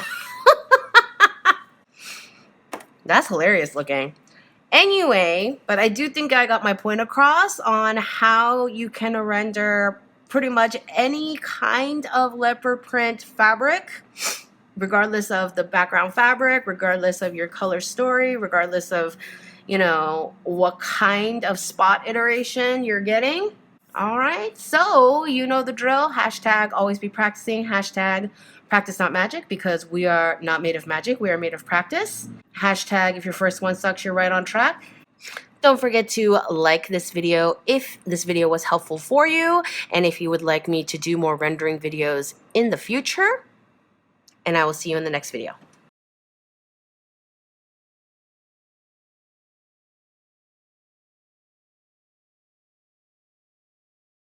Hey party people, today we're going to render alligator and crocodile. Number one, what's the difference? For biologists, lots of things. For designers and illustrators, nothing. Give or take, okay? So what does alligator or crocodile look like? It looks like this, okay? It's a leather, and these days, I'm gonna guess the vast majority of it out there is, in fact, genuine leather, but not alligator or crocodile, but embossed designs on lambskin. Okay, these are printed lambskins. Okay, and see these. Okay, these are lambskins, but they have been embossed with this mock croc pattern in all kinds of crazy colors. Some of them are monochromatic, some of them are super high contrast. Okay, so a lot of these are now printed on more accessible, cheaper leathers like lambskin. So yeah, when you see the genuine leather label, it's correct. It's just not usually genuine alligator anymore. Anyway, so the alligator or crocodile is in two parts. Okay, you have your large like square-ish scales. These come from the center of the animal's stomach. Okay, and they're flat and smooth, and you see how they're like almost in even rows. Okay, it's a little bit bumpy, and yeah, it's going to have imperfections, organic changes to the rows, because, I mean, even if it's fake, even if it's done on PVC or something, you know, it's going to be done to try to mimic the real organic nature of the skin and the scales as much as possible. So you're going to see things like this. Now, if you are an accessories designer and you're doing these really close-up images, you're going to want to get some real close-up images so that you can render things like the pores, the dark bumps along the bottom edges of these scales and things like that. But for clothing designers working on, 10 to 14 inch figures, like, we're not so concerned with that level of detail. Okay. Now the second section are these more rounded, bubbly scales. These are like the sides of the stomach, and then you're going to see a few in here that are kind of transition, like they get a little bit smaller and they're like rounded squares, and then they become round. Okay, and so you as the designer, you need to establish where you're going to put your square scales and where you're going to put your round scales. In this bag, you see that the design of the square scales are right in the middle, and they're flanked on either side by the smaller, rounder scales. But basically, every alligator is like that, the stomach ones, right? So you have the big scales, the little scales, and then you see some of these transition size ones. And as you can see, for the most part, the outline of the scales is a lighter color than the scale. And that's why sometimes these have to be mixed media, especially when you're working in marker, because you can't really put lighter markers on top of darker markers. So I will use a colored pencil, gel pen, paint with a thin paintbrush, that sort of thing. This is just a rendering I did back in the day. In this video, I'm going to render two. I'm going to do one in paint, this blue bag, and one in marker, this boot. I had so much coffee this morning, so now I'm drinking tea. Let's start with the paint.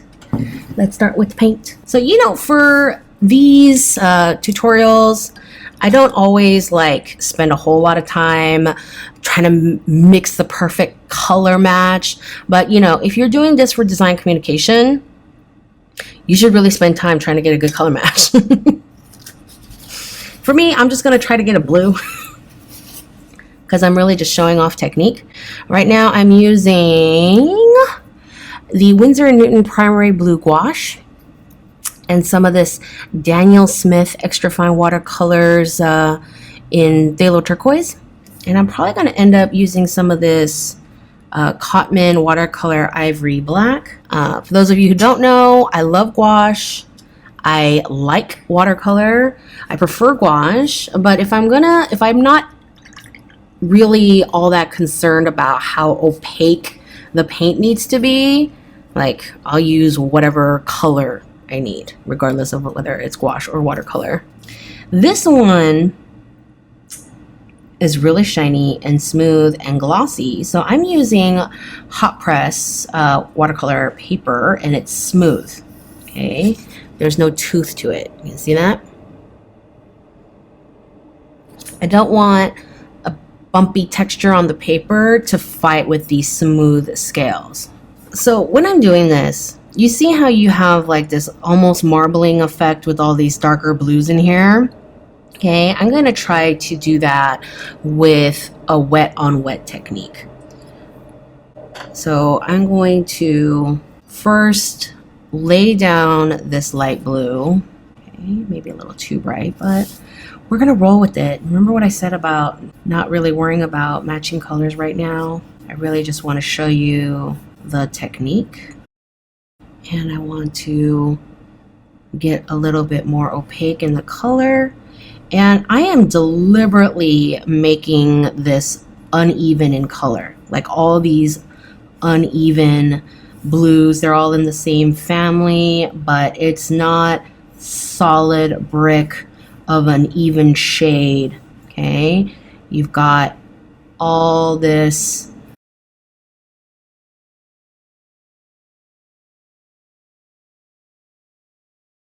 see, like some of these dark things. I'm going to get in there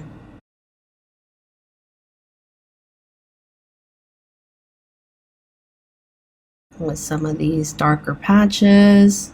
I'm just working all this while everything is wet so that I don't have a lot of solid, dark, crisp edges, but really soft, mushy edges.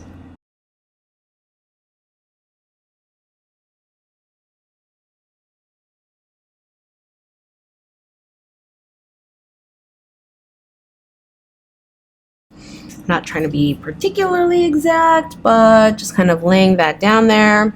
Now, this looks crazy and terrible right now. I know, okay? I'm gonna let this dry. And then I'm going to do another wash of blue on top just to like bring all the colors together and bring this light background, really pale blue, and make it all darker and deeper. While that dries, we're going to work on our marker rendering. Now this one is different, you know, and I really chose two different really different pieces, so on purpose. This one is a good one for marker rendering because you don't have all those variations in color. And this one is flat and smooth, and so there's not like a light and shadow, you know, there's no like curvature of the light. You see like highlights at the top. That's kind of pretty much it. But this one is round, so you're going to express light and shadow. Now this one, you know, it has several points of light here and here, but you know how I like to simplify things when I'm designing by using one light source. So we're going to do my little cheat system, but we are going to show light and shadow with these scales. This is Tuscan Red from Prismacolor. As usual, I'm using my Beading brand marker paper. I drew the drawing on the wrong side of the paper, which is the top side when you open the pad of paper, and then I am rendering on the right side of the paper, which is on the underside. You know, that's just always my method of doing things. It's just how I do. Adding some wrinkles at the back of the knee, at the ankle, like you see in a lot of boots. Yeah, I turned this into a thigh-high high heel for fun, whatever. And again, I don't have the exact color match. I'm gonna try to get close, but you know me, I'm not gonna run out and buy markers for every demo. When it comes to drawing in these scale outlines, you need to find something that's gonna end up looking lighter than the marker. And my preferred choice is color pencil. And sometimes if it's something really shiny and extreme, like something like this, I might use a gel pen. But for this, it's much more subtle, so I'm going to use this Prismacolor pencil in Peach. And like I mentioned before, we have the square scales and the small scales, and we're going to design the space. So I'm just going to mimic this boot and put the larger scales in the front, and I'm going to put the small scales in the back. And with leather, when you're designing with leather, you have to think about your cut lines. I'm going to have a whole video on working with leather and designing with leather, but in the meanwhile, you know, you have to cut this design somewhere.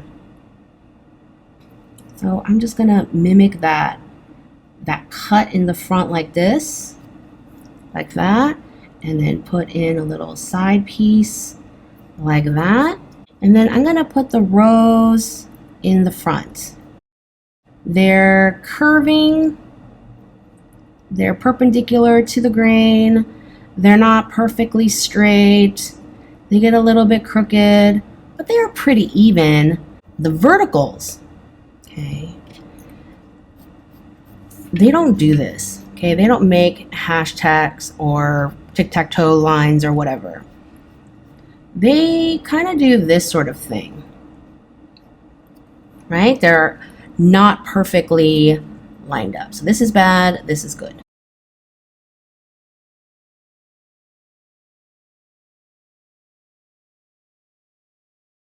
And then I'm going to put in the smaller scales and some of these transition like in between. So I'm going to have like a couple of these smaller rounded squares before I start putting in the small round things. And it's squished in here because I have a bent knee, right?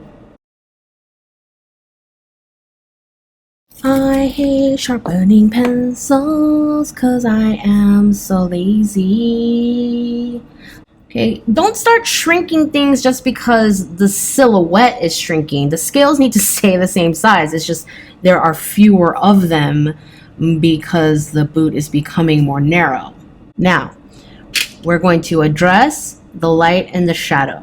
Okay, I'm going to take a darker color and I'm going to put in the shadows, and I'm going to, you know, my number one rule when I'm shading anything is to follow the base texture. So fuzzy things get a fuzzy texture, shiny things get a shiny texture, scaly things get a scaly texture. So I didn't put like a big swath of shadow before I put in the scales. I'm going to take my marker, my darker color. This is the Flex marker in Rosewood. And I'm going to do these individual scales as they wrap around the boot so that the shadow is really following the texture of the scales. You're not losing the scales in the shadow. And sometimes the scales are so stiff that you really see that 3D-ness as the scales wrap around the calf or whatever body part.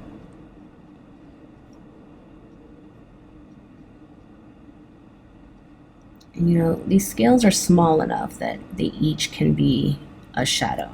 Okay, I'm gonna shadow some of this in here because of the crinkling in the knee, and then I'm gonna go back in with that base color, the Tuscan red, and kind of put in a second layer to kind of create a transition so it doesn't look too dark and extreme of a transition. But again, just quickly going scale by scale by scale, right? And then, you know, you want to put in these highlights, okay? And again, the medium you choose for your highlights depends on how shiny your leather is. This one, it's shiny, but it's not, doesn't have that glossiness to it. So I'm going to use a charcoal pencil. And again, I'm going to highlight individual squares or scales, excuse me, so that I'm not losing the scaly appearance. And let me just go in and put in these wrinkles first. And remember, leather is pretty thick, so you're gonna see that thickness of the garment or accessory wrapping around the body, okay? It's not gonna be like, here's your thigh and your boot is like super tight to it, okay? That only happens when you have like, maybe like a super thin suede or fake stuff. You know, my light source is over here, and so I'm definitely going to see the top part of this calf get the biggest highlights.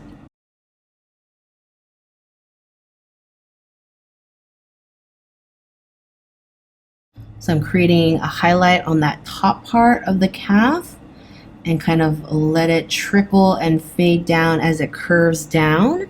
And then I'm going to have a few up here along the top, and then a few where that fold is hitting the light as well.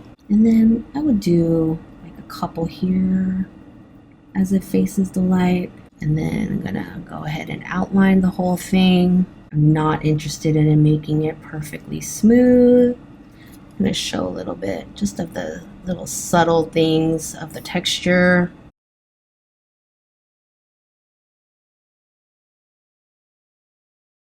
And there is your marker rendering of your alligator boot. Let's go back to this thing. And we're gonna put that wash in there, like I mentioned before, and kind of bring everything together. And with something like this, I don't wanna see brush strokes. I wanna see just kind of nice, smooth, and flat. In terms of texture, you know, I want the varieties of color.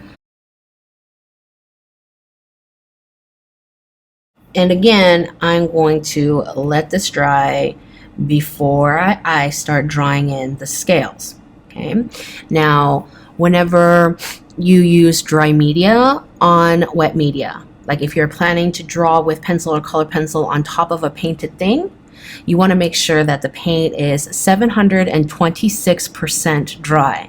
That is an accurate number, 726% dry. Because if you start trying to put, like, if you have wet paint and you start trying, you just carve your paper. You see that? If you do this sort of thing, what are you doing? This looks terrible, okay? Don't do that, okay? So we're gonna wait for this to be like so dry, it's the Sahara, okay? Even if you wanted to go in there with a really skinny paintbrush and a little bit of whitewash, you still want to wait for this to be at least 372% dry, because I mean, it's like if you put wet paint on top of wet paint, it's going to start spreading. Remember, that's how we got this effect to begin with. So again, if you want to keep those nice tight lines with a tight brush, then you need to make sure that your base layer is 100% dry. Now, what medium would I use? Of course, number one, I'm gonna go for whatever closest matches the fabric swatch or visual reference that I'm looking at. That's the number one thing, you know? But if I can get away with it, I will go for a pencil or a color pencil any day of the week, okay? If a close enough match because they are so much easier and faster than a teeny tiny brush with paint.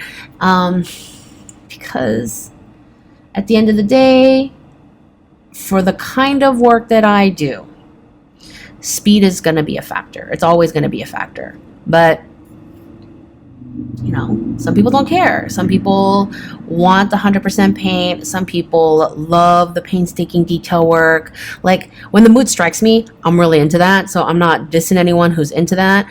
I have a bit of an OCD streak, love it, right? But for the most part, I'm working quickly. I'm pushing out ideas. You know, I'm really thinking about work sketches. And so if I can, even though I hate sharpening pencils, I'll do it because it's faster than paint. I did pick out this Prismacolor Cloud Blue for this. It's a very, do I have anything dry that I can put this on? Yeah. It is very light. And for stuff like this, you know, I do tend to gravitate towards Prismacolors. Everyone knows what a pain in the butt Prismacolors are to work with, okay? Because their leads break when you even just like think about sharpening a pencil, but nothing beats them on color payout that I've used so far. And so when I really need something to show up on top of something dark, this is just kind of my go-to gal. Are you dry yet? How about now? Are you dry yet? Seriously, are you dry yet? Whatever. I'm gonna pretend. All right. Let's do this. Let's go in here and I'm twisting my pencil to get kind of this kind of organic feel. Again, I don't want it to look super geometric or straight. You know what? This is not showing up enough, so I'm going to go in with my charcoal pencil instead. Now, you may have heard me say before that color pencil and charcoal pencil do not like each other, so you can't really layer them together.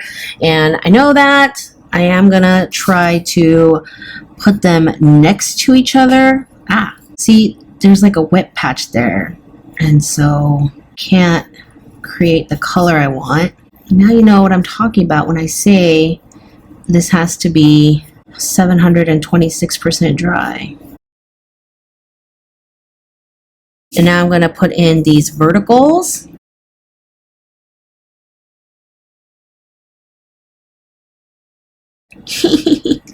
Oh, stupid patch.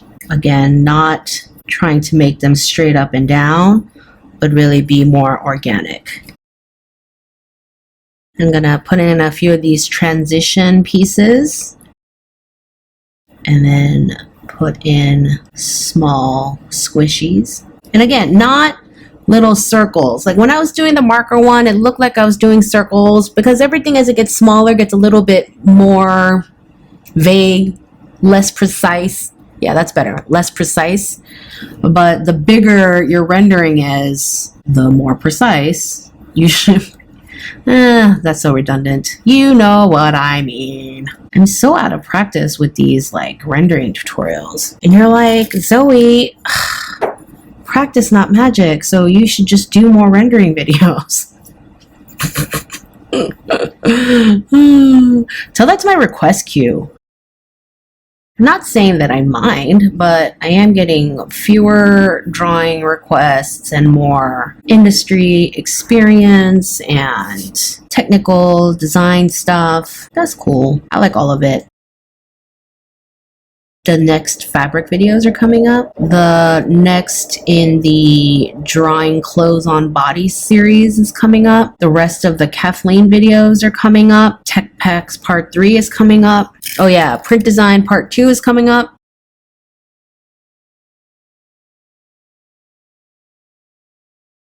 You don't want a lot of little bubbles floating in space. You want to make sure they're all touching. Now, there are some places where it is really white, so I'm going to go in with a gel pen and really like punch up some areas.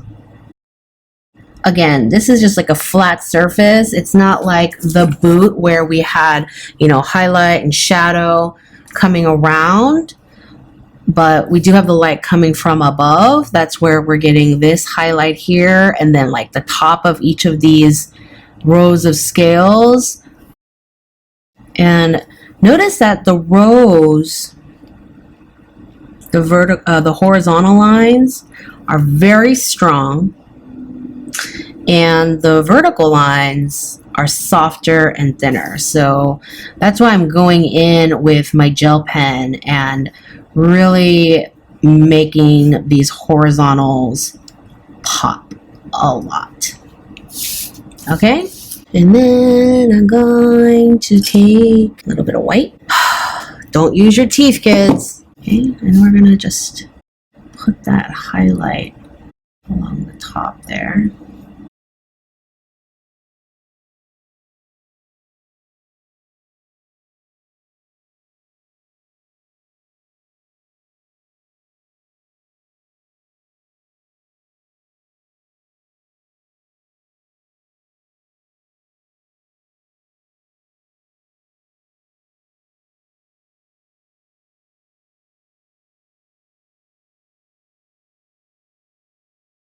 And then we have these highlights that sit along the tops of these scales. Yeah, so the closer up you get, the more details you're gonna put in. If I was putting this, you know, real size on, you know, a 12-inch figure, I wouldn't even go into this much detail at all. There you have it, your painted and markered crocodile or alligator. The next alligator video, I'm going to go over how to create these textures using color pencil and watercolor pencil. And yeah, you know, hit the subscribe button for an alert for that video, and do share, like, subscribe, comment on what you think. Always ask me all your questions in the comment section. Click the description box for links to related videos and links to my social media. And you know the drill. Hashtag if your first one sucks, you're right on track. Hashtag do it anyway. Okay, always be practicing, because we are made of practice. We are not made of magic. We are made of practice. And I will see y'all in the next video. Hey guys, today we're going to talk about fur. We're going to talk about fur. We're going to paint fur. We're going to mark some fur, do all kinds of fur. Okay, this is a subscriber requested video. I love it. When I was first getting started, I was like, okay, so what do I teach first? Which lessons should I tackle first? What videos should I produce? But now at this point, you're all like, I want to learn this and I want to learn that. And that works for me because then I don't have to think about that and be like, oh, a bunch of people want this, so I'm going to do this now. All right, so today we're going to talk about fur.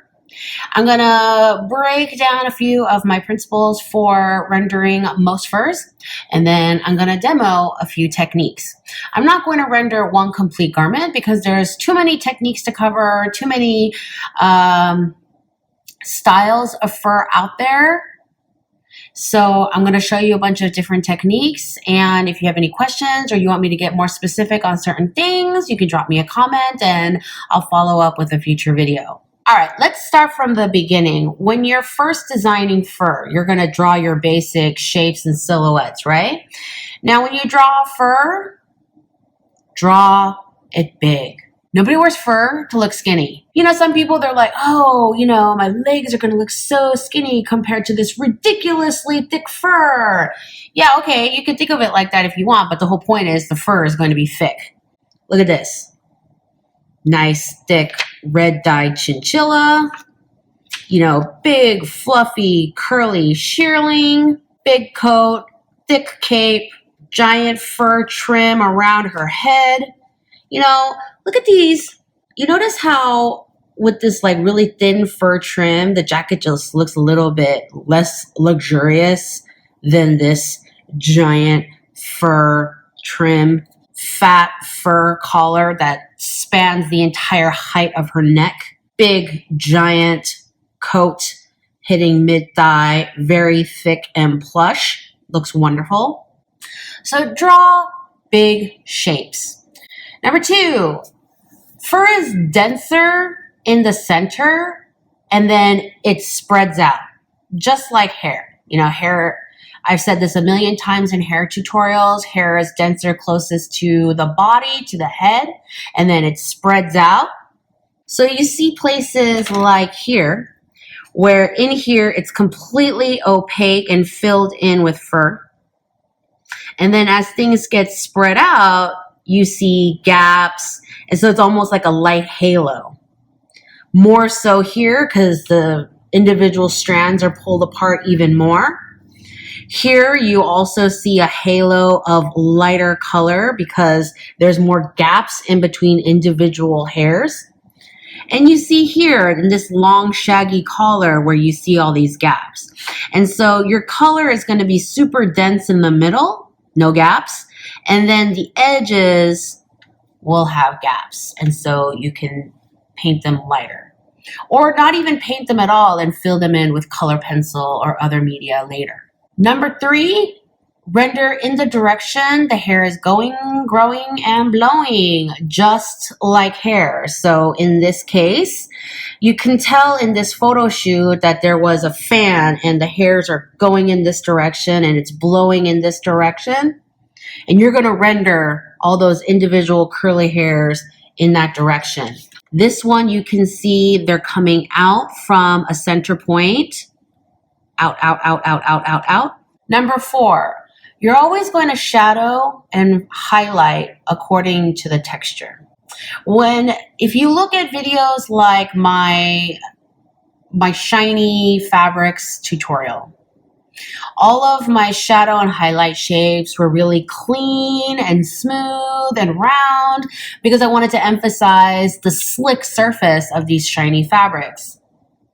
If you look at my quilted fabrics tutorial where I did some suede things, I buffed out some of the highlights and shadows using a colored pencil because I wanted that soft texture for those highlights and shadows compared to the slickness of the shiny fabrics. With fur, you're going to create shadows and highlights that reflect the texture of individual furs. Like this one is kind of a long hair, and so your shadows are going to pick up that same texture.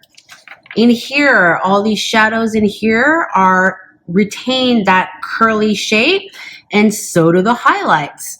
And so you can't just take a soft furry vest like this and take your white and just screech it across. It ruins the effect of the entire illustration.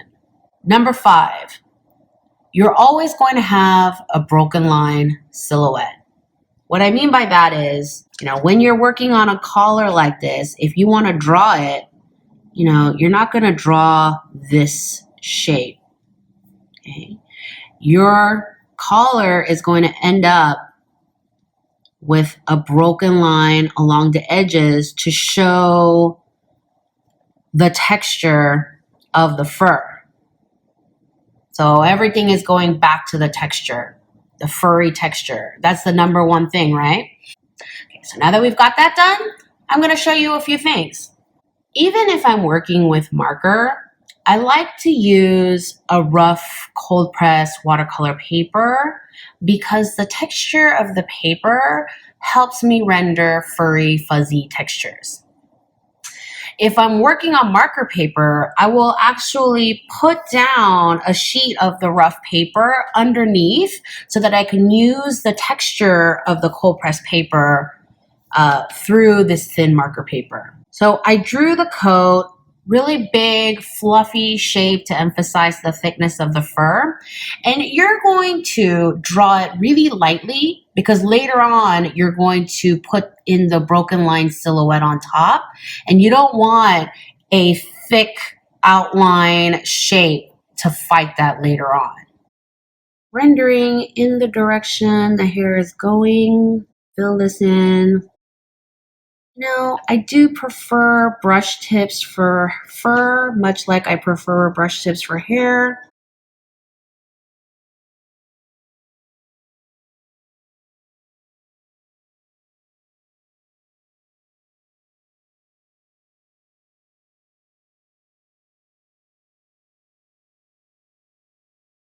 And then I'm going to add some shadows. I'm going to shadow with a dry media to emphasize the texture.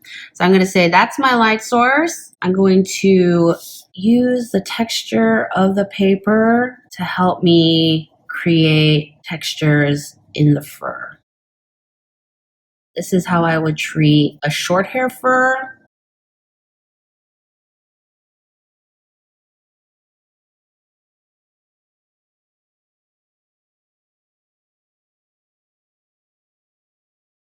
Let's pretend that this section is, the front section is long hair. And so I would shadow using that texture.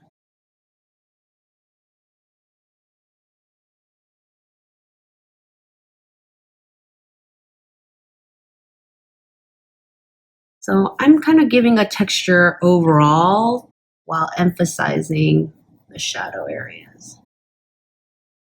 And do you see the two different textures going on there? If you can see a highlight in your fur swatch, then go ahead and render it. Some furs are just not that shiny. So if I had highlights sitting, again, I would follow the texture of the fur. I'm using a white charcoal pencil right now, and I really like it because you can smudge it. You can use a white color pencil, you can use a white charcoal pencil. Don't use them together because the binder in these, they fight with each other. So if you try to put color pencil on top of charcoal pencil or vice versa, they fight, they get streaky, it's like a horrible mess. So just pick one or the other. And then at this point, I could take a fat mechanical pencil or color pencil, a darker one, and give me that broken line silhouette that reflects the fur shape and texture and hair length.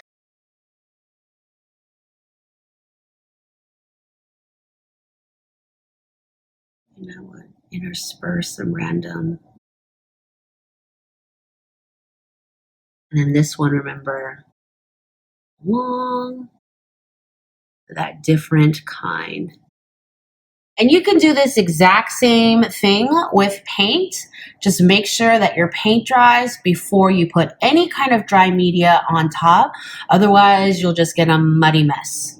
One of my favorite ways to render a beautiful, soft looking fur is to use a really dry gouache with a really dry pencil. And I clearly need a new burnt umber. I'm going to take my very stiff bristled oil brush. I'm going to not add any water. I'm going to take my black gouache, not add any water, and just tap the end of my very bristly brush.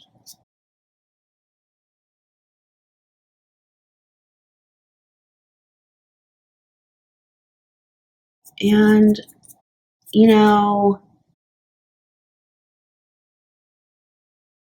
you can create all kinds of textures of furs using this dry brush technique. You can get a smaller bristle brush to get a little bit more exact. It's actually on my shopping list right now because apparently I need to go to the store and get burnt umber. And just create these gorgeous soft textures with your dry brushes. I also like using wet on wet technique to create bleedy effects. Wet on wet technique is basically putting wet things on other wet things. That's how I created this beautiful silver stole where you have that thick black core running through the fur. For this, you're going to need dry black gouache on a skinny dry brush. And then you're going to need a really diluted gouache that's in the gray color that you want. You're going to lightly draw in the shape of the stole that you want. you're going to have, this is my size 12 round and this is my size 4. So you're going to have your skinny black brush filled with dry black potent gouache. You're going to have your fat brush filled with diluted gouache. You're going to fill this in. You're going to take your dry brush and just...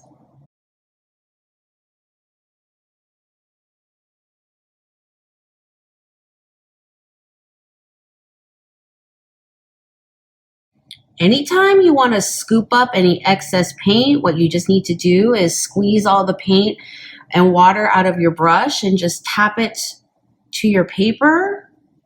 Water wants to go where there isn't water, and so it'll go straight up into your brush. Okay? And now you have this soft, fuzzy, dark core in the center of your silver stole. If you want this kind of broad stripe thing going on, like this little chinchilla jacket here, what I did was I drew the pieces and drew all the striped pieces. I painted in the gray.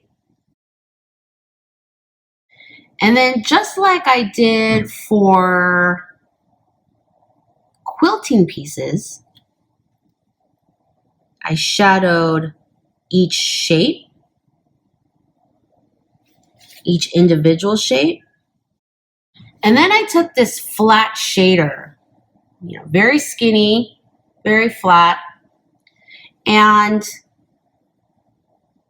I took this dry brush and I put it in my dry black gouache.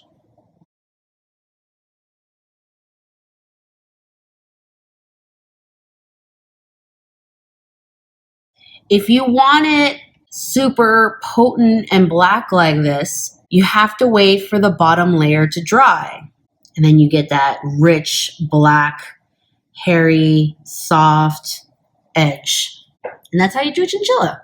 Anytime you do a trim, just a fur trim, the only special thing that you have to keep in mind is figure out the direction that your trim is going to go and keep it that way the entire time. Like this one, I was demonstrating a bunch of different directions. This one, the fur is going this way, and so I'm keeping my fur hairs going in this direction the entire time. In this one, the fur was going out, and so it's going in this direction the entire time. Same here, this one is going in this direction. This one is going outward. This one is just all swooping down. So again, use your brush strokes, whether with paint or with marker, and render in the direction you want the fur to go to design the texture. Let's recap. Number 1, draw your shapes big. Look at your fur swatch. Is it super fluffy or is it a little bit on the thin side? Even if it's a little bit on the thin side, even your thinnest furs are going to be thicker than your most coat fabrics. And so you're going to have to draw big shapes. And your drapes cannot be skinny and scrunchy. Like if you draw an elbow in a silk, you're going to see all these beautiful scrunchy things happening as the sleeve bends, right? Not with fur. Fur is bulky, and so you're going to see like maybe one fold, and it's going to come around like that. You're going to draw it lightly because you're going to put the broken line silhouette on top later. So you're going to draw all your shapes big and light. Number 2, fur is denser in the middle because there's just more hairs there, and then things get spread out, and so you're going to have kind of a light halo around the edges instead. And you can achieve this with wet on wet technique, dry brush technique, or like any technique. Just make sure that you start to lighten up as you get to the edges of your drawing. Number 3, render in the direction the fur grows, whether it's a trim or an all over. The fur always has a direction because hair follicles come at an angle. And so your fur is growing at an angle, and most fake fur is created to mimic real fur, and so that's going to have a direction. Fake fur is considered a napped fabric, so it is going to have a direction. You need to render in that direction for it to look realistic. On that note, number 4, highlights and shadows must reflect the texture, the direction, and the length of your individual furs. And number 5, create a broken line silhouette on the top. Even if you have a really short hair fur and it's really subtle, it will emphasize the texture of everything, by showing it in the silhouette as well. Bonus tips, I like to use cold pressed watercolor paper with a rough texture when I'm painting so that the texture is going to really help me emphasize the fur texture. And when I'm using marker paper, I like to lay it down on top of rough texture paper so that I can get the rub off. And I like using brush tips because I can get the nice little tapers going on. And charcoal pencil is an awesome tool for creating soft highlights, but do not mix those with color pencil. They will fight each other and make a mess of your paper. Don't forget to always apply dry media after all your paint is dry. Otherwise, just total disaster waiting to happen. All right? I think that's everything. As usual, drop me all the questions. If you have questions on a specific kind of fur, drop me a link to the picture so that you don't have to try to describe it in crazy paragraph. That's it. Yeah. Go practice. Go paint. If you went and got paints, have fun with it. Go paint, practice, come back, ask me questions. I might have some answers. All right. And I'll see you next time.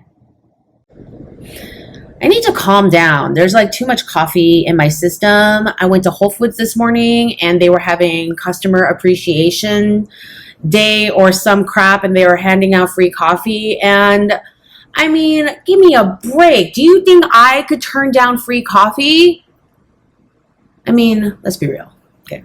So maybe I drank a little bit too much. You guys.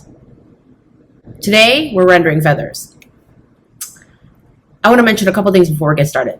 Number 1, you may have noticed that I did not post last week. I had the week from hell, which included a migraine, which included camera B crashing several times, which included some other of my work stuff not being awesome. And then I had the trip to New York planned for a month already. So, just things happened, and I wasn't able to tell you about it on YouTube because I can only post videos on YouTube, and I wasn't exactly going to post a video about how I couldn't post a video, right? So, yeah. If you want to keep apprised of my life and things, you're going to have to follow me on other social media. If you don't care, that's awesome. You don't have to. I'm not demanding that you care about my life and things, but I do post what's happening on my channel and whatnot on Instagram, Tumblr, Twitter, and Facebook. And, I post different things all over the place. There's some overlap, but I post different things depending on what mood I'm in. So that's that, okay? Number 2. Wow, so much coffee, so much caffeine. Okay, number 2. Confession time. I've never done a feathers tutorial before, ever. Now, I've rendered feathers before, and so I know how, but I've never taught anyone how to render feathers before. First time for everything, right? So we're just going to fumble through this together. Hopefully you and I will both learn a thing or two. Number 1, let's go over the materials that I'm going to use today. Number 1, I'm using 2 different papers today. I'm using the Strathmore Bristol for my marker and color pencil work today. Bristol is my favorite paper to use for color pencil work. I like the smooth surface so that when I'm blending, there's no tooth or texture of the paper to get in the way of my blending. It's not really a favorite of mine for marker work because I feel like it soaks up too much ink, but I have so many things going on my desk right now. I'm just like, forget it. For watercolor, Arches is my favorite brand of watercolor paper. You know, Canson also makes pretty good watercolor paper. Strathmore, the brown cover. Okay. But Arches is my favorite. This is hot press 140 pounds, which means the paper is really smooth. Okay. It doesn't have the texture and tooth like cold press watercolor paper. For paints today, I'm using the Holbein Artist Gouache set that I got in Japan. I've been playing with this ever since. I've been enjoying it a lot. And, you know, people always want to know what markers I use, what color pencils I use. And so I have a playlist for that called Different Media Materials, and you should go watch those individual videos on different media. You know, I always use a mix. Like I've got some Prismacolor markers, I've got some Copics, I got this Pantone Letraset one, a Koi coloring a brush pen. I have color pencils from Prismacolor. This is a Faber-Castell Polychromos. I have this set of metallics from Caran d'Ache. Also today, I'm going to be playing on my new porcelain palette. If you follow me on Instagram, you know that I finally bit the bullet and, you know, threw down the change to buy this expensive, heavy monstrosity. And I played around with a tiny bit. And y'all, I'm mad. I'm so mad. I'm so mad about it. Okay? You know why I'm mad? I'm mad that I have not had this in my life longer. I can't believe that it took me this long to bring this palette into my life. And I just feel like I've been depriving myself my whole life. And I'm so mad about it. Y'all, I'm so mad about it. Yeah. I'm so mad about it. Rendering feathers is a lot like rendering fur. And when it comes to complete feather garments or like, you know, a big feather trim like collars or the edges of cuffs and stuff, there are a lot of principles of rendering feathers that are the same as rendering fur. For example, number one, you want to draw big shapes because feathers are often fluffy. Like you're going to have some garments where the, you know, flatter feathers lay flat against the body, but a lot of the time you're going to have like fluffy things. Okay.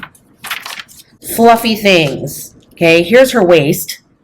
Here's the, you know, the outside edges of her feathers. And here are her legs down here. Okay, so draw big shapes. Feathers in clusters are denser in the middle because they're all sewn tightly packed together. And then they feather out on the edges. They feather out. Oh, slay me. One of these days, I'm going to get a sitcom laugh track in here to give my jokes the props they deserve. Okay. I mean, you guys all knew what a big dork I was, right? Now, number 3, always render in the direction the feathers are going, growing, blowing, much like hair, much like fur. Like when you see something like this, okay, they're all facing downward. It's going around her body, but they're all facing downward. She's outdoors, and so there's a little bit of wind, so things are kicking up a little bit, but for the most part, they're kind of doing this downward sort of direction. When you look at something like this, her arm is picked up like this, and so her feathers are going down her jacket. Her arm is raised, and her feathers are going along with the movement of her arm. You have something like this, you have these really stiff feathers, and you're going to render in that direction. And then you have these tiny little, I think ostrich feathers. I'm not really good at looking at feathers and being like, it's that animal. I should probably study that. I'm going to study that. These soft feathers, you know, they feather out. Oh my God, I'm going to keep doing that today, aren't I? They feather out, and you want to render in that direction. You're going to render in this direction. And then you have, you know, these coq feathers that, you know, they're in between, right? These are soft and fluffy. These are very stiff and definitely go in one specific direction. And then these, the feathers are stiff, but the center stem, they're soft. And so you can kind of like design the direction they're going in. Shadows and highlights should always follow the texture of your feathers. And this applies to every single texture under the sun. If you're rendering a velvet texture, you know, your highlights and your shadows should be velvety. Okay, if you're doing something shiny and glossy like latex, your highlights and your shadows should follow the texture of the latex. Same thing with feathers. Okay, you have all these teeny tiny feathers coming down. Your shadows cannot be big blocks. That doesn't make any sense. Okay, your shadows must follow this texture.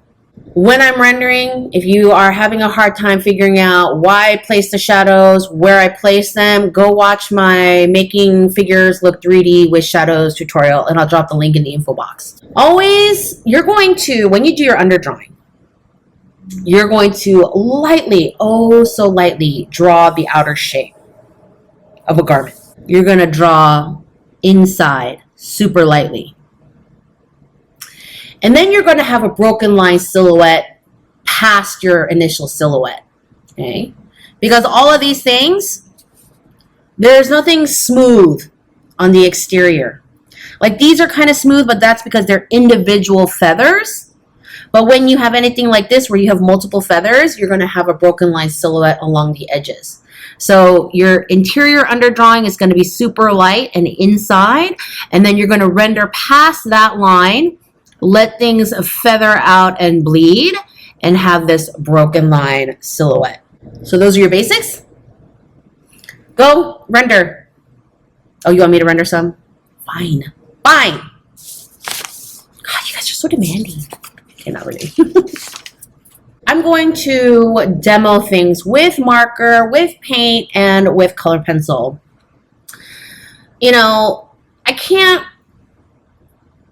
render every single feather under the sun and with every media under the sun, because then this video will literally be like 6 hours long.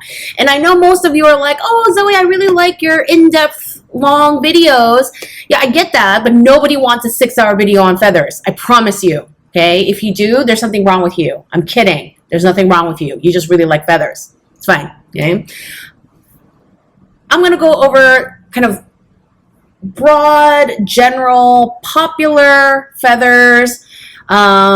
And then if there is a feather, a type of feather that you really need help on and you can't figure it out based on kind of the general principles that I go over in this video, drop me a comment with a link to a picture. Picture's worth 1,000 words. Instead of trying to explain it to me, just post a link, be like, hey Zoe, I'm really having a hard time rendering this feather.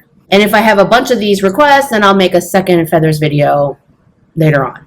So when you have fluffy little feathers like this, my favorite way to approach it is to just use my color pencils.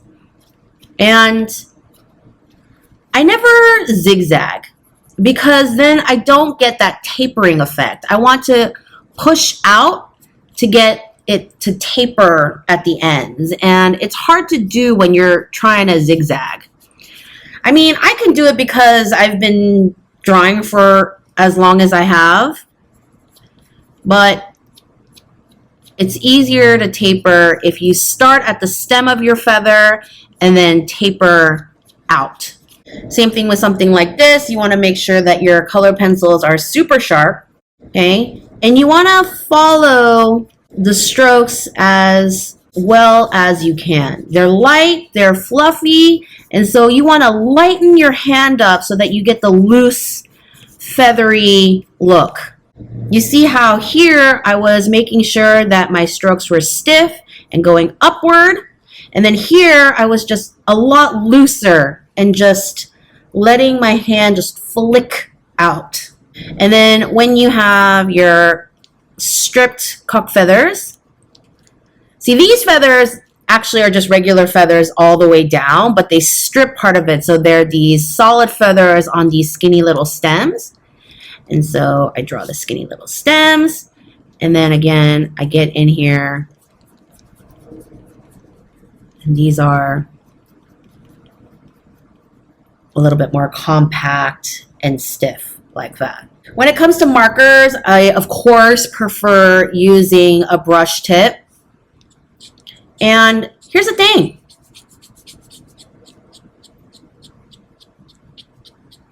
It's really hard to get these skinny little things with a brush tip.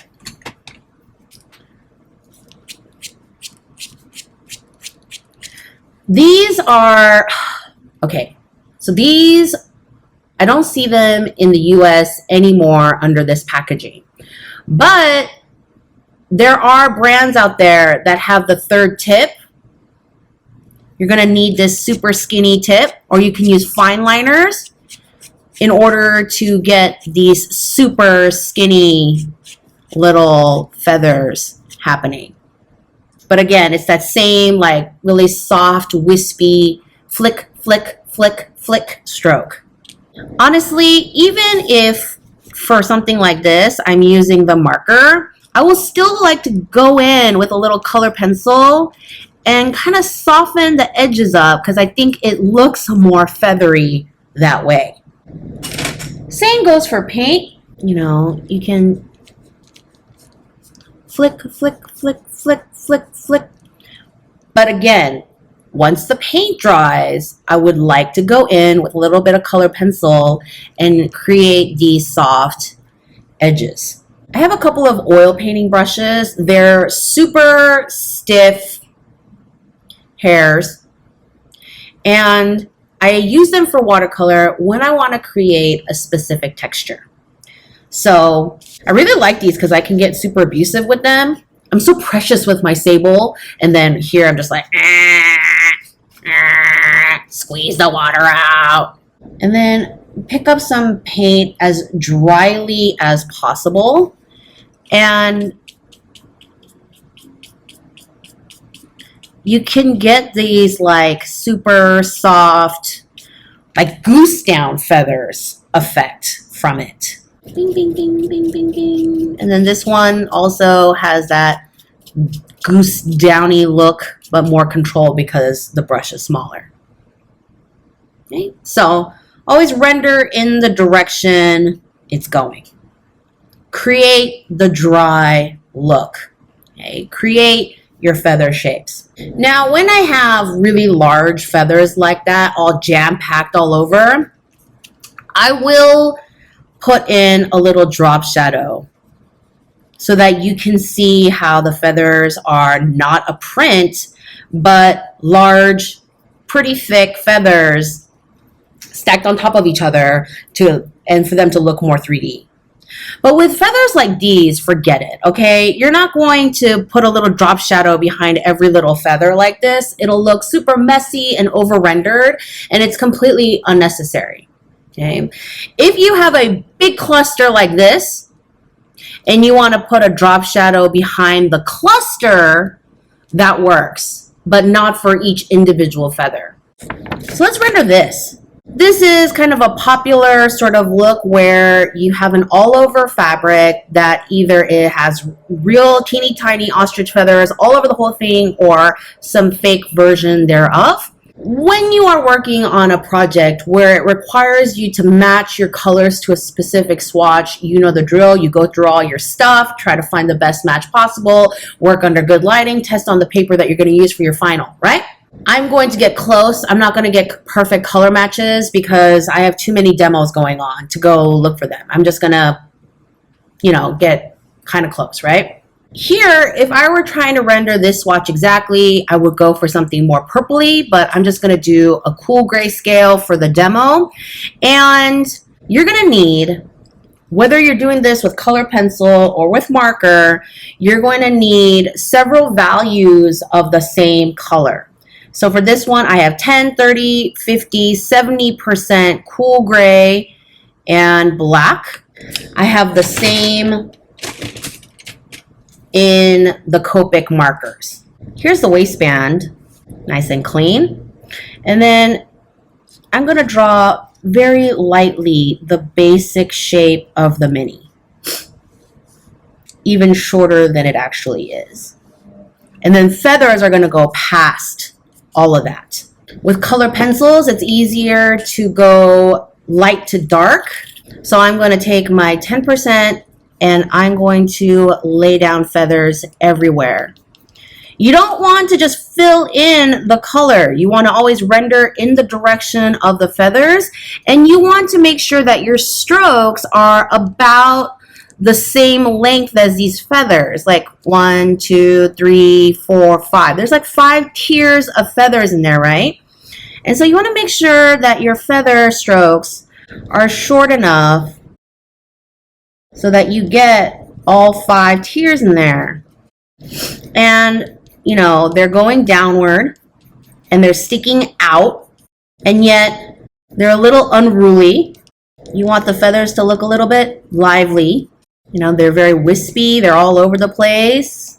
I'm kind of exaggerating the volume a little bit because that's kind of how I like things. I like my fashion illustration with a touch of drama. And then I'm going to take my 30% and I'm going to do an all over feather look so that with the 10% and the 30%, we're creating texture without a lot of white space. You don't want a lot of white space because there is no white space.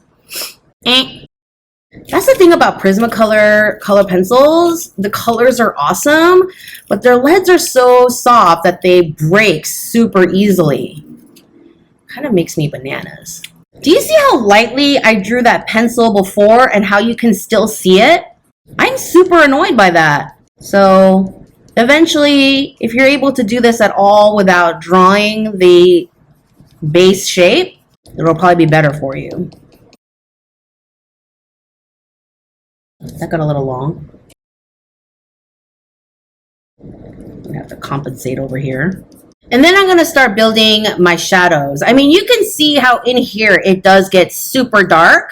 So I'm going to take my 50% and I'm going to start putting in my shadows. My light source is going to be over here. And I'm going to go under each tier of feathers, constantly rendering in the direction of the texture.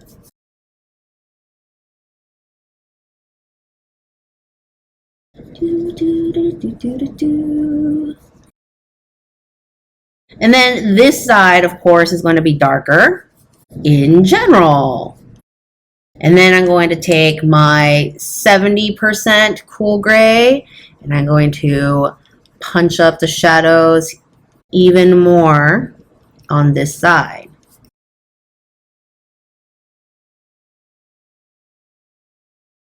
Okay. Throw in a few over here. Ta-da! Let's do some marker work. And I'm going to try to do it without drawing the shape. So again, I'm going to build up the color. I'm going to start with my #1 cool gray. And again, I'm going to use the strokes of my marker to create the feathery look. And yeah, you know, I don't have something this skinny. And so I will be going in with color pencil later for a little bit of the texture because, as I mentioned before, I do prefer finishing at the very least with color pencil for feathers because it gives me that dry, feathery look that looks like feathers. I know, I'm always making myself laugh, and it's like, look, if you can't even make yourself laugh, you ain't gonna make anyone else laugh. Am I right? Okay, I'm gonna feather out some more. Haha. Keep your strokes really light. Do not scrub your marker on your paper. Again, I'm going to take my number 3 cool gray, again using the brush tip, and just a little bit, just to create that texture overall with the 2 contrasting colors, right?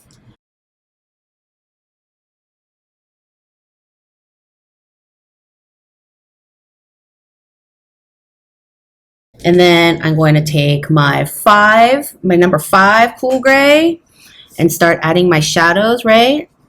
Along on this side a little more. Notice I don't shadow all the way to the edge because I want to still keep those edges light. And I shadow about 1/3 around. And then I'm going to shadow in between my tears a little bit.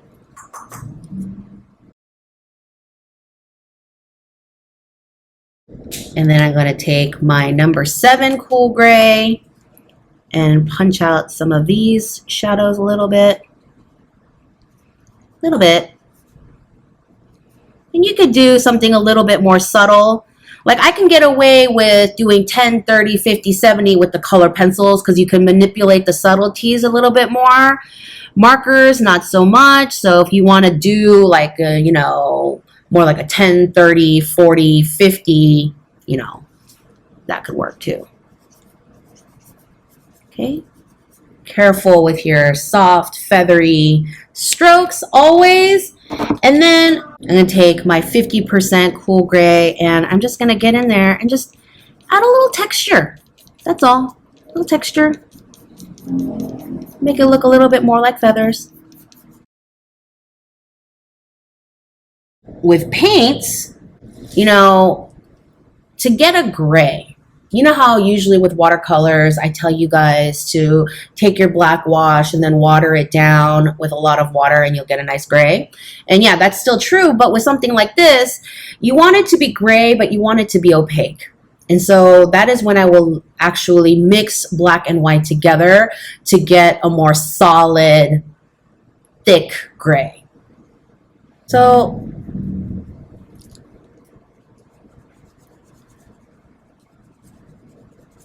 I have a wet paint. I have it on my sable. But I pat away some of the excess so that I can have kind of a drier look.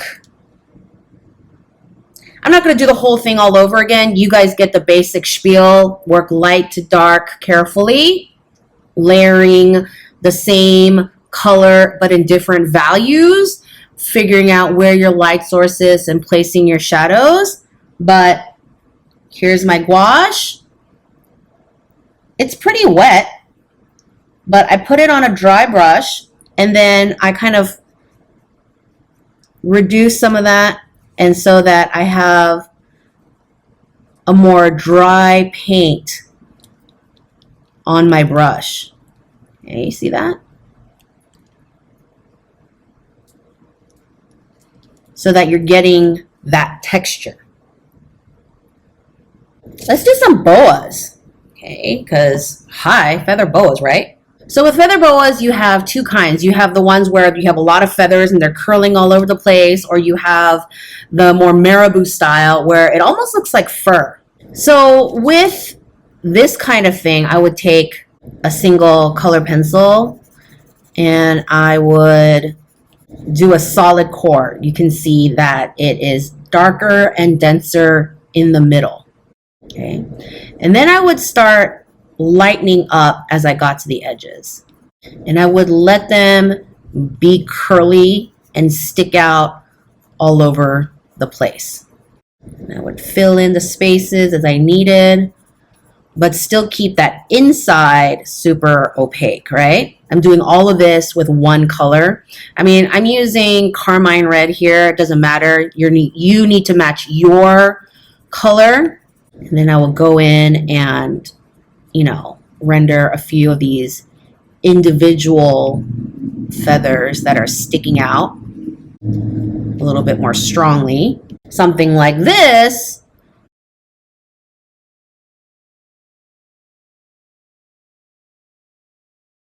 I would try really hard not to need to draw the outline.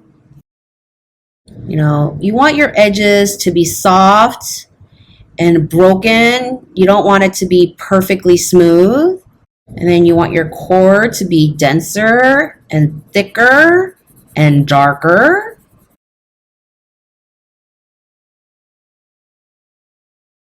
And then I would take a slightly darker pencil. This is raspberry. And I would, again, put in the core, these shadows in here, but continue in the direction of the feathers. Always the shadows, whether they're in the core of the boa or along one side, they have to follow the texture of whatever fabric you're rendering. The beauty of color pencils is you can just blend so that you don't have any harsh edges. If I were doing this for real, I would, you know, spend some time, make sure my blending is more beautiful, but we got things to do. So we're moving on, right? And then I would take a super sharp, I would sharpen this again, pop those. Do you see how the little feathers are sticking out? So I want to do that. Do you see the difference between the two sides? How this looks like it has the direction of the feathers? Again, I like to use markers as the base because it is a little bit faster than constantly building up from the color pencil, but I will add the color pencil later to get the softness in the texture that I want. So for this one, I would use my strokes to create the feathers going all over the place away from my center core. And never just fill in, okay? Just keep building with your feather strokes.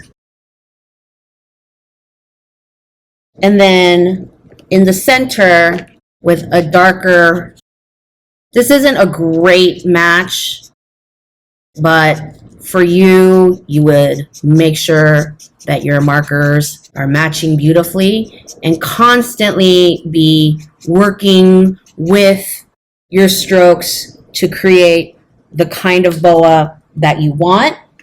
And then I would take my pink and again, add in some of feathers.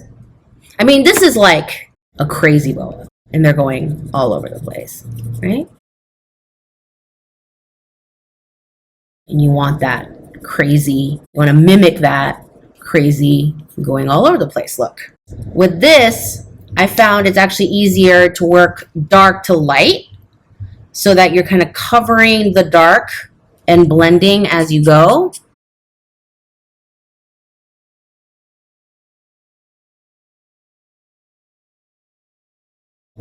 Don't make your strokes too long because that's not really what marabou does. But you know, by overlapping these colors together, the darkness is dulled down a little bit. And yeah, I like the chisel tip for this because of, you know, the tiny little short little strokes that I like for this kind of look. And then, you know, maybe I'll go in and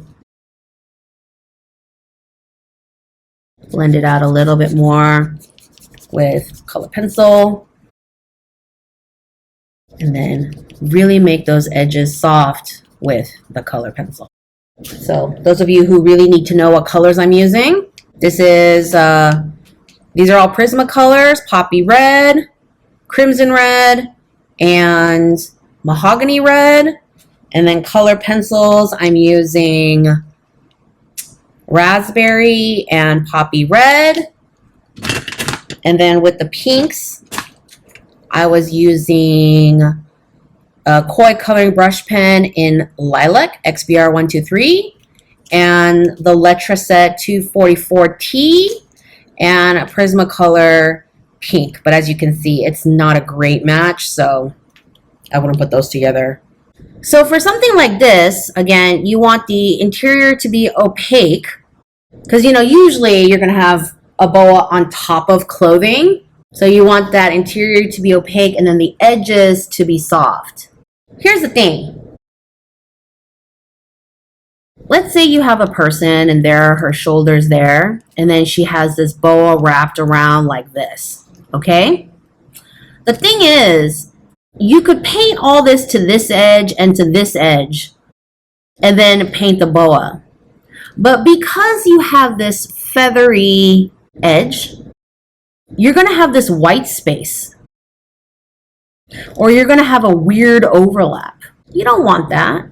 And so you have to opaquely cover this whole area. And that's, again, why gouache is my favorite watercolor to use for fashion illustration. So that, because gouache is going to be the thing that's opaque enough where you can take your paint and push it in and cover whatever you need to. Inks aren't really going to do that. Watercolors, you know, it's really going to be gouache. And so, whoa, that's really wet. You really need the gouache to be super opaque and to cover whatever the hell's going on underneath. Something like this, I would use my crusty stiff brush and not use a whole lot of water, just enough to get the paint moving and really push out.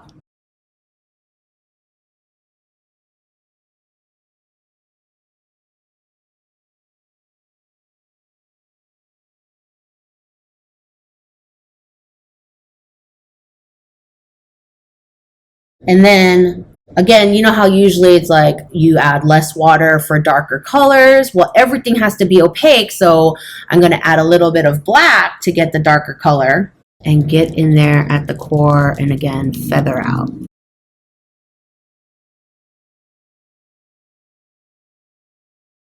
And then sometimes I like to stipple all over to get the texture as well. Something like this, I'm more prone to using a skinny pointed brush. This is a size 4 round. And like I did here, where it's dry and feathery but still opaque, you know,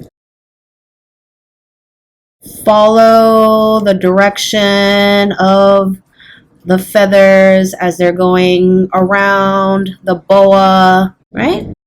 And then on the inside too, just keep doing that. Don't fill it in all solid. There's nothing here that's like perfectly solid. All the shadows and highlights are created with the feathers and the feather strokes, and so you're going to do the same. A darker, get in there, and there's my shadow. Right? Oh, that's fun. And then peacock feathers. Okay. So let's break down one single peacock feather first, okay?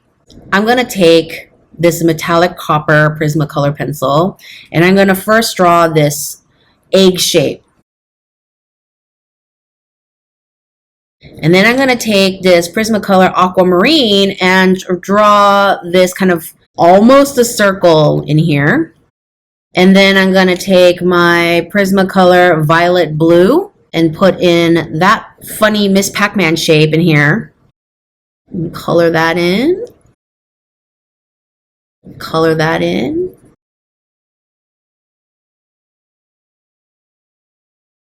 This one, you want to make sure that you're following this direction. You know, your feathers are going in this direction. So I'm going to follow that with my pencil strokes. With the peacock feathers, you know, I would do this the same whether it's marker or with paint. I ordered these metallic Caran d'Ache fan color pencils, and they don't have color names or numbers, you guys. Like, they're all 1284. So that's definitely not the color name or number, but it's this brassy gold color. And I'm gonna put this ring here, right? Peacock feathers, you guys, are kind of a weird thing. At this angle, everything looks a little bit more golden, and at different angles, everything looks a little bit more brown. Things look a little bit more green, depending on how you twist them. And so, you know, you go with the color palette you want to go with, because that's what's going to happen. If you do this and you choose to make everything look more green, that's still going to be accurate, because on your garment at some point, everything is going to look super green. And if you want to go more brassy, that is also accurate, because at some point, all your feathers are going to be angled so that it looks brassy. It's fine. You know, sometimes I want to make this a little bit darker. I use my Faber-Castell in, what is this? Brown ochre. And I make this ovoid darker. And then you're going to do all these feathers. I like to use the Prismacolor Metallic Gold first. Here's my stem, and I'm going to put all these coming off of it like this. I'm going to take my green and I'm going to add a few of these, constantly going in the direction. Now you notice that there's this ring around the ring. So I'm going to take my violet blue and I'm going to give myself that ring around the ring.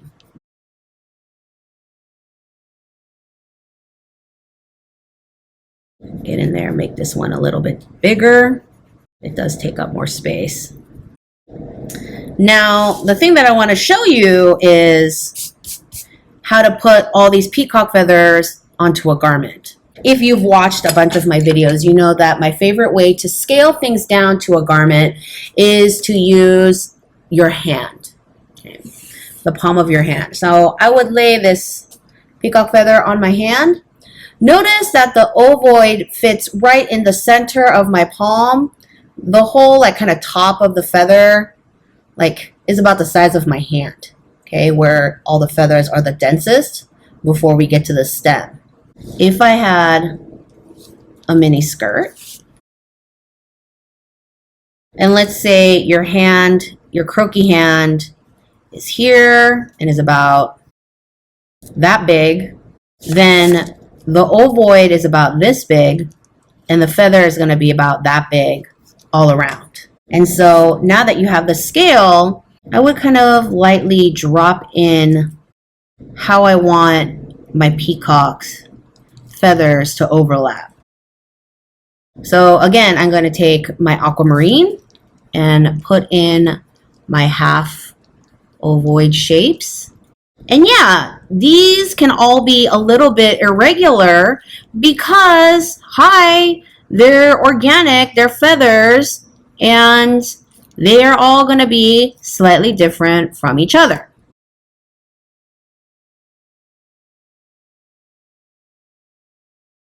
And yeah, you know, the shapes don't have to be perfect, because when you get to a small scale like this, it's okay. Like if you're an illustrator and you want everything to be like the most perfect ever, yeah, slow down and spend the time. If you're a designer and you're really all about putting the basic design of the peacocks in there so that people can tell that they're peacocks, this is fine, right? And then I would take the brown ochre and fill in the space.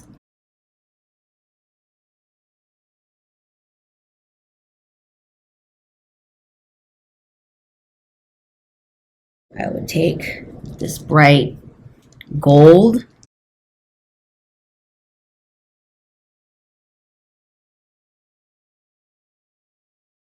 I kind of want that separation to show up, so I would take a 4B and really put in that separation. Ooh.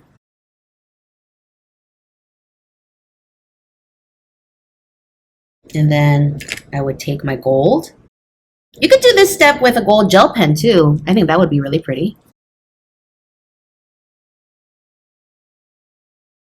And put in those feathers. And yeah, they're going to overlap on top of each other.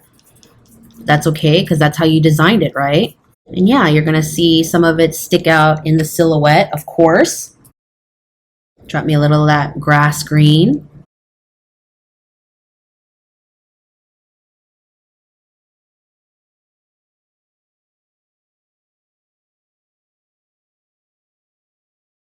And then again, that violet blue. And then with this one, the edges are like almost purpley and they're like super overlapping on top of each other. And you know, you can do that too, where all the little feathers are just kind of falling all over the place. Okay.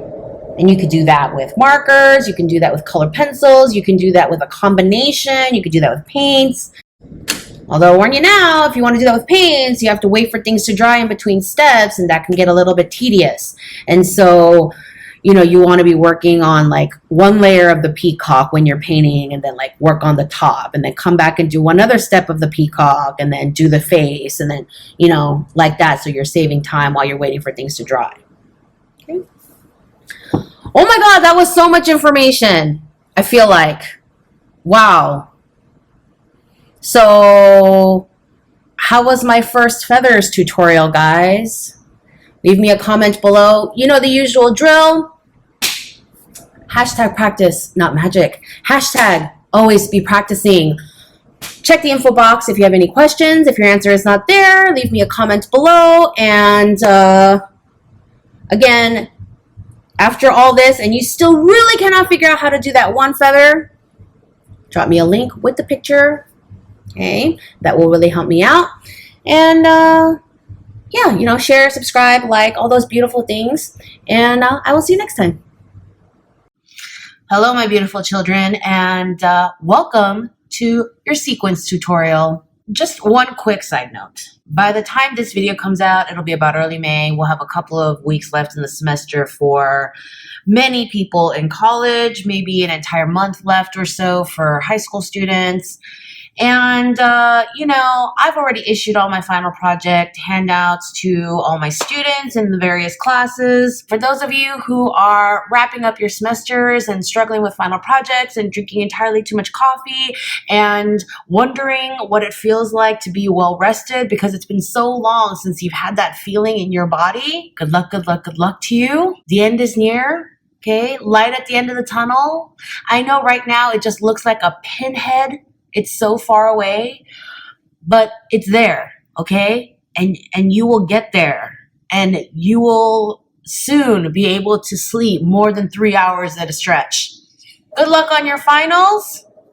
Let's talk about sequins. Here's the thing. So every time I have a tutorial, when I'm editing, I'm kind of in a constant mild panic about how long the video is going to be. You know, because I have realistic expectations for people's attention on one subject matter. Remember, I've taught in a classroom for years. I know there's a point where your attention kind of slips. And so I try to keep my videos, you know, the thing is when I'm lecturing in person, like I do most of the time, I can catch when attention is slipping but obviously I am not literally in the room with you, so I don't know. So I'm always trying to... Long story short, which apparently I am not good at, I split this tutorial up into 2 videos, okay, so that you can watch this one, digest, and then later when I release the second one, you can watch that, having this knowledge, etc., etc. If you are new to my channel and you want an alert for when the next video comes up, don't forget to hit the subscribe button. I have 3 basic methods that I use to render sequin fabrics.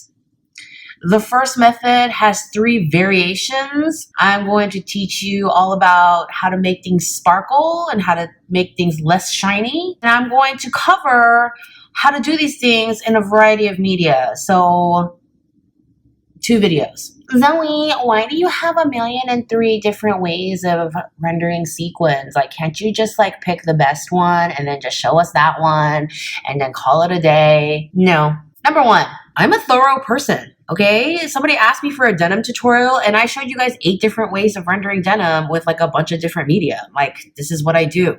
Number 2, because I'm a design communicator and not a fashion illustrator, I don't have like one method that I just go through to just say, hey, these are supposed to be sequins. I am more exacting in the specific textures that I render. 3, sequin fabrics are a category, not just one kind of fabric. They're not just, all sequin fabrics are exactly the same except for different colors. Okay? There's a bunch of different kinds of sequin fabrics, and then so you're going to, in the future, look at your swatch. You're going to look at the methods that I show you guys and be like, okay, this is going to be the best method to replicate this specific sequin fabric.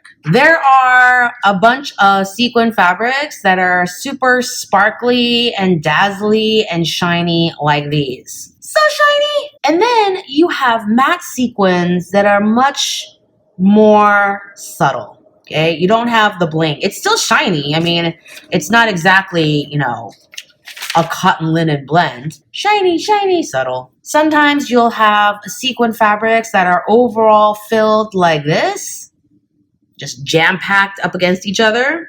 Sometimes you're going to have patterns where it's a solid fill up here, and then it comes in like dribs and drabs down the rest of her shirt. This one, they're all jam-packed and laid perfectly diagonal, almost flush against each other. These sequins are super teeny tiny. These sequins are in perfect rows, so it almost looks like stripes of sequins. And for the love of God, somebody get me this jacket. It's amazing. And I absolutely need it in my life. And if anyone wants to make it for me, email me. I will send you my measurements. Thank you very much. Then you have other sequin fabrics that are sewn into patterns like this. It kind of looks random, but it's not. Like, can you see the hearts?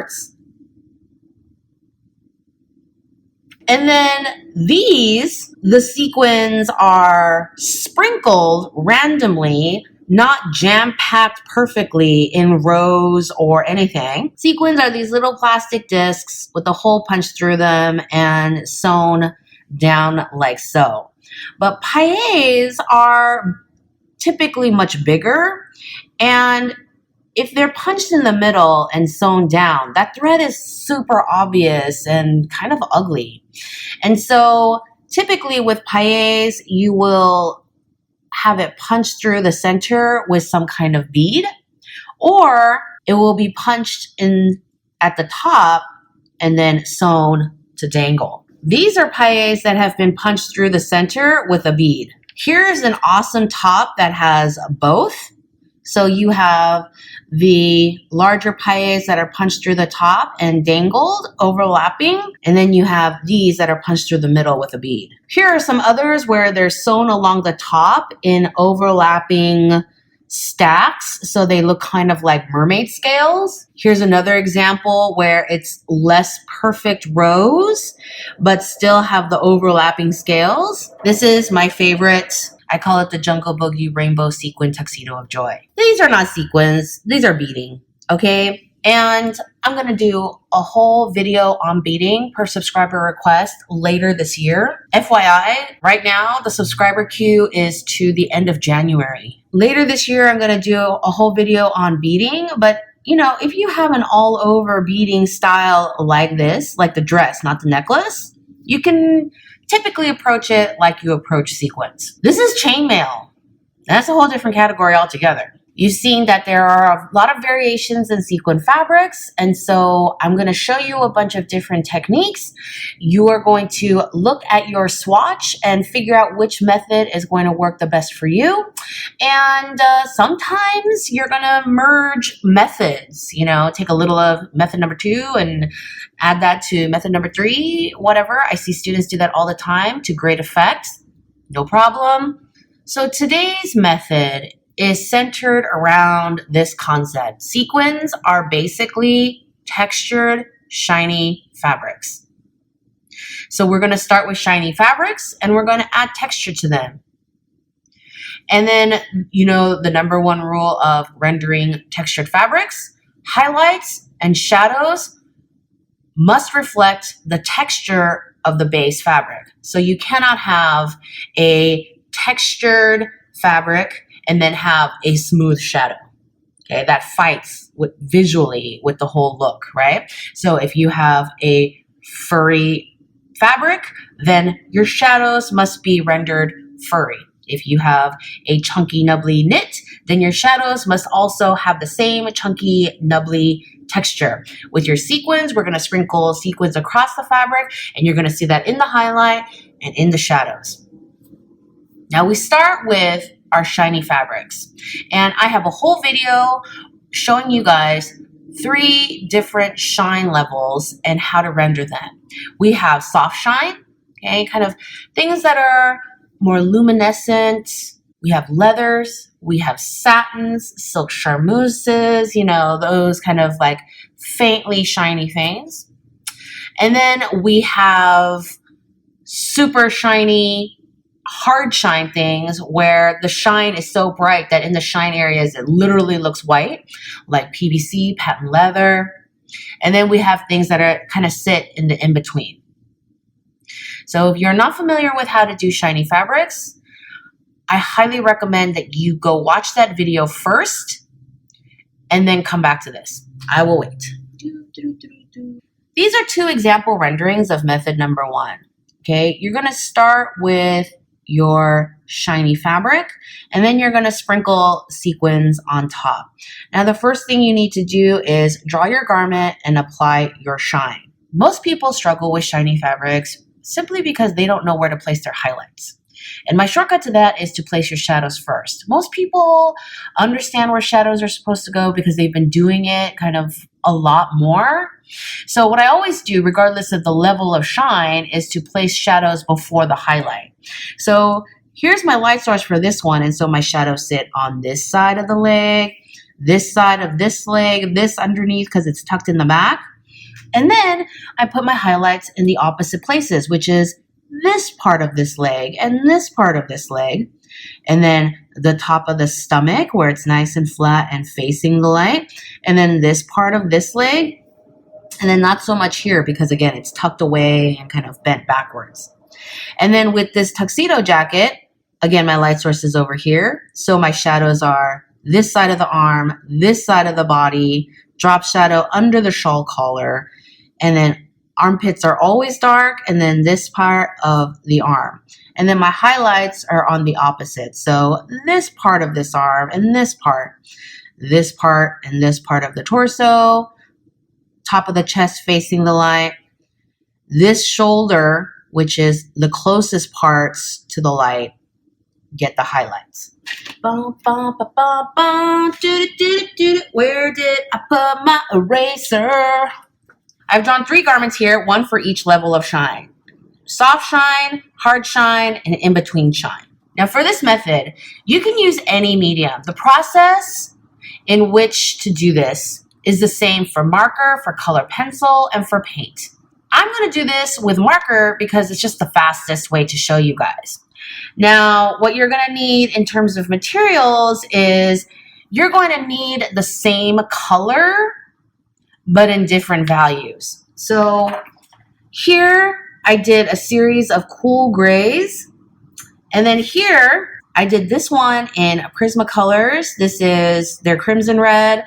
The light red is their poppy red. And then I used their Tuscan red for the shadows and then black.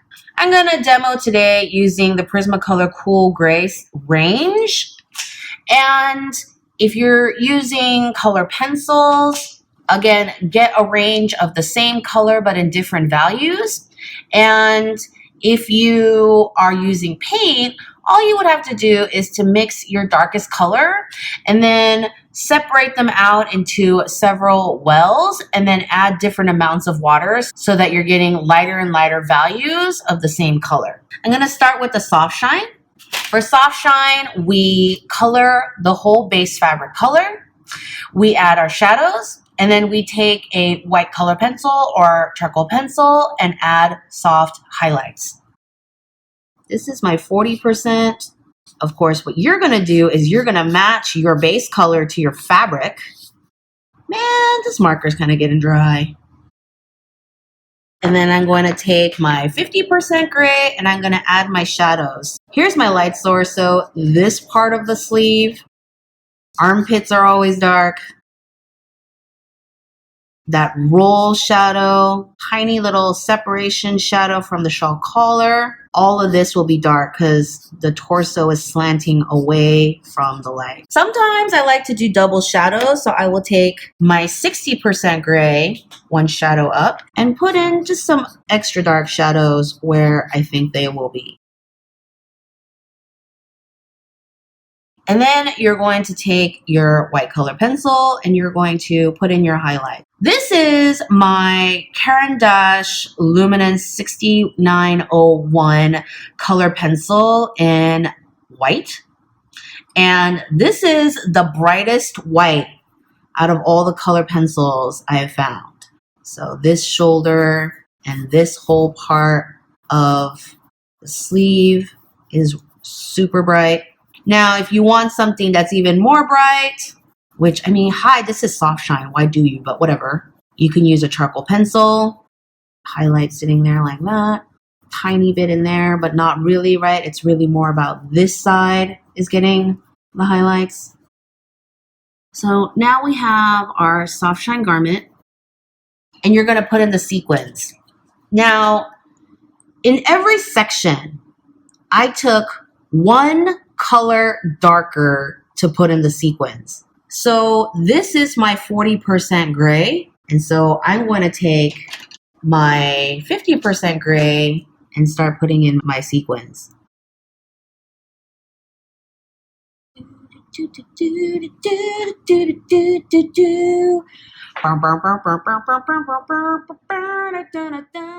And then in my 50% gray areas, I'm going to use my 60% gray marker. And of course, at this stage, you know, you're going to follow the pattern of your swatch. If your swatch shows your sequins in perfect rows, then you're going to put your sequins in perfect rows. At this point, you're probably wondering, do I have to draw every single freaking sequin that is on my fabric? Kinda. Here's the deal. Number one, you want to fill in the space with a lot of sequins, if like enough sequins so that it reflects your fabric. When you look at something like this, you're assuming that all the sequins are jam-packed together because there's so many. If your sequins are more widely spaced, you can do fewer sequins. Now, in terms of the entire garment, yeah, you want to sprinkle sequins all across your entire garment. I'm going to say that you need to fill in at least 85% of your garment with sequins. If you are going for design communication, if you only do one section of your garment in sequins, then people will misconstrue that as a design space where you have a certain section of sequins or beading, and then the rest of it is blank. So you have to spray your sequins across the entire garment so that it reads like, oh, this is sequins all across the garment. This one has fewer sequins than this one, but it still reads like, oh, there's sequins across the whole thing. And that's the effect that you want. And then in my super dark areas, I'm going to take my 70 and put in my sequins. And then I'm going to take a white gel pen and I'm going to put in my white sequins in my highlight areas, because that's where the shine is going to catch the sequins facing the light. And I like to let them kind of overlap and flow so that it doesn't look like a perfect crisp edge. So that kind of bleeds, and you know, you're going to sprinkle some errant sequins in the rest of the areas because some of them are just going to, you know, dangle and catch the light and whatnot. Obviously, I'm only just doing this sleeve for the purpose of brevity, but then you would go in and draw your drapes and design details like seams. And if you wanted something more sparkly, which I highly recommend, you would do sparkle crosses. Ding, ding, ding, ding, ding, ding, ding, ding, ding. Okay, this one has a little too many. This one I did in class during demo, and I went a little bit crazy demonstrating sparkle crosses, but I love sparkle crosses because I love sparkly things. Shh, don't tell anybody. Okay. Now, sparkle cross, you could do sparkle crosses like this where they flick and taper out. You could do sparkle X's, which some people like to do. I've seen some that look more more precise like this. Those are also really pretty. So you can choose your medium with sparkle crosses. You can sharpen your color pencil really well and do sparkle crosses in color pencil like I did here.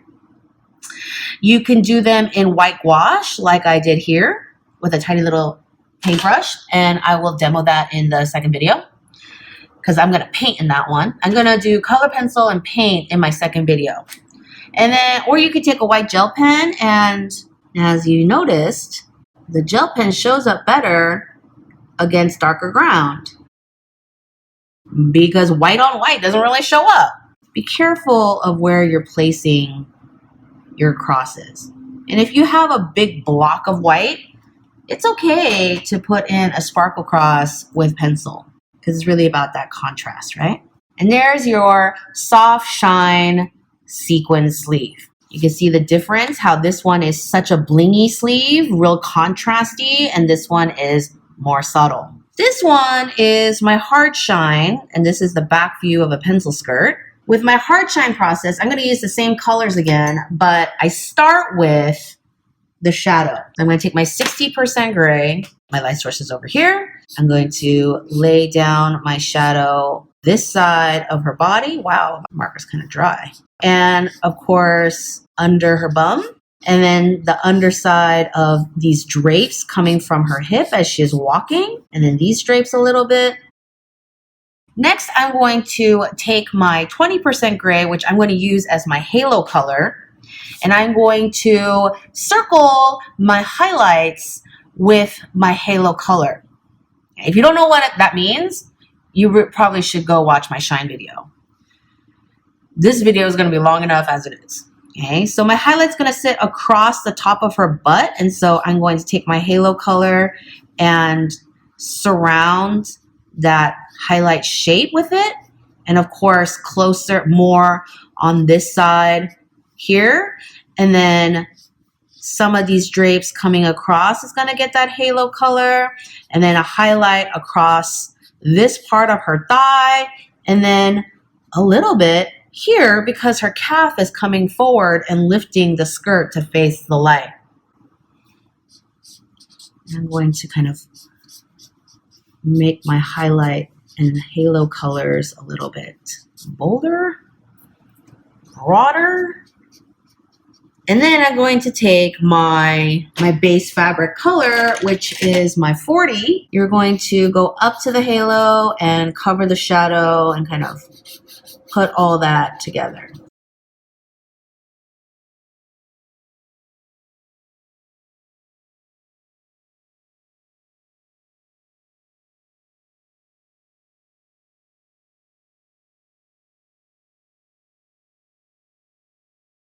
You know, I think this highlight's getting a little bit too big, so I'm going to close that up.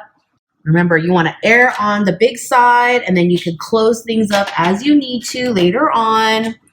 And then I'm going to kind of soften those edges a little bit and close that highlight a little bit. Da, da, da, da, da. There's your hard shine pencil skirt.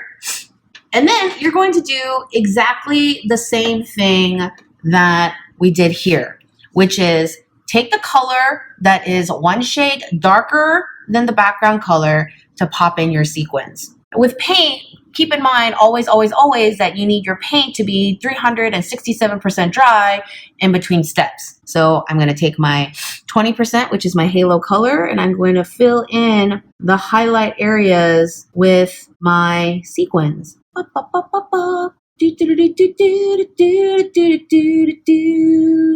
Yeah, I make all these sing-songy noises in class. Here is my 40% gray, which is my base fabric color, and I'm popping in the sequins in my halo areas now. And again, if it overlaps a little bit, it's fine. And again, remember that you need to follow the pattern of your sequin fabric.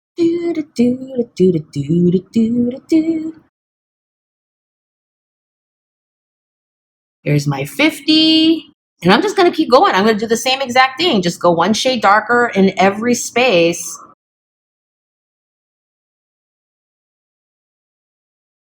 Until I end up with this. This is exactly the same method as this, a hard shine, where I place the shadow and place my highlights, and I'm going to either choose color pencil, gel pen, or gouache to put in my sparkle crosses or sparkle X's.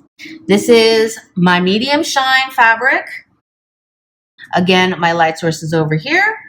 And we're going to, once again, take our shadow color, which is our 60%, and we're going to lay down the shadow. So along this side of her body, oh my God, note to self, get a new 60% gray. Bottom half of her bust, this side of her torso, across the drapes, always the armpits are dark. If you don't know anything about where I'm placing my shadows, I have a video called Making Your Figures 3D with shading or shadows or however the hell I titled that one. I'll drop the link in the comments, don't worry. All right. And again, I'm taking the 20% cool gray, which is the halo color from this one, and I'm going to place my highlights. So my highlights are not bright white like the hard shine one, and my highlights are not just soft white color pencil like this one, in between. So top of the chest, you know, this side of her body, all of this facing the light, kind of in between these drapes. Again, take your base fabric color, which is your 40%, and you're going to cover the shadow and not cover the highlights, but up against them.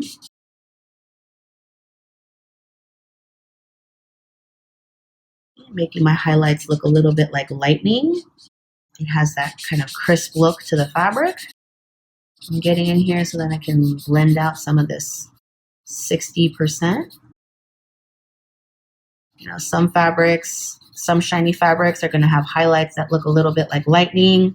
Some of them are going to look really smooth and glossy. And it really depends on the fit of the dress or garment and how crinkly and crisp the fabric is. So again, number one rule, observe what your specific fabric is doing. I can only render so many examples, you know? And at some point, I have to let you guys fly on your own. Soften some of these edges a little bit. 50. Blending that in a little bit. I'm going to take my 20 again and kind of blend those edges a little bit. So we have our medium shine fabric. And then once again, exactly the same. You're going to take one shade darker to pop in your highlights. This is my 40, and I'm going to go into my 20 areas, and I'm going to put in my sequins, and so forth, and so forth, and so forth. In these ways, you can create sequin fabrics in varying levels of shine. This is my 50, sitting on top of my 40.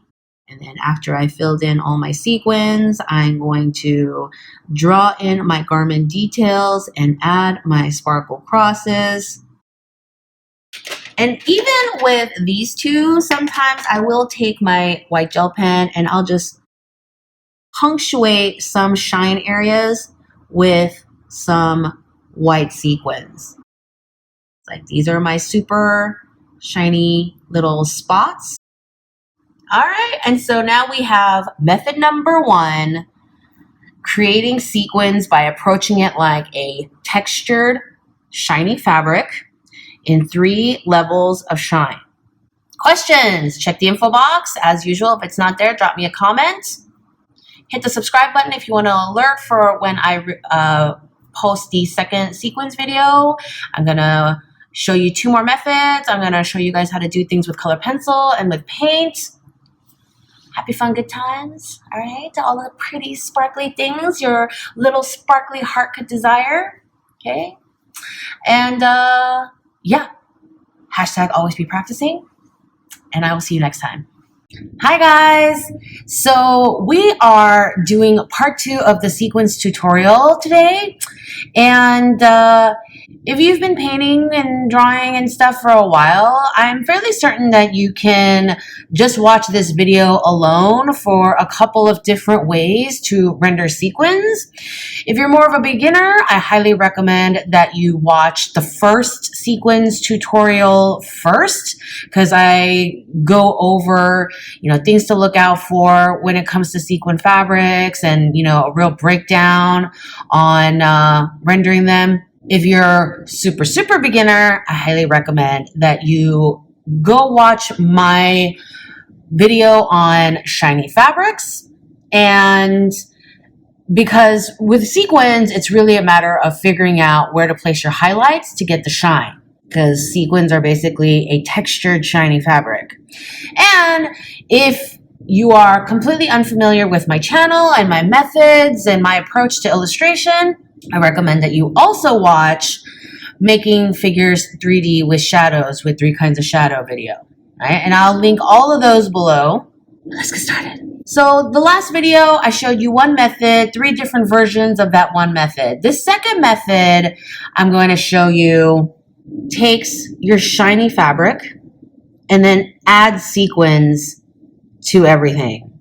And this is a popular style for larger sequins, for pailles. It doesn't have to be, but it's a look people like for that. And people really like this method of rendering sequins for super freaking shiny sequins, when they are not going for subtlety at all and they want it really loud. And some styles, the sparkle is really loud. So depending on your swatch, the effect that you're going for, this could be the method of choice. Now, method number 2 can be done with any medium. You can this sample, I did this all in gouache. Basically, you render the base color and the shadows, leaving white of the paper for your highlights. And then you take a darker color than your shadow and paint or draw or marker spots all over. And then after that, you take your white opaque gouache and you fill in some of them, not all of them. You concentrate the white into areas of the highlights, and then you sprinkle some across so that you get a sprinkling of sparkle. And then you add your sparkle crosses. I'm going to do this method in color pencil. I'm using Prismacolors. And right now I have a violet blue, I have an indigo blue, and I have black. That's my light source. So my shadows are going to sit here and across here and under her bust. And so my highlights are going to be the top of her bust and along this side.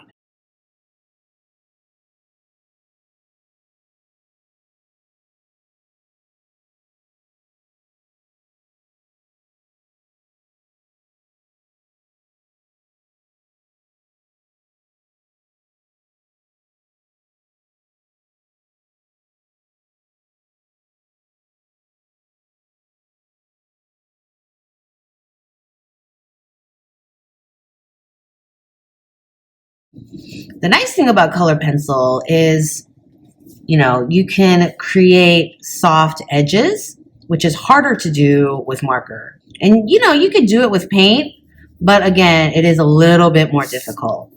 It's really the easiest with color pencil. Creating those highlights on that thigh, along her side and the top of her breasts. And then here's my indigo blue, and I'm going to add my shadows, coloring more intensely. And yeah, if you do this with markers, all you got to do is use your base fabric color to put in your fabric, take a darker color, put in your shadows. When it comes to paint, you guys know that my preferred method is to mix the shadow color and then deposit some of that in a separate well and then add water to lighten it up to create your base color.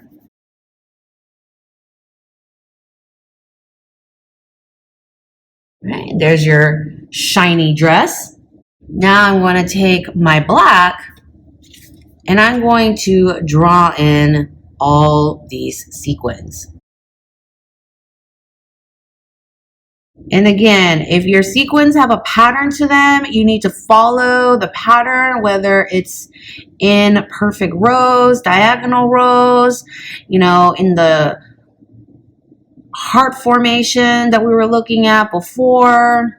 Yours doesn't have to be quite so big, but try to keep everything pretty consistent in shape and size and spacing. Remember, if you concentrate it only in one spot, it's going to look more like a designed space and not an all-over fabric.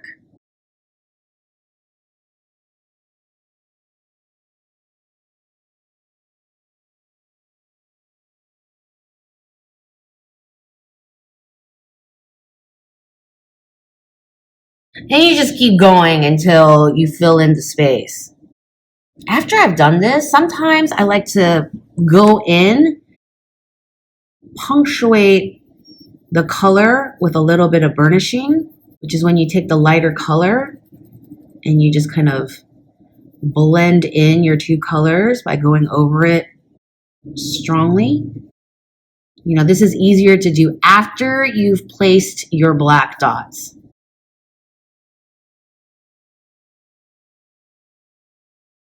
I'm still keeping my soft edges.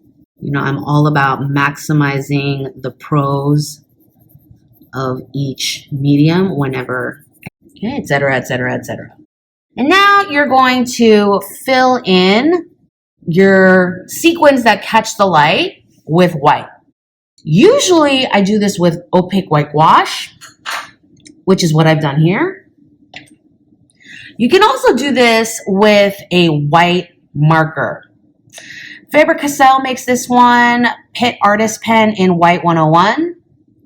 I have not seen anybody else create a white marker. I have had some success using a whiteout pen, you know, the kind where you shake it up and you kind of dib. But those are kind of uneven, so if you're in a pinch, maybe, but it's not my favorite method. I guess you could do this with gel pen, and if you were doing just a few, you could, but this seems super tedious to me, and I feel like it got tedious enough with the black.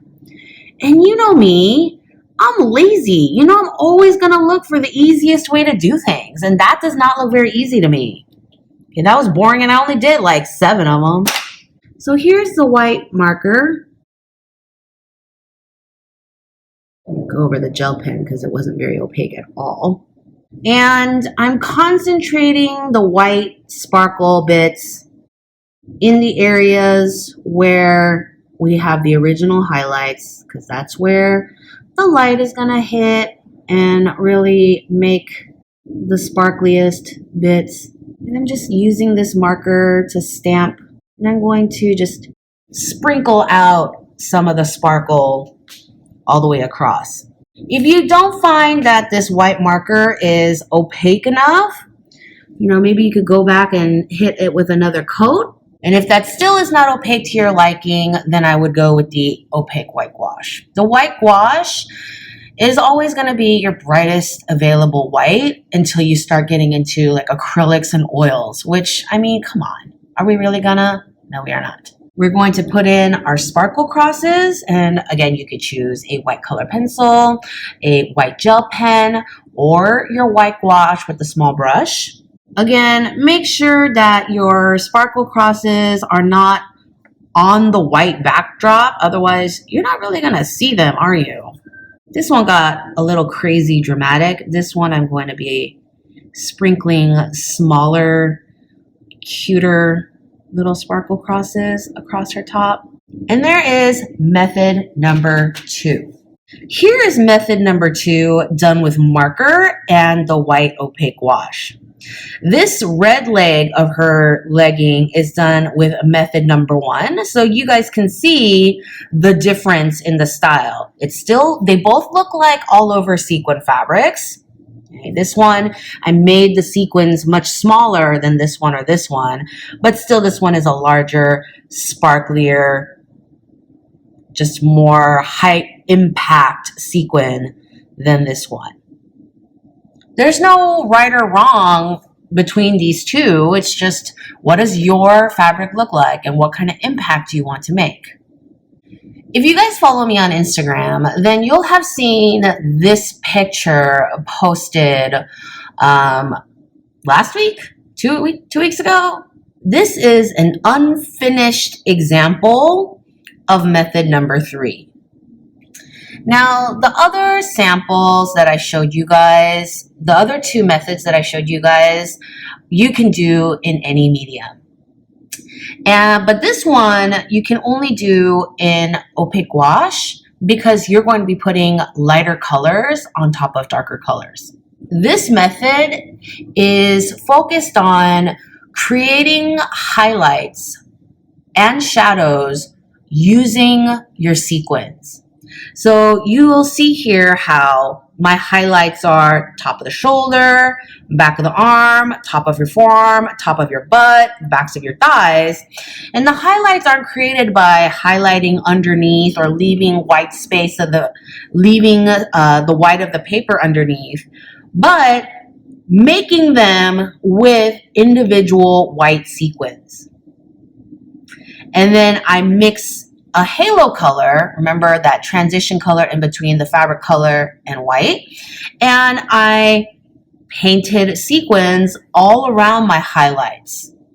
And then I mixed up 2 different shadow colors and I placed them in the shadow areas to create the shadows.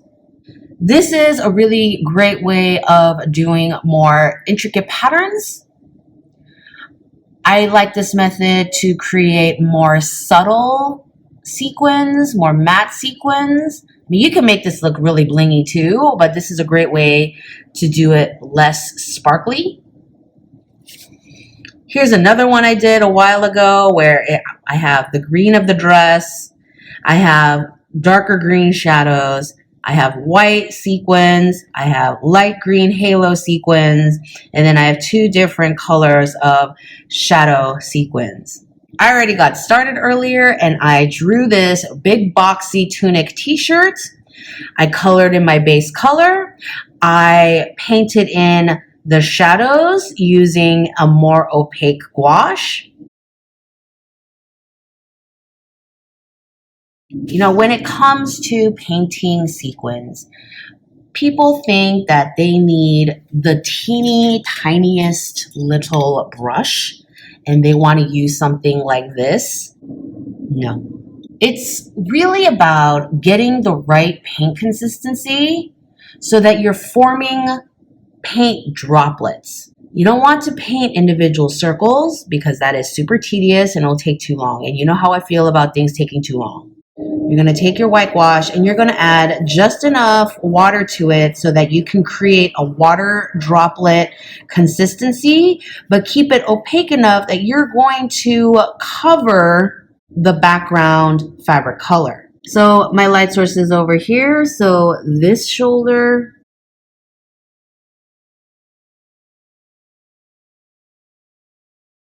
students who have a difficult time figuring out their highlight shapes like this method because you can slowly figure out where to place your highlights by just adding a little bit more highlight with your individual little dots.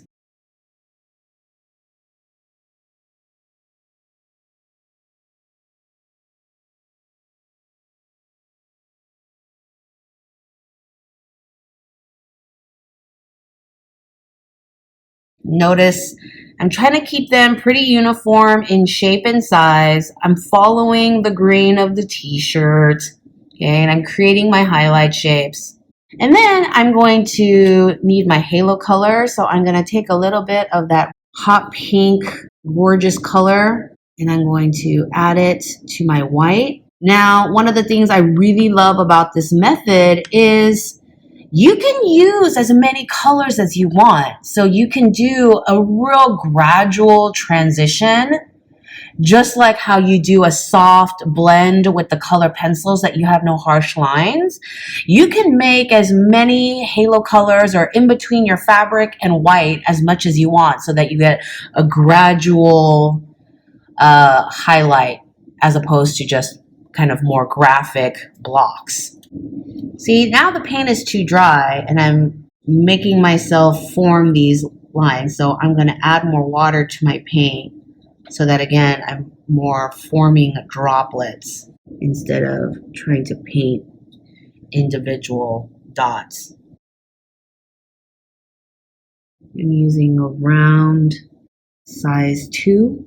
Yeah, got enough liquid consistency so that I'm forming droplets now. Side note, guys, I got a pro tip for you. Don't ever drink your paint water. The best way to avoid drinking your paint water is to use two things that are very, very different from each other. Giant clear glass jar versus much smaller, colorful mug.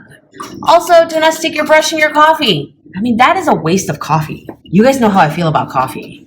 If you guys are finding that your wash tubes are drying up a little bit and hard to open, don't use your teeth. I see students in class doing this thing. I'm like, oh, stop.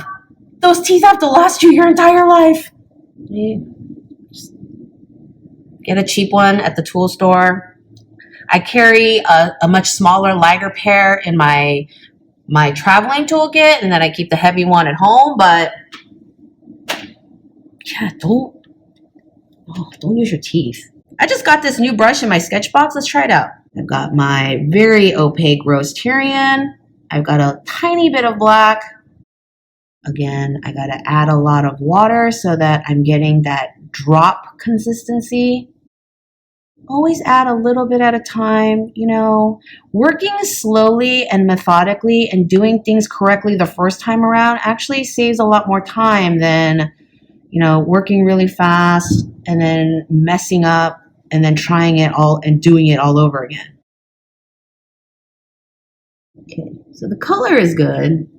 And so I'm going to go in my shadow areas and drop in my sequins.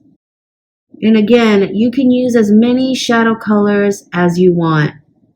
You know, I like to drop a bunch of these, let things dry, see how things look after they're dry, and then proceed from there.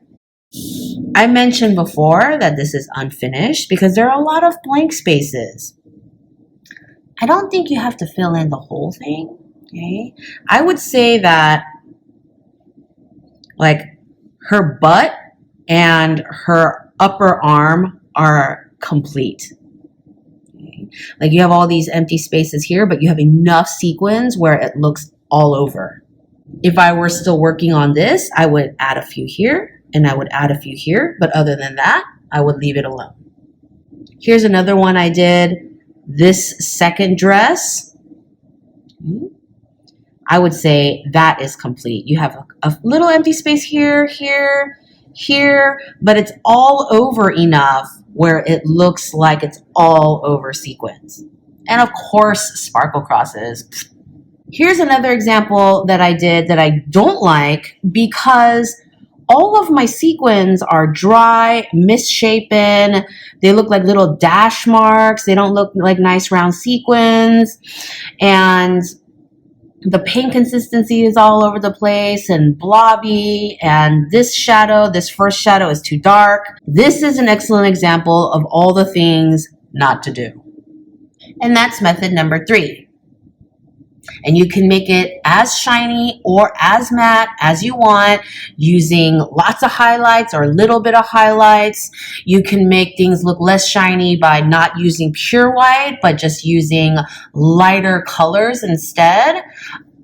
You can make things super blingy by adding lots of sparkle crosses, or you can use just very subtle little sparkle crosses, or you can make all kinds of patterns. You can make them look bigger like pailles, or you can make them look super teeny tiny like the teeny tiny little beads I showed you guys in the first video. So all of those things are variable according to the colors that you use, the size of the dots, and where you place them. But this is the basic method: creating your highlights and your shadows, painting in individual sequins. If you have a question, check my info box. If it's not there, then drop me a comment below. The queue currently is at late January. So if you leave me a subscriber request in late April, early May, it will not be filled until February, because I always go in the order of the date requested. Nobody jumps the queue.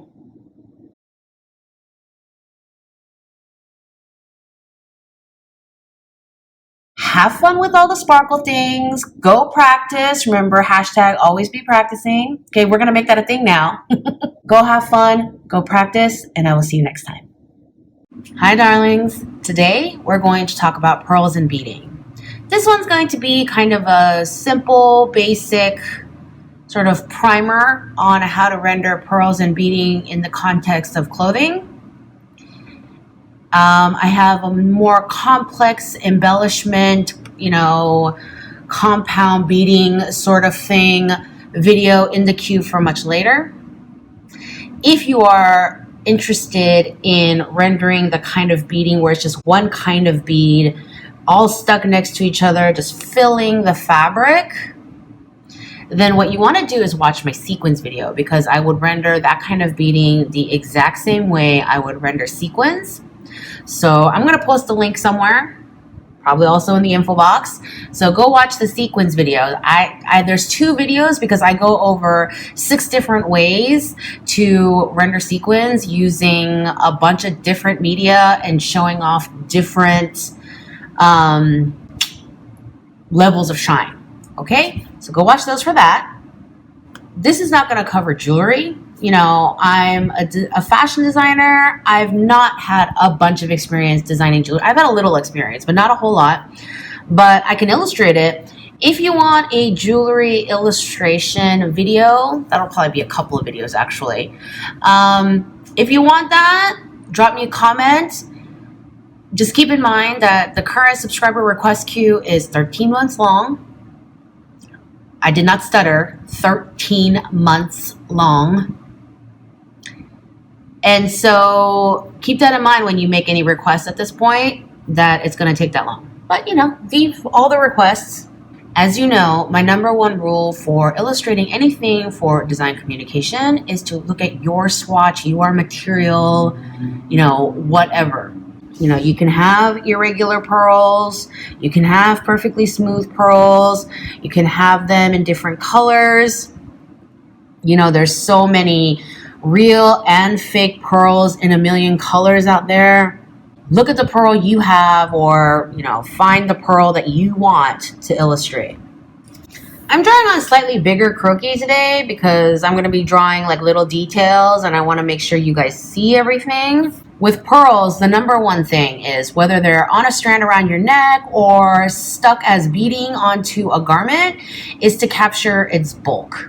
So I'm going to draw this. She's kind of like slanted and leaning, and pearls are knotted so that they're not stiff. They fall and hang.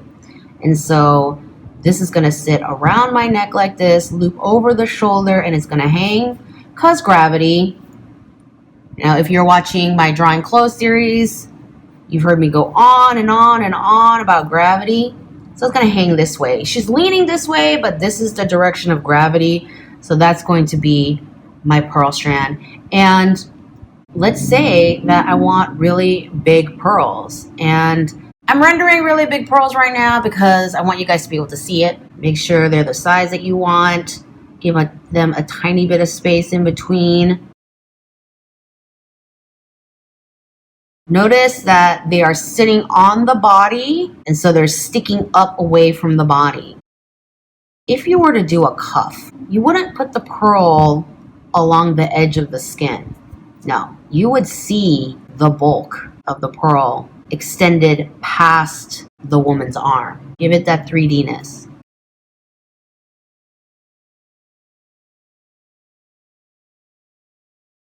Small ones that are more regular size.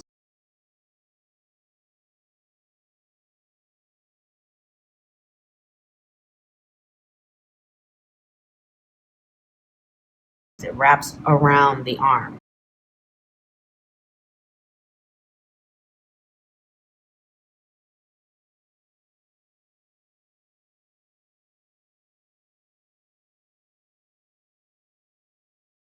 Now I'm going to demo with marker, but for pearls, the technique is going to be the same with paint as it is with marker. Just you have to wait for paint layers to dry before you move from step to step. I'm using today for the demo Prismacolor markers in Almond Milk and Brick Beige. When you look at pearls, you have a base color, you have a highlight, and then you have a shadow next to it. And so what I do with pearls is when I have teeny tiny itty bitty pearls like this, I don't shadow and highlight each one. Are you kidding me right now? Do I look like I have the time for that nonsense? No, the answer is no. If you're doing pearls of this scale, yes, you're gonna do highlights and shadows. These itty bitty little seed pearls and regular pearls, no. If you want to make yourself crazy, sure. Be my guest. What I would do is I would take my pearl color and just color that in. And then what I like to do is to take my mechanical pencil and kind of introduce a bit of 3D-ness in the line quality. So instead of a perfect little circle, try to bring a little line quality and little flares so it doesn't look like tiny little circles. You know, I put in the heavy pencil where the shadows would be.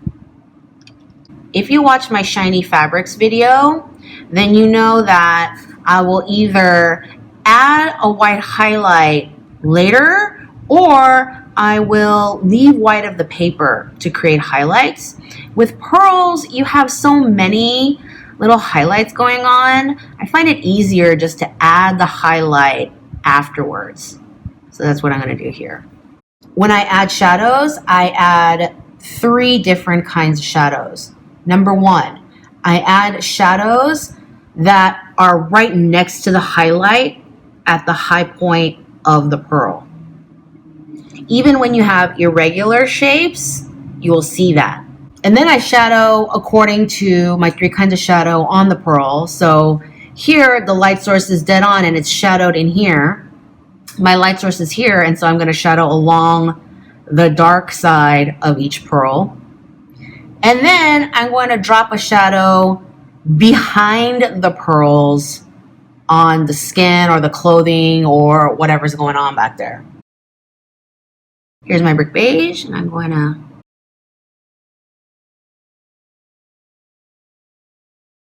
I chose kind of a creamier color for my pearls.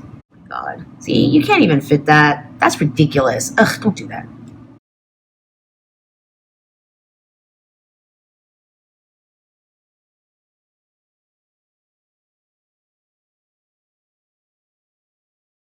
Here, these are going to be really dark because they're in the shadow. And then as they're facing the light, in between gaps. There are a lot of different ways you can approach highlight. Ta-da! So many things, okay? You can add a little white highlight. As you can see, it doesn't do anything, and this is a really strong light pencil, okay? Because if you try to put a white pencil on top of a really light color, it's not really going to do anything. Now, if you have a really beautiful, you know, dark, smoky, gray pearls, then you can put a little white highlight there and it'll show up. You can use a marker. Again, not as strong, pretty subtle. Okay, you can do that on the dark. You can use a white gel pen. You want to put that highlight right next to the shadow. They should be touching.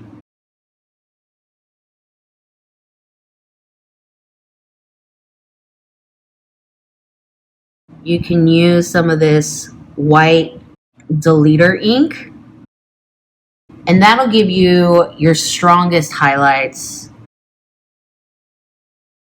Right? You see it finally starting to show up.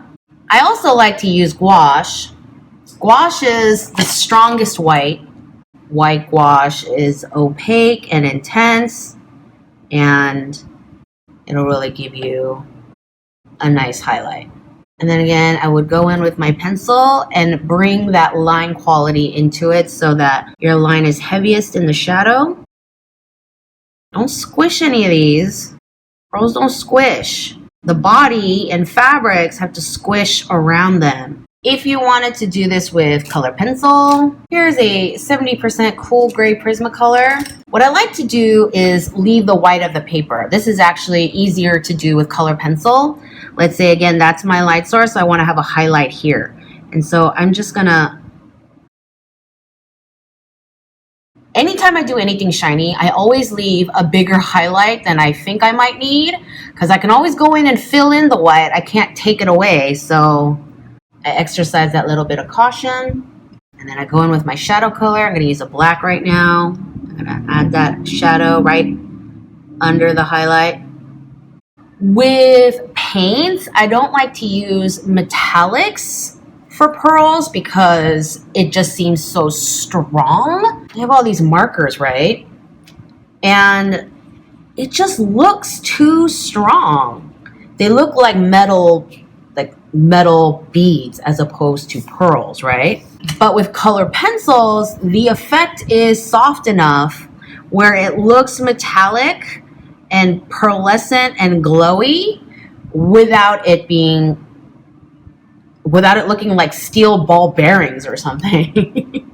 Add my shadows with my just a gray color, right? But then you end up with a very shimmery, pearly look, which I think is quite pretty. And again, you can do this kind of like leaving the white of the paper effect with markers or paint. I just think it's easier to do it this way with markers and paint and this way with the color pencils. And then the last thing you would do is to drop in your drop shadow on your garment or your fabric. So let's say she's naked. Drop in my shadow under and behind the pearls. Now this shadow is quite big because the pearls themselves are big. Here the pearls are tiny, so it won't leave that big of a shadow. And then again, much bigger shadows for these. Tiny shadows for here. That's it. That part is hanging, so leave that alone. And then here you'd have a little drop shadow under the cuff. So 3 different shadows. Right next to the highlight, on the pearl using your 3 kinds of shadow, and then a drop shadow under the pearls onto the garment, the body, whatever. Okay? The number one thing that students freak out about, in my experience, when it comes to rendering beading is, I have a dress covered in beads. Do I need to draw every single tiny little circle? No. The answer is no. Okay? Because remember, we scale down to fit the croquis. You're not drawing life size. Look at this dress. I mean, it's too big to even be croquis size, right? And yet, even bigger than croquis size, you don't really see every single dot. You see the stripe pattern. So what you're going to do is you're going to end up drawing the stripe pattern instead.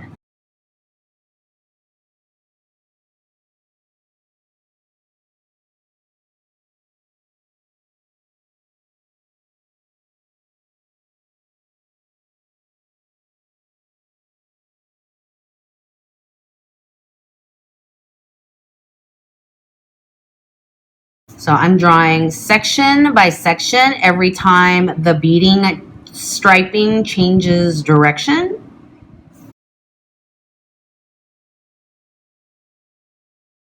Now beaded fringe, this is just hanging straight down, but remember we follow gravity. There's your plumb line, and so even if it sits at an angle, it's going to follow gravity and not this. It's not sticking straight out. Okay, you know, same with something like this.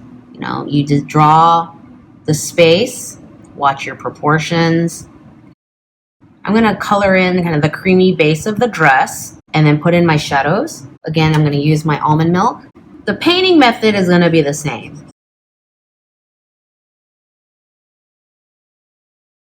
When you draw this out on watercolor paper, you guys know that I hate erasing on watercolor paper because I think it messes up the paper quality and texture and will affect how the paint looks on it.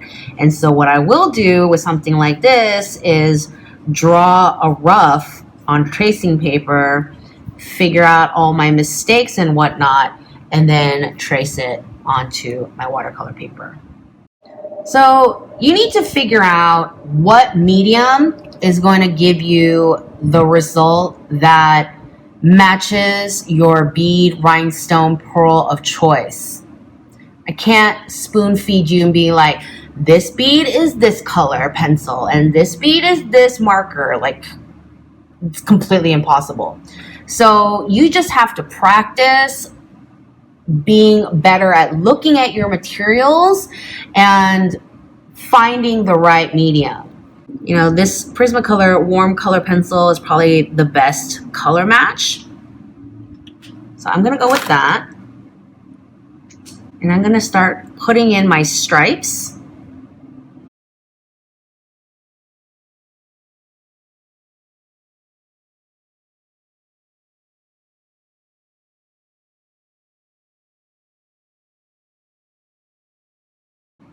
You know, make sure you're following the contours of the body and the panels as you work.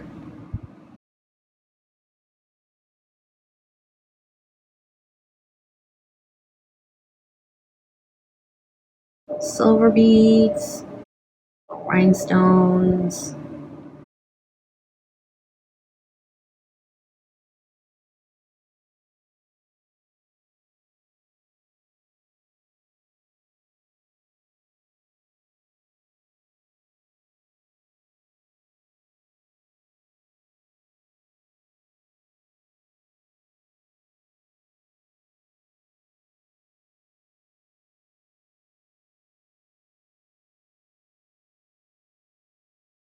How precise you get at this point is really up to you.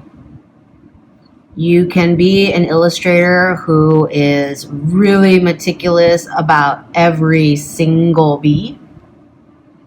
You can be an illustrator that's really loose and free flow with the shapes, very loose interpretation.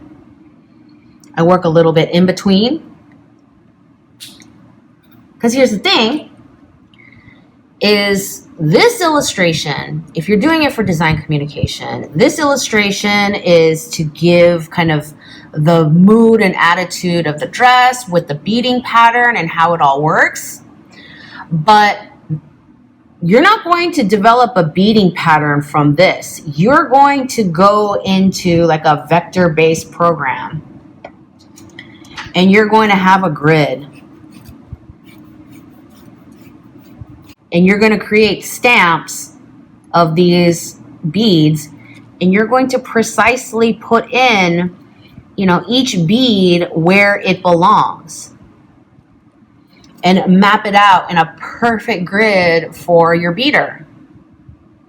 or you're gonna have someone do that. So this is to give the look of the beading, but don't feel like you need to get in there with every single teeny tiny. Oh my God. I mean, some people really love that kind of illustration work. Good on you. I can't do it. I don't have the patience for it. That's why I love these things. Some people, in lieu of something like this, I mean, this is kind of fat. This is extra skinny. Some people like to use whiteout pens. You know the kind that you shake, it looks like a pen and you shake it up and you hear the ball rattling around in there and you squeeze it and the whiteout comes out. Okay? Some people like to use those pens. I'll use it in a pinch. I've used it before, but it's the flow of the ink is so unreliable because those aren't created for painting. They're to just like dab on documents to correct things. So they're not my favorite, but they'll do in a pinch.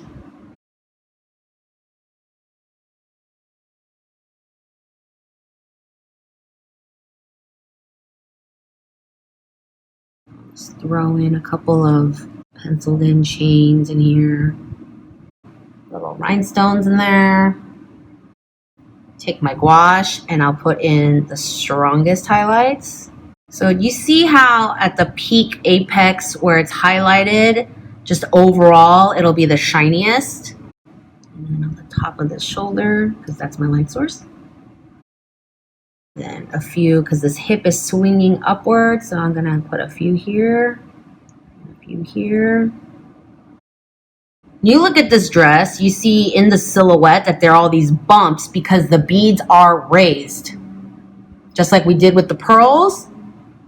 I mean, the pearls are really, the ones we drew were really round and big, and these are a lot flatter, but you're gonna see those silhouettes in the shape of the garment, and so you better put those on your garment as well. And that part is flat.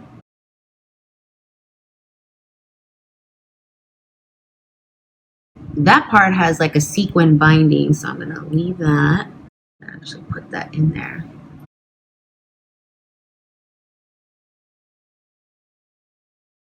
Little row of sequins up there.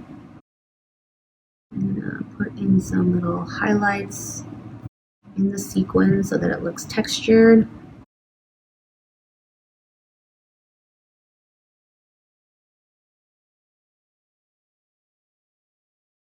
I mean, this is an overall like more purpley looking than this one.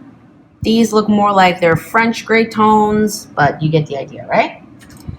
And then you're gonna put in sparkle crosses, which are my favorite. Some people like sparkle X's. Some people like sparkle crosses. I like crosses. That's just me, whatever. But I like to add little touches of sparkle. Okay, you can do it using white media, like white gel pen or white gouache.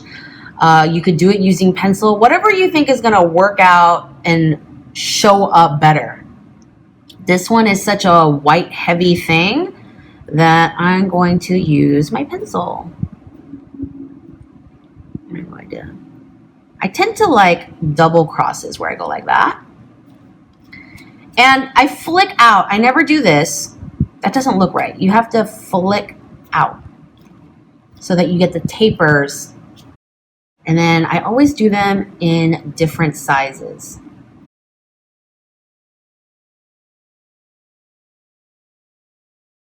Ting, ting, ting, ting, ting. Ting, ting. Now, if you're doing this fringe, beaded fringe is heavy. It follows gravity. I'm going to touch on fringe in my moving drapes video, but, you know, it doesn't have to be static. It could swing a little and have a little fun. It's a little bit heavy. It's going to follow gravity, but you can get it to swing. I'm going to use this silver one so that it kind of reflects the beads. And it's longer and then it's shorter. If you want the really beaded looking effect, you can zigzag and curl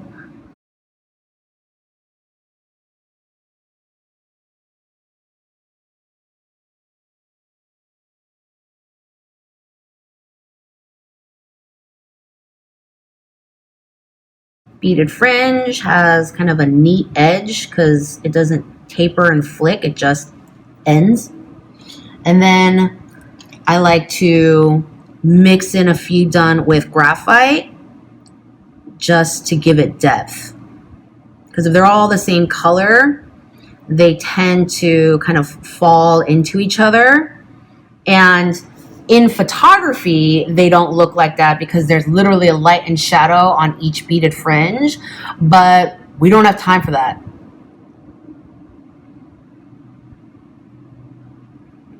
Maybe I'll add one sticking out. What did we learn today? Let's review. Number 1. If you're doing all over beading where there's no discernible pattern, it's just filled with beads, whether they're seed beads or pave beads or bugle beads or rhinestones, then go watch the sequins videos. There's 2 of them. Number 2, always consider the bulk of your pearl or bead. These things are 3D elements. Look at the pearl or bead you want to render. Okay, some of them are gonna lay closer to the body because they're flatter. Maybe they're flat on one side so that they're glued to your garment. Or if they're totally round, then they're gonna stick up even higher. These pearls and beads are not gonna squish. You have to squish the body and fabric around them. You keep your bead and pearl shapes intact. You have your base color.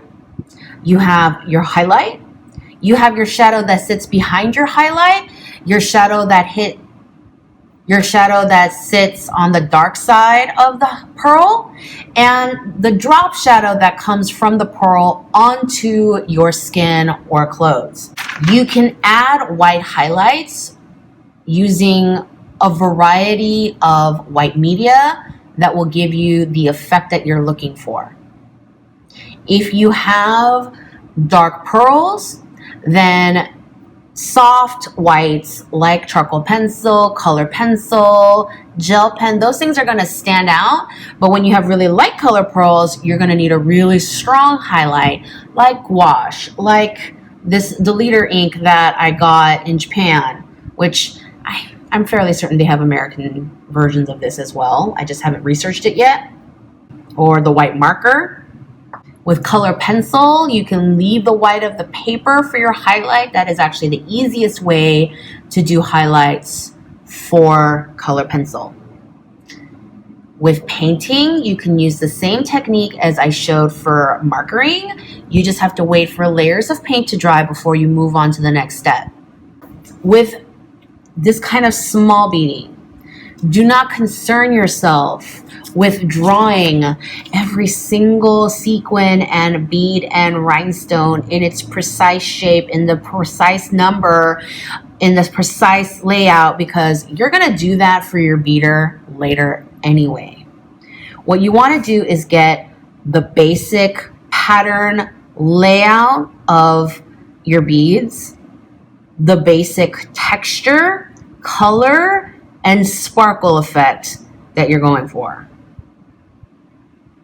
So lay out your pattern lightly, color in your base color, and then draw and paint and layer your elements on top using a mixture of markers and color pencils and metallic markers and gouache and whatever you need to get the colors and the effects that you want. And add your highlights on top using all the highlight media that we just went over. Add your sparkle crosses. Make sure that you are referencing the thickness and bulk of the bead and rhinestones in the silhouette of your garment.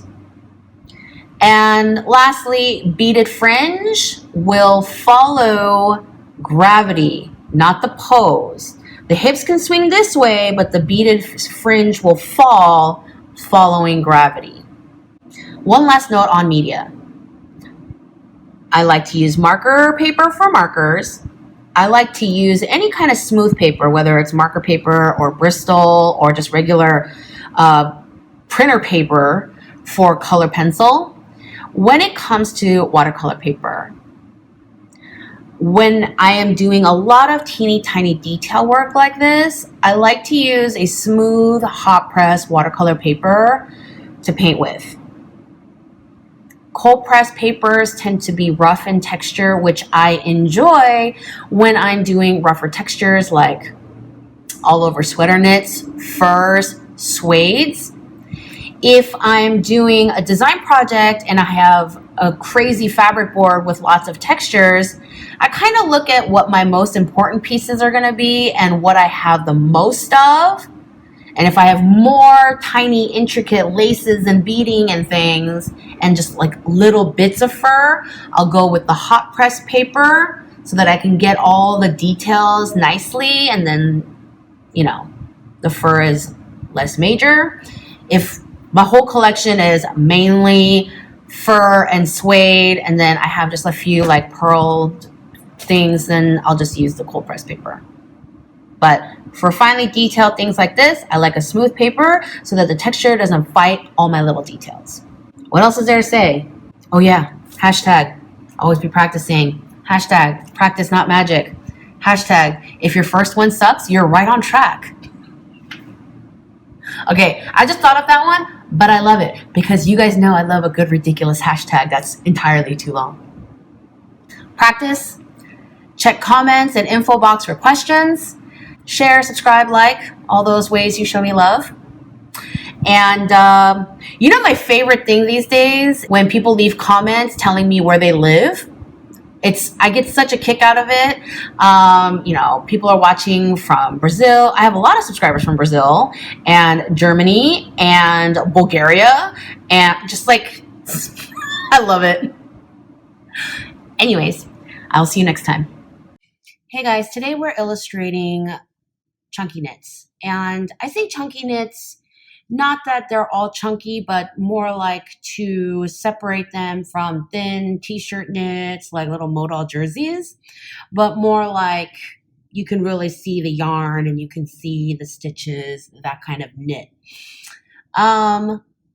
You know, when it comes to t-shirt knits, there's really nothing special about rendering t-shirt knits. I mean, if it's a shiny t-shirt knit, then you do it shiny, and you know, if it's drapey, you draw the drapes, and if there's no texture, you just, you know, do the base color and you add some shadows, whatever, right? So t-shirt knits aren't a big deal. Chunky knits require a little bit more finesse with the texture. So, you know, there are a million kinds of knits out there, approximately 2.7 million kinds of yarns, and approximately 17 million varieties of stitches, including size and repeats and different patterns and what have you. So I'm going to give you guys a bunch of tips on how to approach rendering knit sweaters and cardigans, and let this be kind of a foundation for you to explore. Because remember, the number one thing about rendering any specific fabric, knit, woven, fur, leather, non-wovens, what have you, is to really look at your swatch under good light and follow what your swatch is telling you. First of all, let's talk about drawing. Draw big, you guys. Most of the time when we wear fuzzy sweaters and cardigans, we are typically not wearing something that's super tight to the body. We want something that's a little bit roomy, a little bit soft and cozy, and, you know, you can wear it to Thanksgiving dinner and, you know, room to grow, so to speak. You want it to be comfortable. So draw big shapes, big drapes. When you draw these, you're not going to draw skinny, little, silky, crinkly drapes, but luscious sort of rolls that come with the thickness of knit fabrics. Number 2, no shine. Okay? Even if you were to use a really shiny yarn, even if you literally cut vinyl into strips and then use that as yarn to knit, you're still not going to get big highlights because the knit structure is going to break up the highlights into teeny tiny little highlights. Okay? So Nothing where you have broad highlights, across the shoulders or down an arm. Number 3, much like when we were rendering fur, your shadows need to follow the texture. Now, I'm going to show that to you when I'm doing the illustration, but keep that in mind. You can't have a nubbly knit cardigan and then in the shadow areas it's just like flat and straight. No, the shadows are going to follow the texture, whether it's a really curly, boucle looking thing or very precise, stitches that look like little V's. Your shadow has to follow the texture. I have a sneeze stuck in my face and it is so annoying. Number 4, you need to bring the texture all the way to the edge. When you have a nice fuzzy knit like this, you see the edge of it, you see the curly loops sticking up and little hairs coming out. So you don't want to render like a smooth, clean silhouette. You want a little bit of that fuzz, not the same. A little bit of that fuzz coming to the edge. Not as much as the fur, because most furs are fluffier than knits, but you do want to see a little bit of that along the edge. Oh my God, this is gonna kill me trying to film this with this sneeze stuck in my face. Come on, face. Number 5, whenever you have any kind of pattern like cable knits, ribs, really big visible moss stitches, anything like that, you're going to use the same methods that I taught you guys about rendering print fabrics. And so all those methods that I taught you guys about, scaling the pattern down using the palm of your hand, following the grain line of the garment to lay out your repeat, and using the 8-foot rule to figure out what the important elements are and what you can leave out, you're going to apply those same methods to knit. So it's like basically print plus texture equals knit. All right. So now that we've done that, I'm going to show you a few things. So people who are familiar with my channel know that when it comes to marker paper, I like to draw on the wrong side and render on the right side. Notice how large of a garment I drew. It's very roomy. Yeah, he could totally eat a huge Thanksgiving dinner and then pop his top button on his pants and then slide that sweater right over it. These cables, they're 3D. They stand out. Diamond cables, double snakes, whatever. They stand out. And so I included the bumps of each cable in the silhouette, which you need to do. Okay? If it stands out, if it looks 3D, you need to put that into the silhouette. For this rendering, I'm going to use markers, but this method of rendering that I'm about to show you right now can be done with paints. You're just going to need to wait for paint to dry in between steps. What you're going to need are 3 colors of marker and 2 color of color pencils. You're going to need 3 markers that are the same color but in 3 different shades, very close to one another. This is a 30% warm gray. This is a 40% warm gray, the 50. And then I have corresponding warm gray color pencils in 30 and 50%.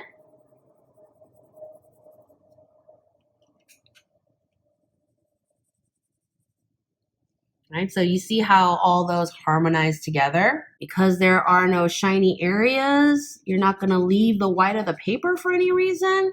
And so go ahead and marker the entire sweater. I have a video on basic fashion illustration using markers. I have a video all about how to find a light source and build shadows. I'll drop those links below if you need those refreshers. For me, whenever I am rendering and I'm drawing or I'm coloring wide spaces of color, I like to color one section at a time. I find that it reduces streaking. The best way to combat this is to let each section be wet at the same time and dry at the same time. So I would paint this sleeve and let it all be wet at once and then dry at once. And then I would move to this sleeve and let it be wet at once and dry at once. You get patchiness and oversaturation and streakiness when you have a piece and things are wet and then they're drying and then you're covering things up and then they're all drying at different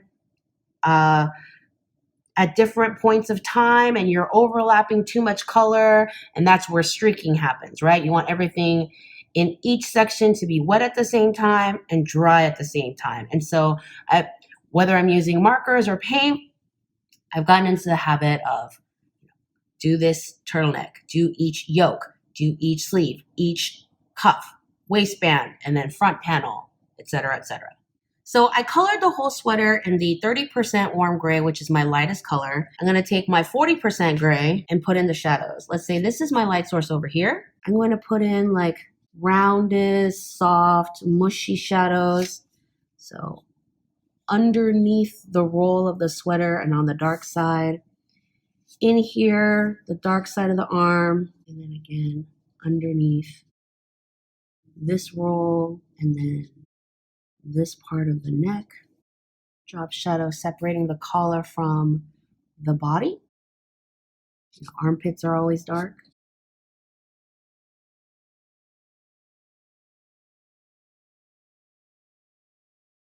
This is kind of tucked away back here, so I'm going to do that whole cuff. Now, each of these cables are 3D, and so just like in the quilted fabrics exercise, you're going to shadow every single individual piece. So I'm going to shadow here.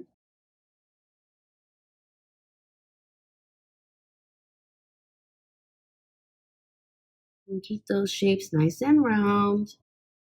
And drop shadow from the cable.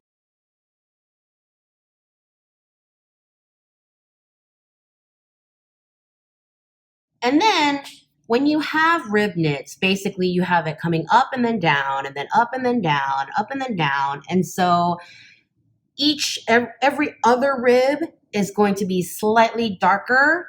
And so those are all going to get a shadow. So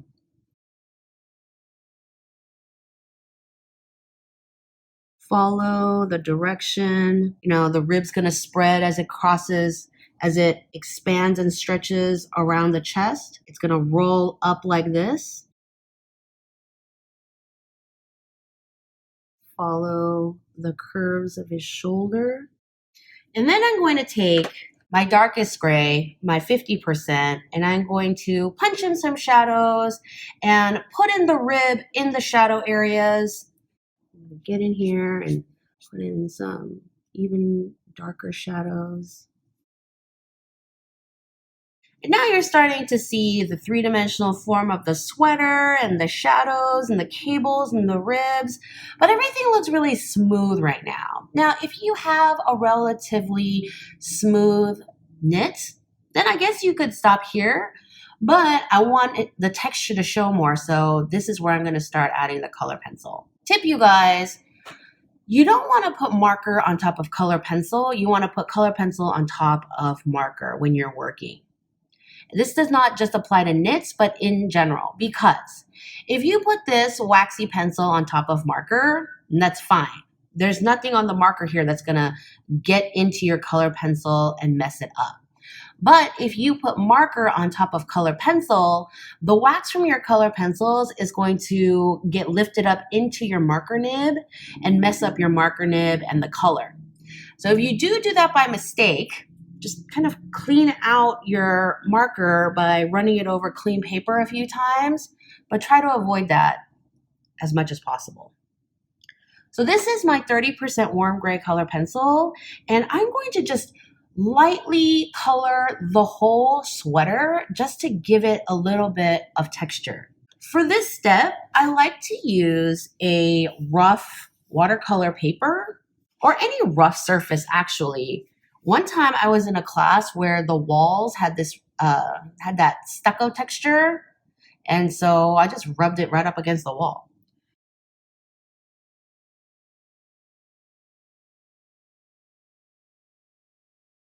If you're painting, you need to make sure that your paint is 389% dry before you work on this step.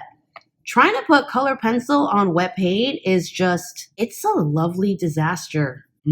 That was sarcasm, by the way. It's just a true and ugly mess. And so you're building this kind of texture. And of course, you can get other textures with different papers. You know, play around if you have some scraps laying around. You can totally reuse the paper afterwards, so it's not like you're gonna mess up the paper and waste a piece if you don't like how the texture turns out. And of course, you're gonna select these colors based on what's going on with your yarn, right? And then I'm going to take my 50% warm gray and I'm going to color in the shadows. Put in my shadows so that I'm softening the edges of the shadow. So I'm going right up in there so that there's nothing that looks really crisp. You know, knit sweaters aren't crisp. Everything is soft, fuzzy, textured. Remember to bring it out to the edge a little bit to get that texture, a little bit of fuzz, right?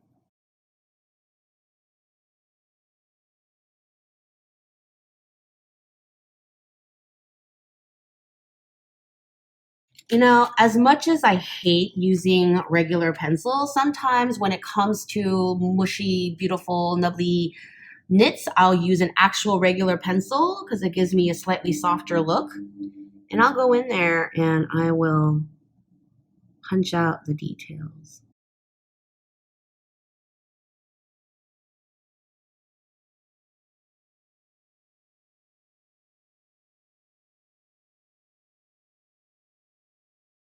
And keep your line quality just soft. Just keep that texture in your line quality. You don't want to start ruining by doing thick, blocky lines or sharp lines or anything like that. Cables.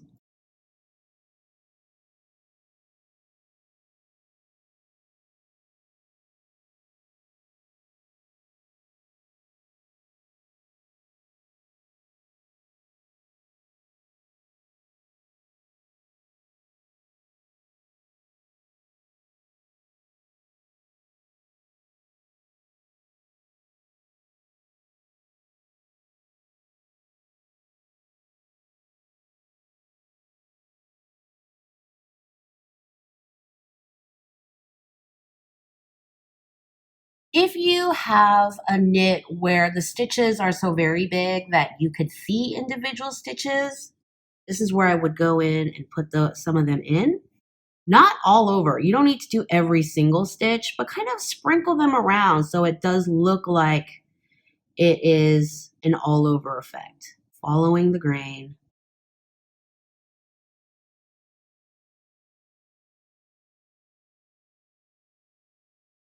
You're going to focus this kind of texture detail work in the areas where the light is hitting it, right? No need to show off details in the shadows.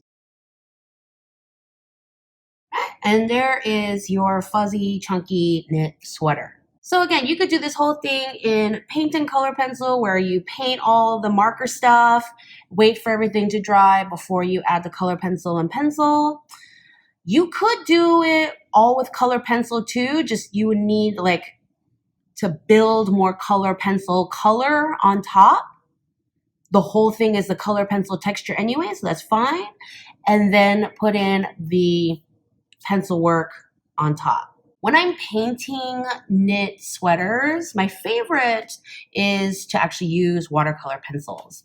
If you're not familiar with watercolor pencils, they are color pencils or they look like color pencils, and you can add water to them to activate the paint, and then they become watercolors. If you haven't already, go ahead and check out my Intro to Paints for Fashion Designers and Illustrators video, where I talk about various watercolors and go over, pros and cons of watercolor pencils. My favorite thing about watercolor pencils is how I can play with different textures using the wet and dry and wet to dry, half wet, half dry textures you can create with watercolor pencils. when it comes to watercolor pencils, there's a lot of fun things you can do. You can, if you see a lot of really fat stitches, you can do stitch by stitch. You need some water, your pencil, and just go ahead and dip your pencil right in there, and you can create fat stitches, and you can just bring all those stitches straight across. You know, you don't have to do the entire sweater, but if you want to create this texture, that is one beautiful way of doing it. Another way of doing it is to lay down some water and then draw all your stitches. And notice, because of the wet in both scenarios, the color pencil color is just starting to get soft and bleedy, resembling knits, right? If you don't want the white spaces in there, what I also like to do is to color in a base. Remember, you can just treat this as a paint, and you can color in whatever sweater, and then you can take your color and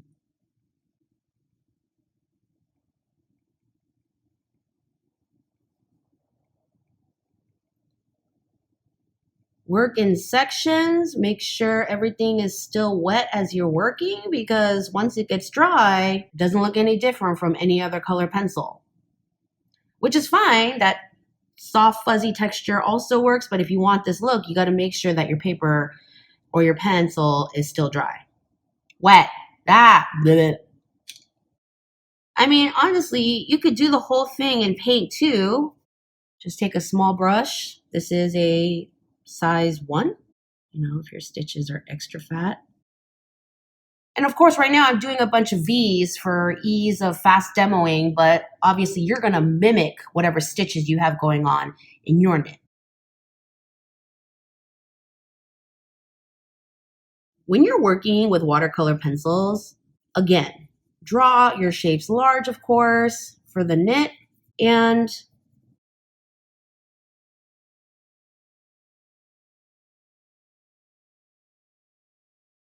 if you're going to use dark colors like this dark red that I'm using right now, make sure that when you're drawing on your paper, it's a little bit dark so that you can actually see the drawing under the paint. If your whole illustration is going to be white people wearing white dresses, then yeah, do your under drawing very lightly. If you're going to draw a bunch of dark-skinned people wearing dark colored clothes, draw a little darker so you can really see it while you're painting dark colors. My favorite method to do knits is to do a stipple and create a wet, dry look all over. You can't do this with regular color pencil. Here's a regular color pencil. If you add water to a regular color pencil, it doesn't do anything. It just stays the same. Whereas if you add color to a watercolor pencil, you activate the paint and it becomes like that. At this point, I'm going to add the shadows onto the sweater. Like any other paint, the more pigment you have, the less water you have, the darker the watercolor is, right? And so we're going to lay down more color pencil, and that's adding more pigment. So let's say that's my light source.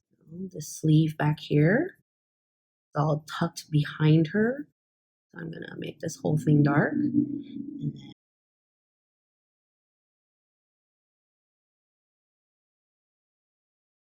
this hip, drop shadow here, red knit here.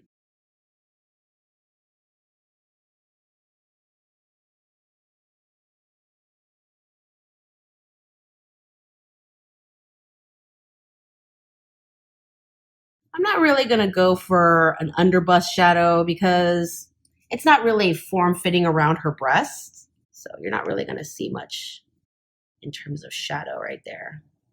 All right, so now that I've laid down all my shadows, I'm going to take one of my super crusty, just stabby brushes. I'm going to just add, just not even that much. I'm going to wipe off some of the excess on a paper towel, and I'm going to tap. And so you're going to be adding just a little bit of water so that you're still get some of that texture, but it's filling in the white spaces with some paint, but you're creating this gorgeous wet dry texture. Now I did most of it, then I'm gonna take a smaller stabby brush, take it to the edges.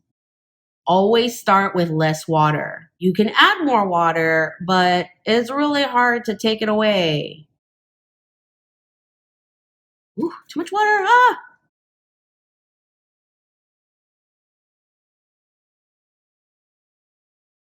And then I always do the shadow parts at the end because I want even less water on my brush to keep these dark areas really dark and pigmented.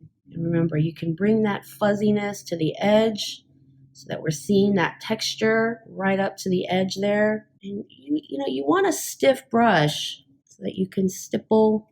If you were to use a really soft brush at this point, it would just mush everywhere, slide around. Now, at this point, there are some areas where I got a little crazy with the water and I added a little bit too much and I lost some of the texture. What you want to do to fix that is to wait for this to be 712% dry and then go in with a little bit of your color pencil again and just add a little bit of that texture back in. Don't do it when it's wet. It's going to be super ugly.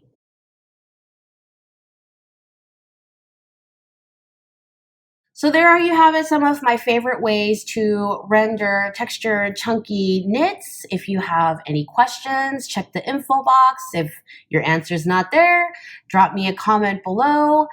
Yeah, the watercolor pencil techniques are a tiny bit more advanced than other techniques. It is something that I tend to teach later in the semester after students have conquered other skills like different textures and how to do prints. So if you don't get it the first try, don't beat yourself up. Watch the print rendering video, watch this video again. And of course, the magic word is practice. All right, I'm so annoying with that, right? But again, I am not made of magic. I'm made of practice. And you know what? So are you. So get to work, and I will see you next time.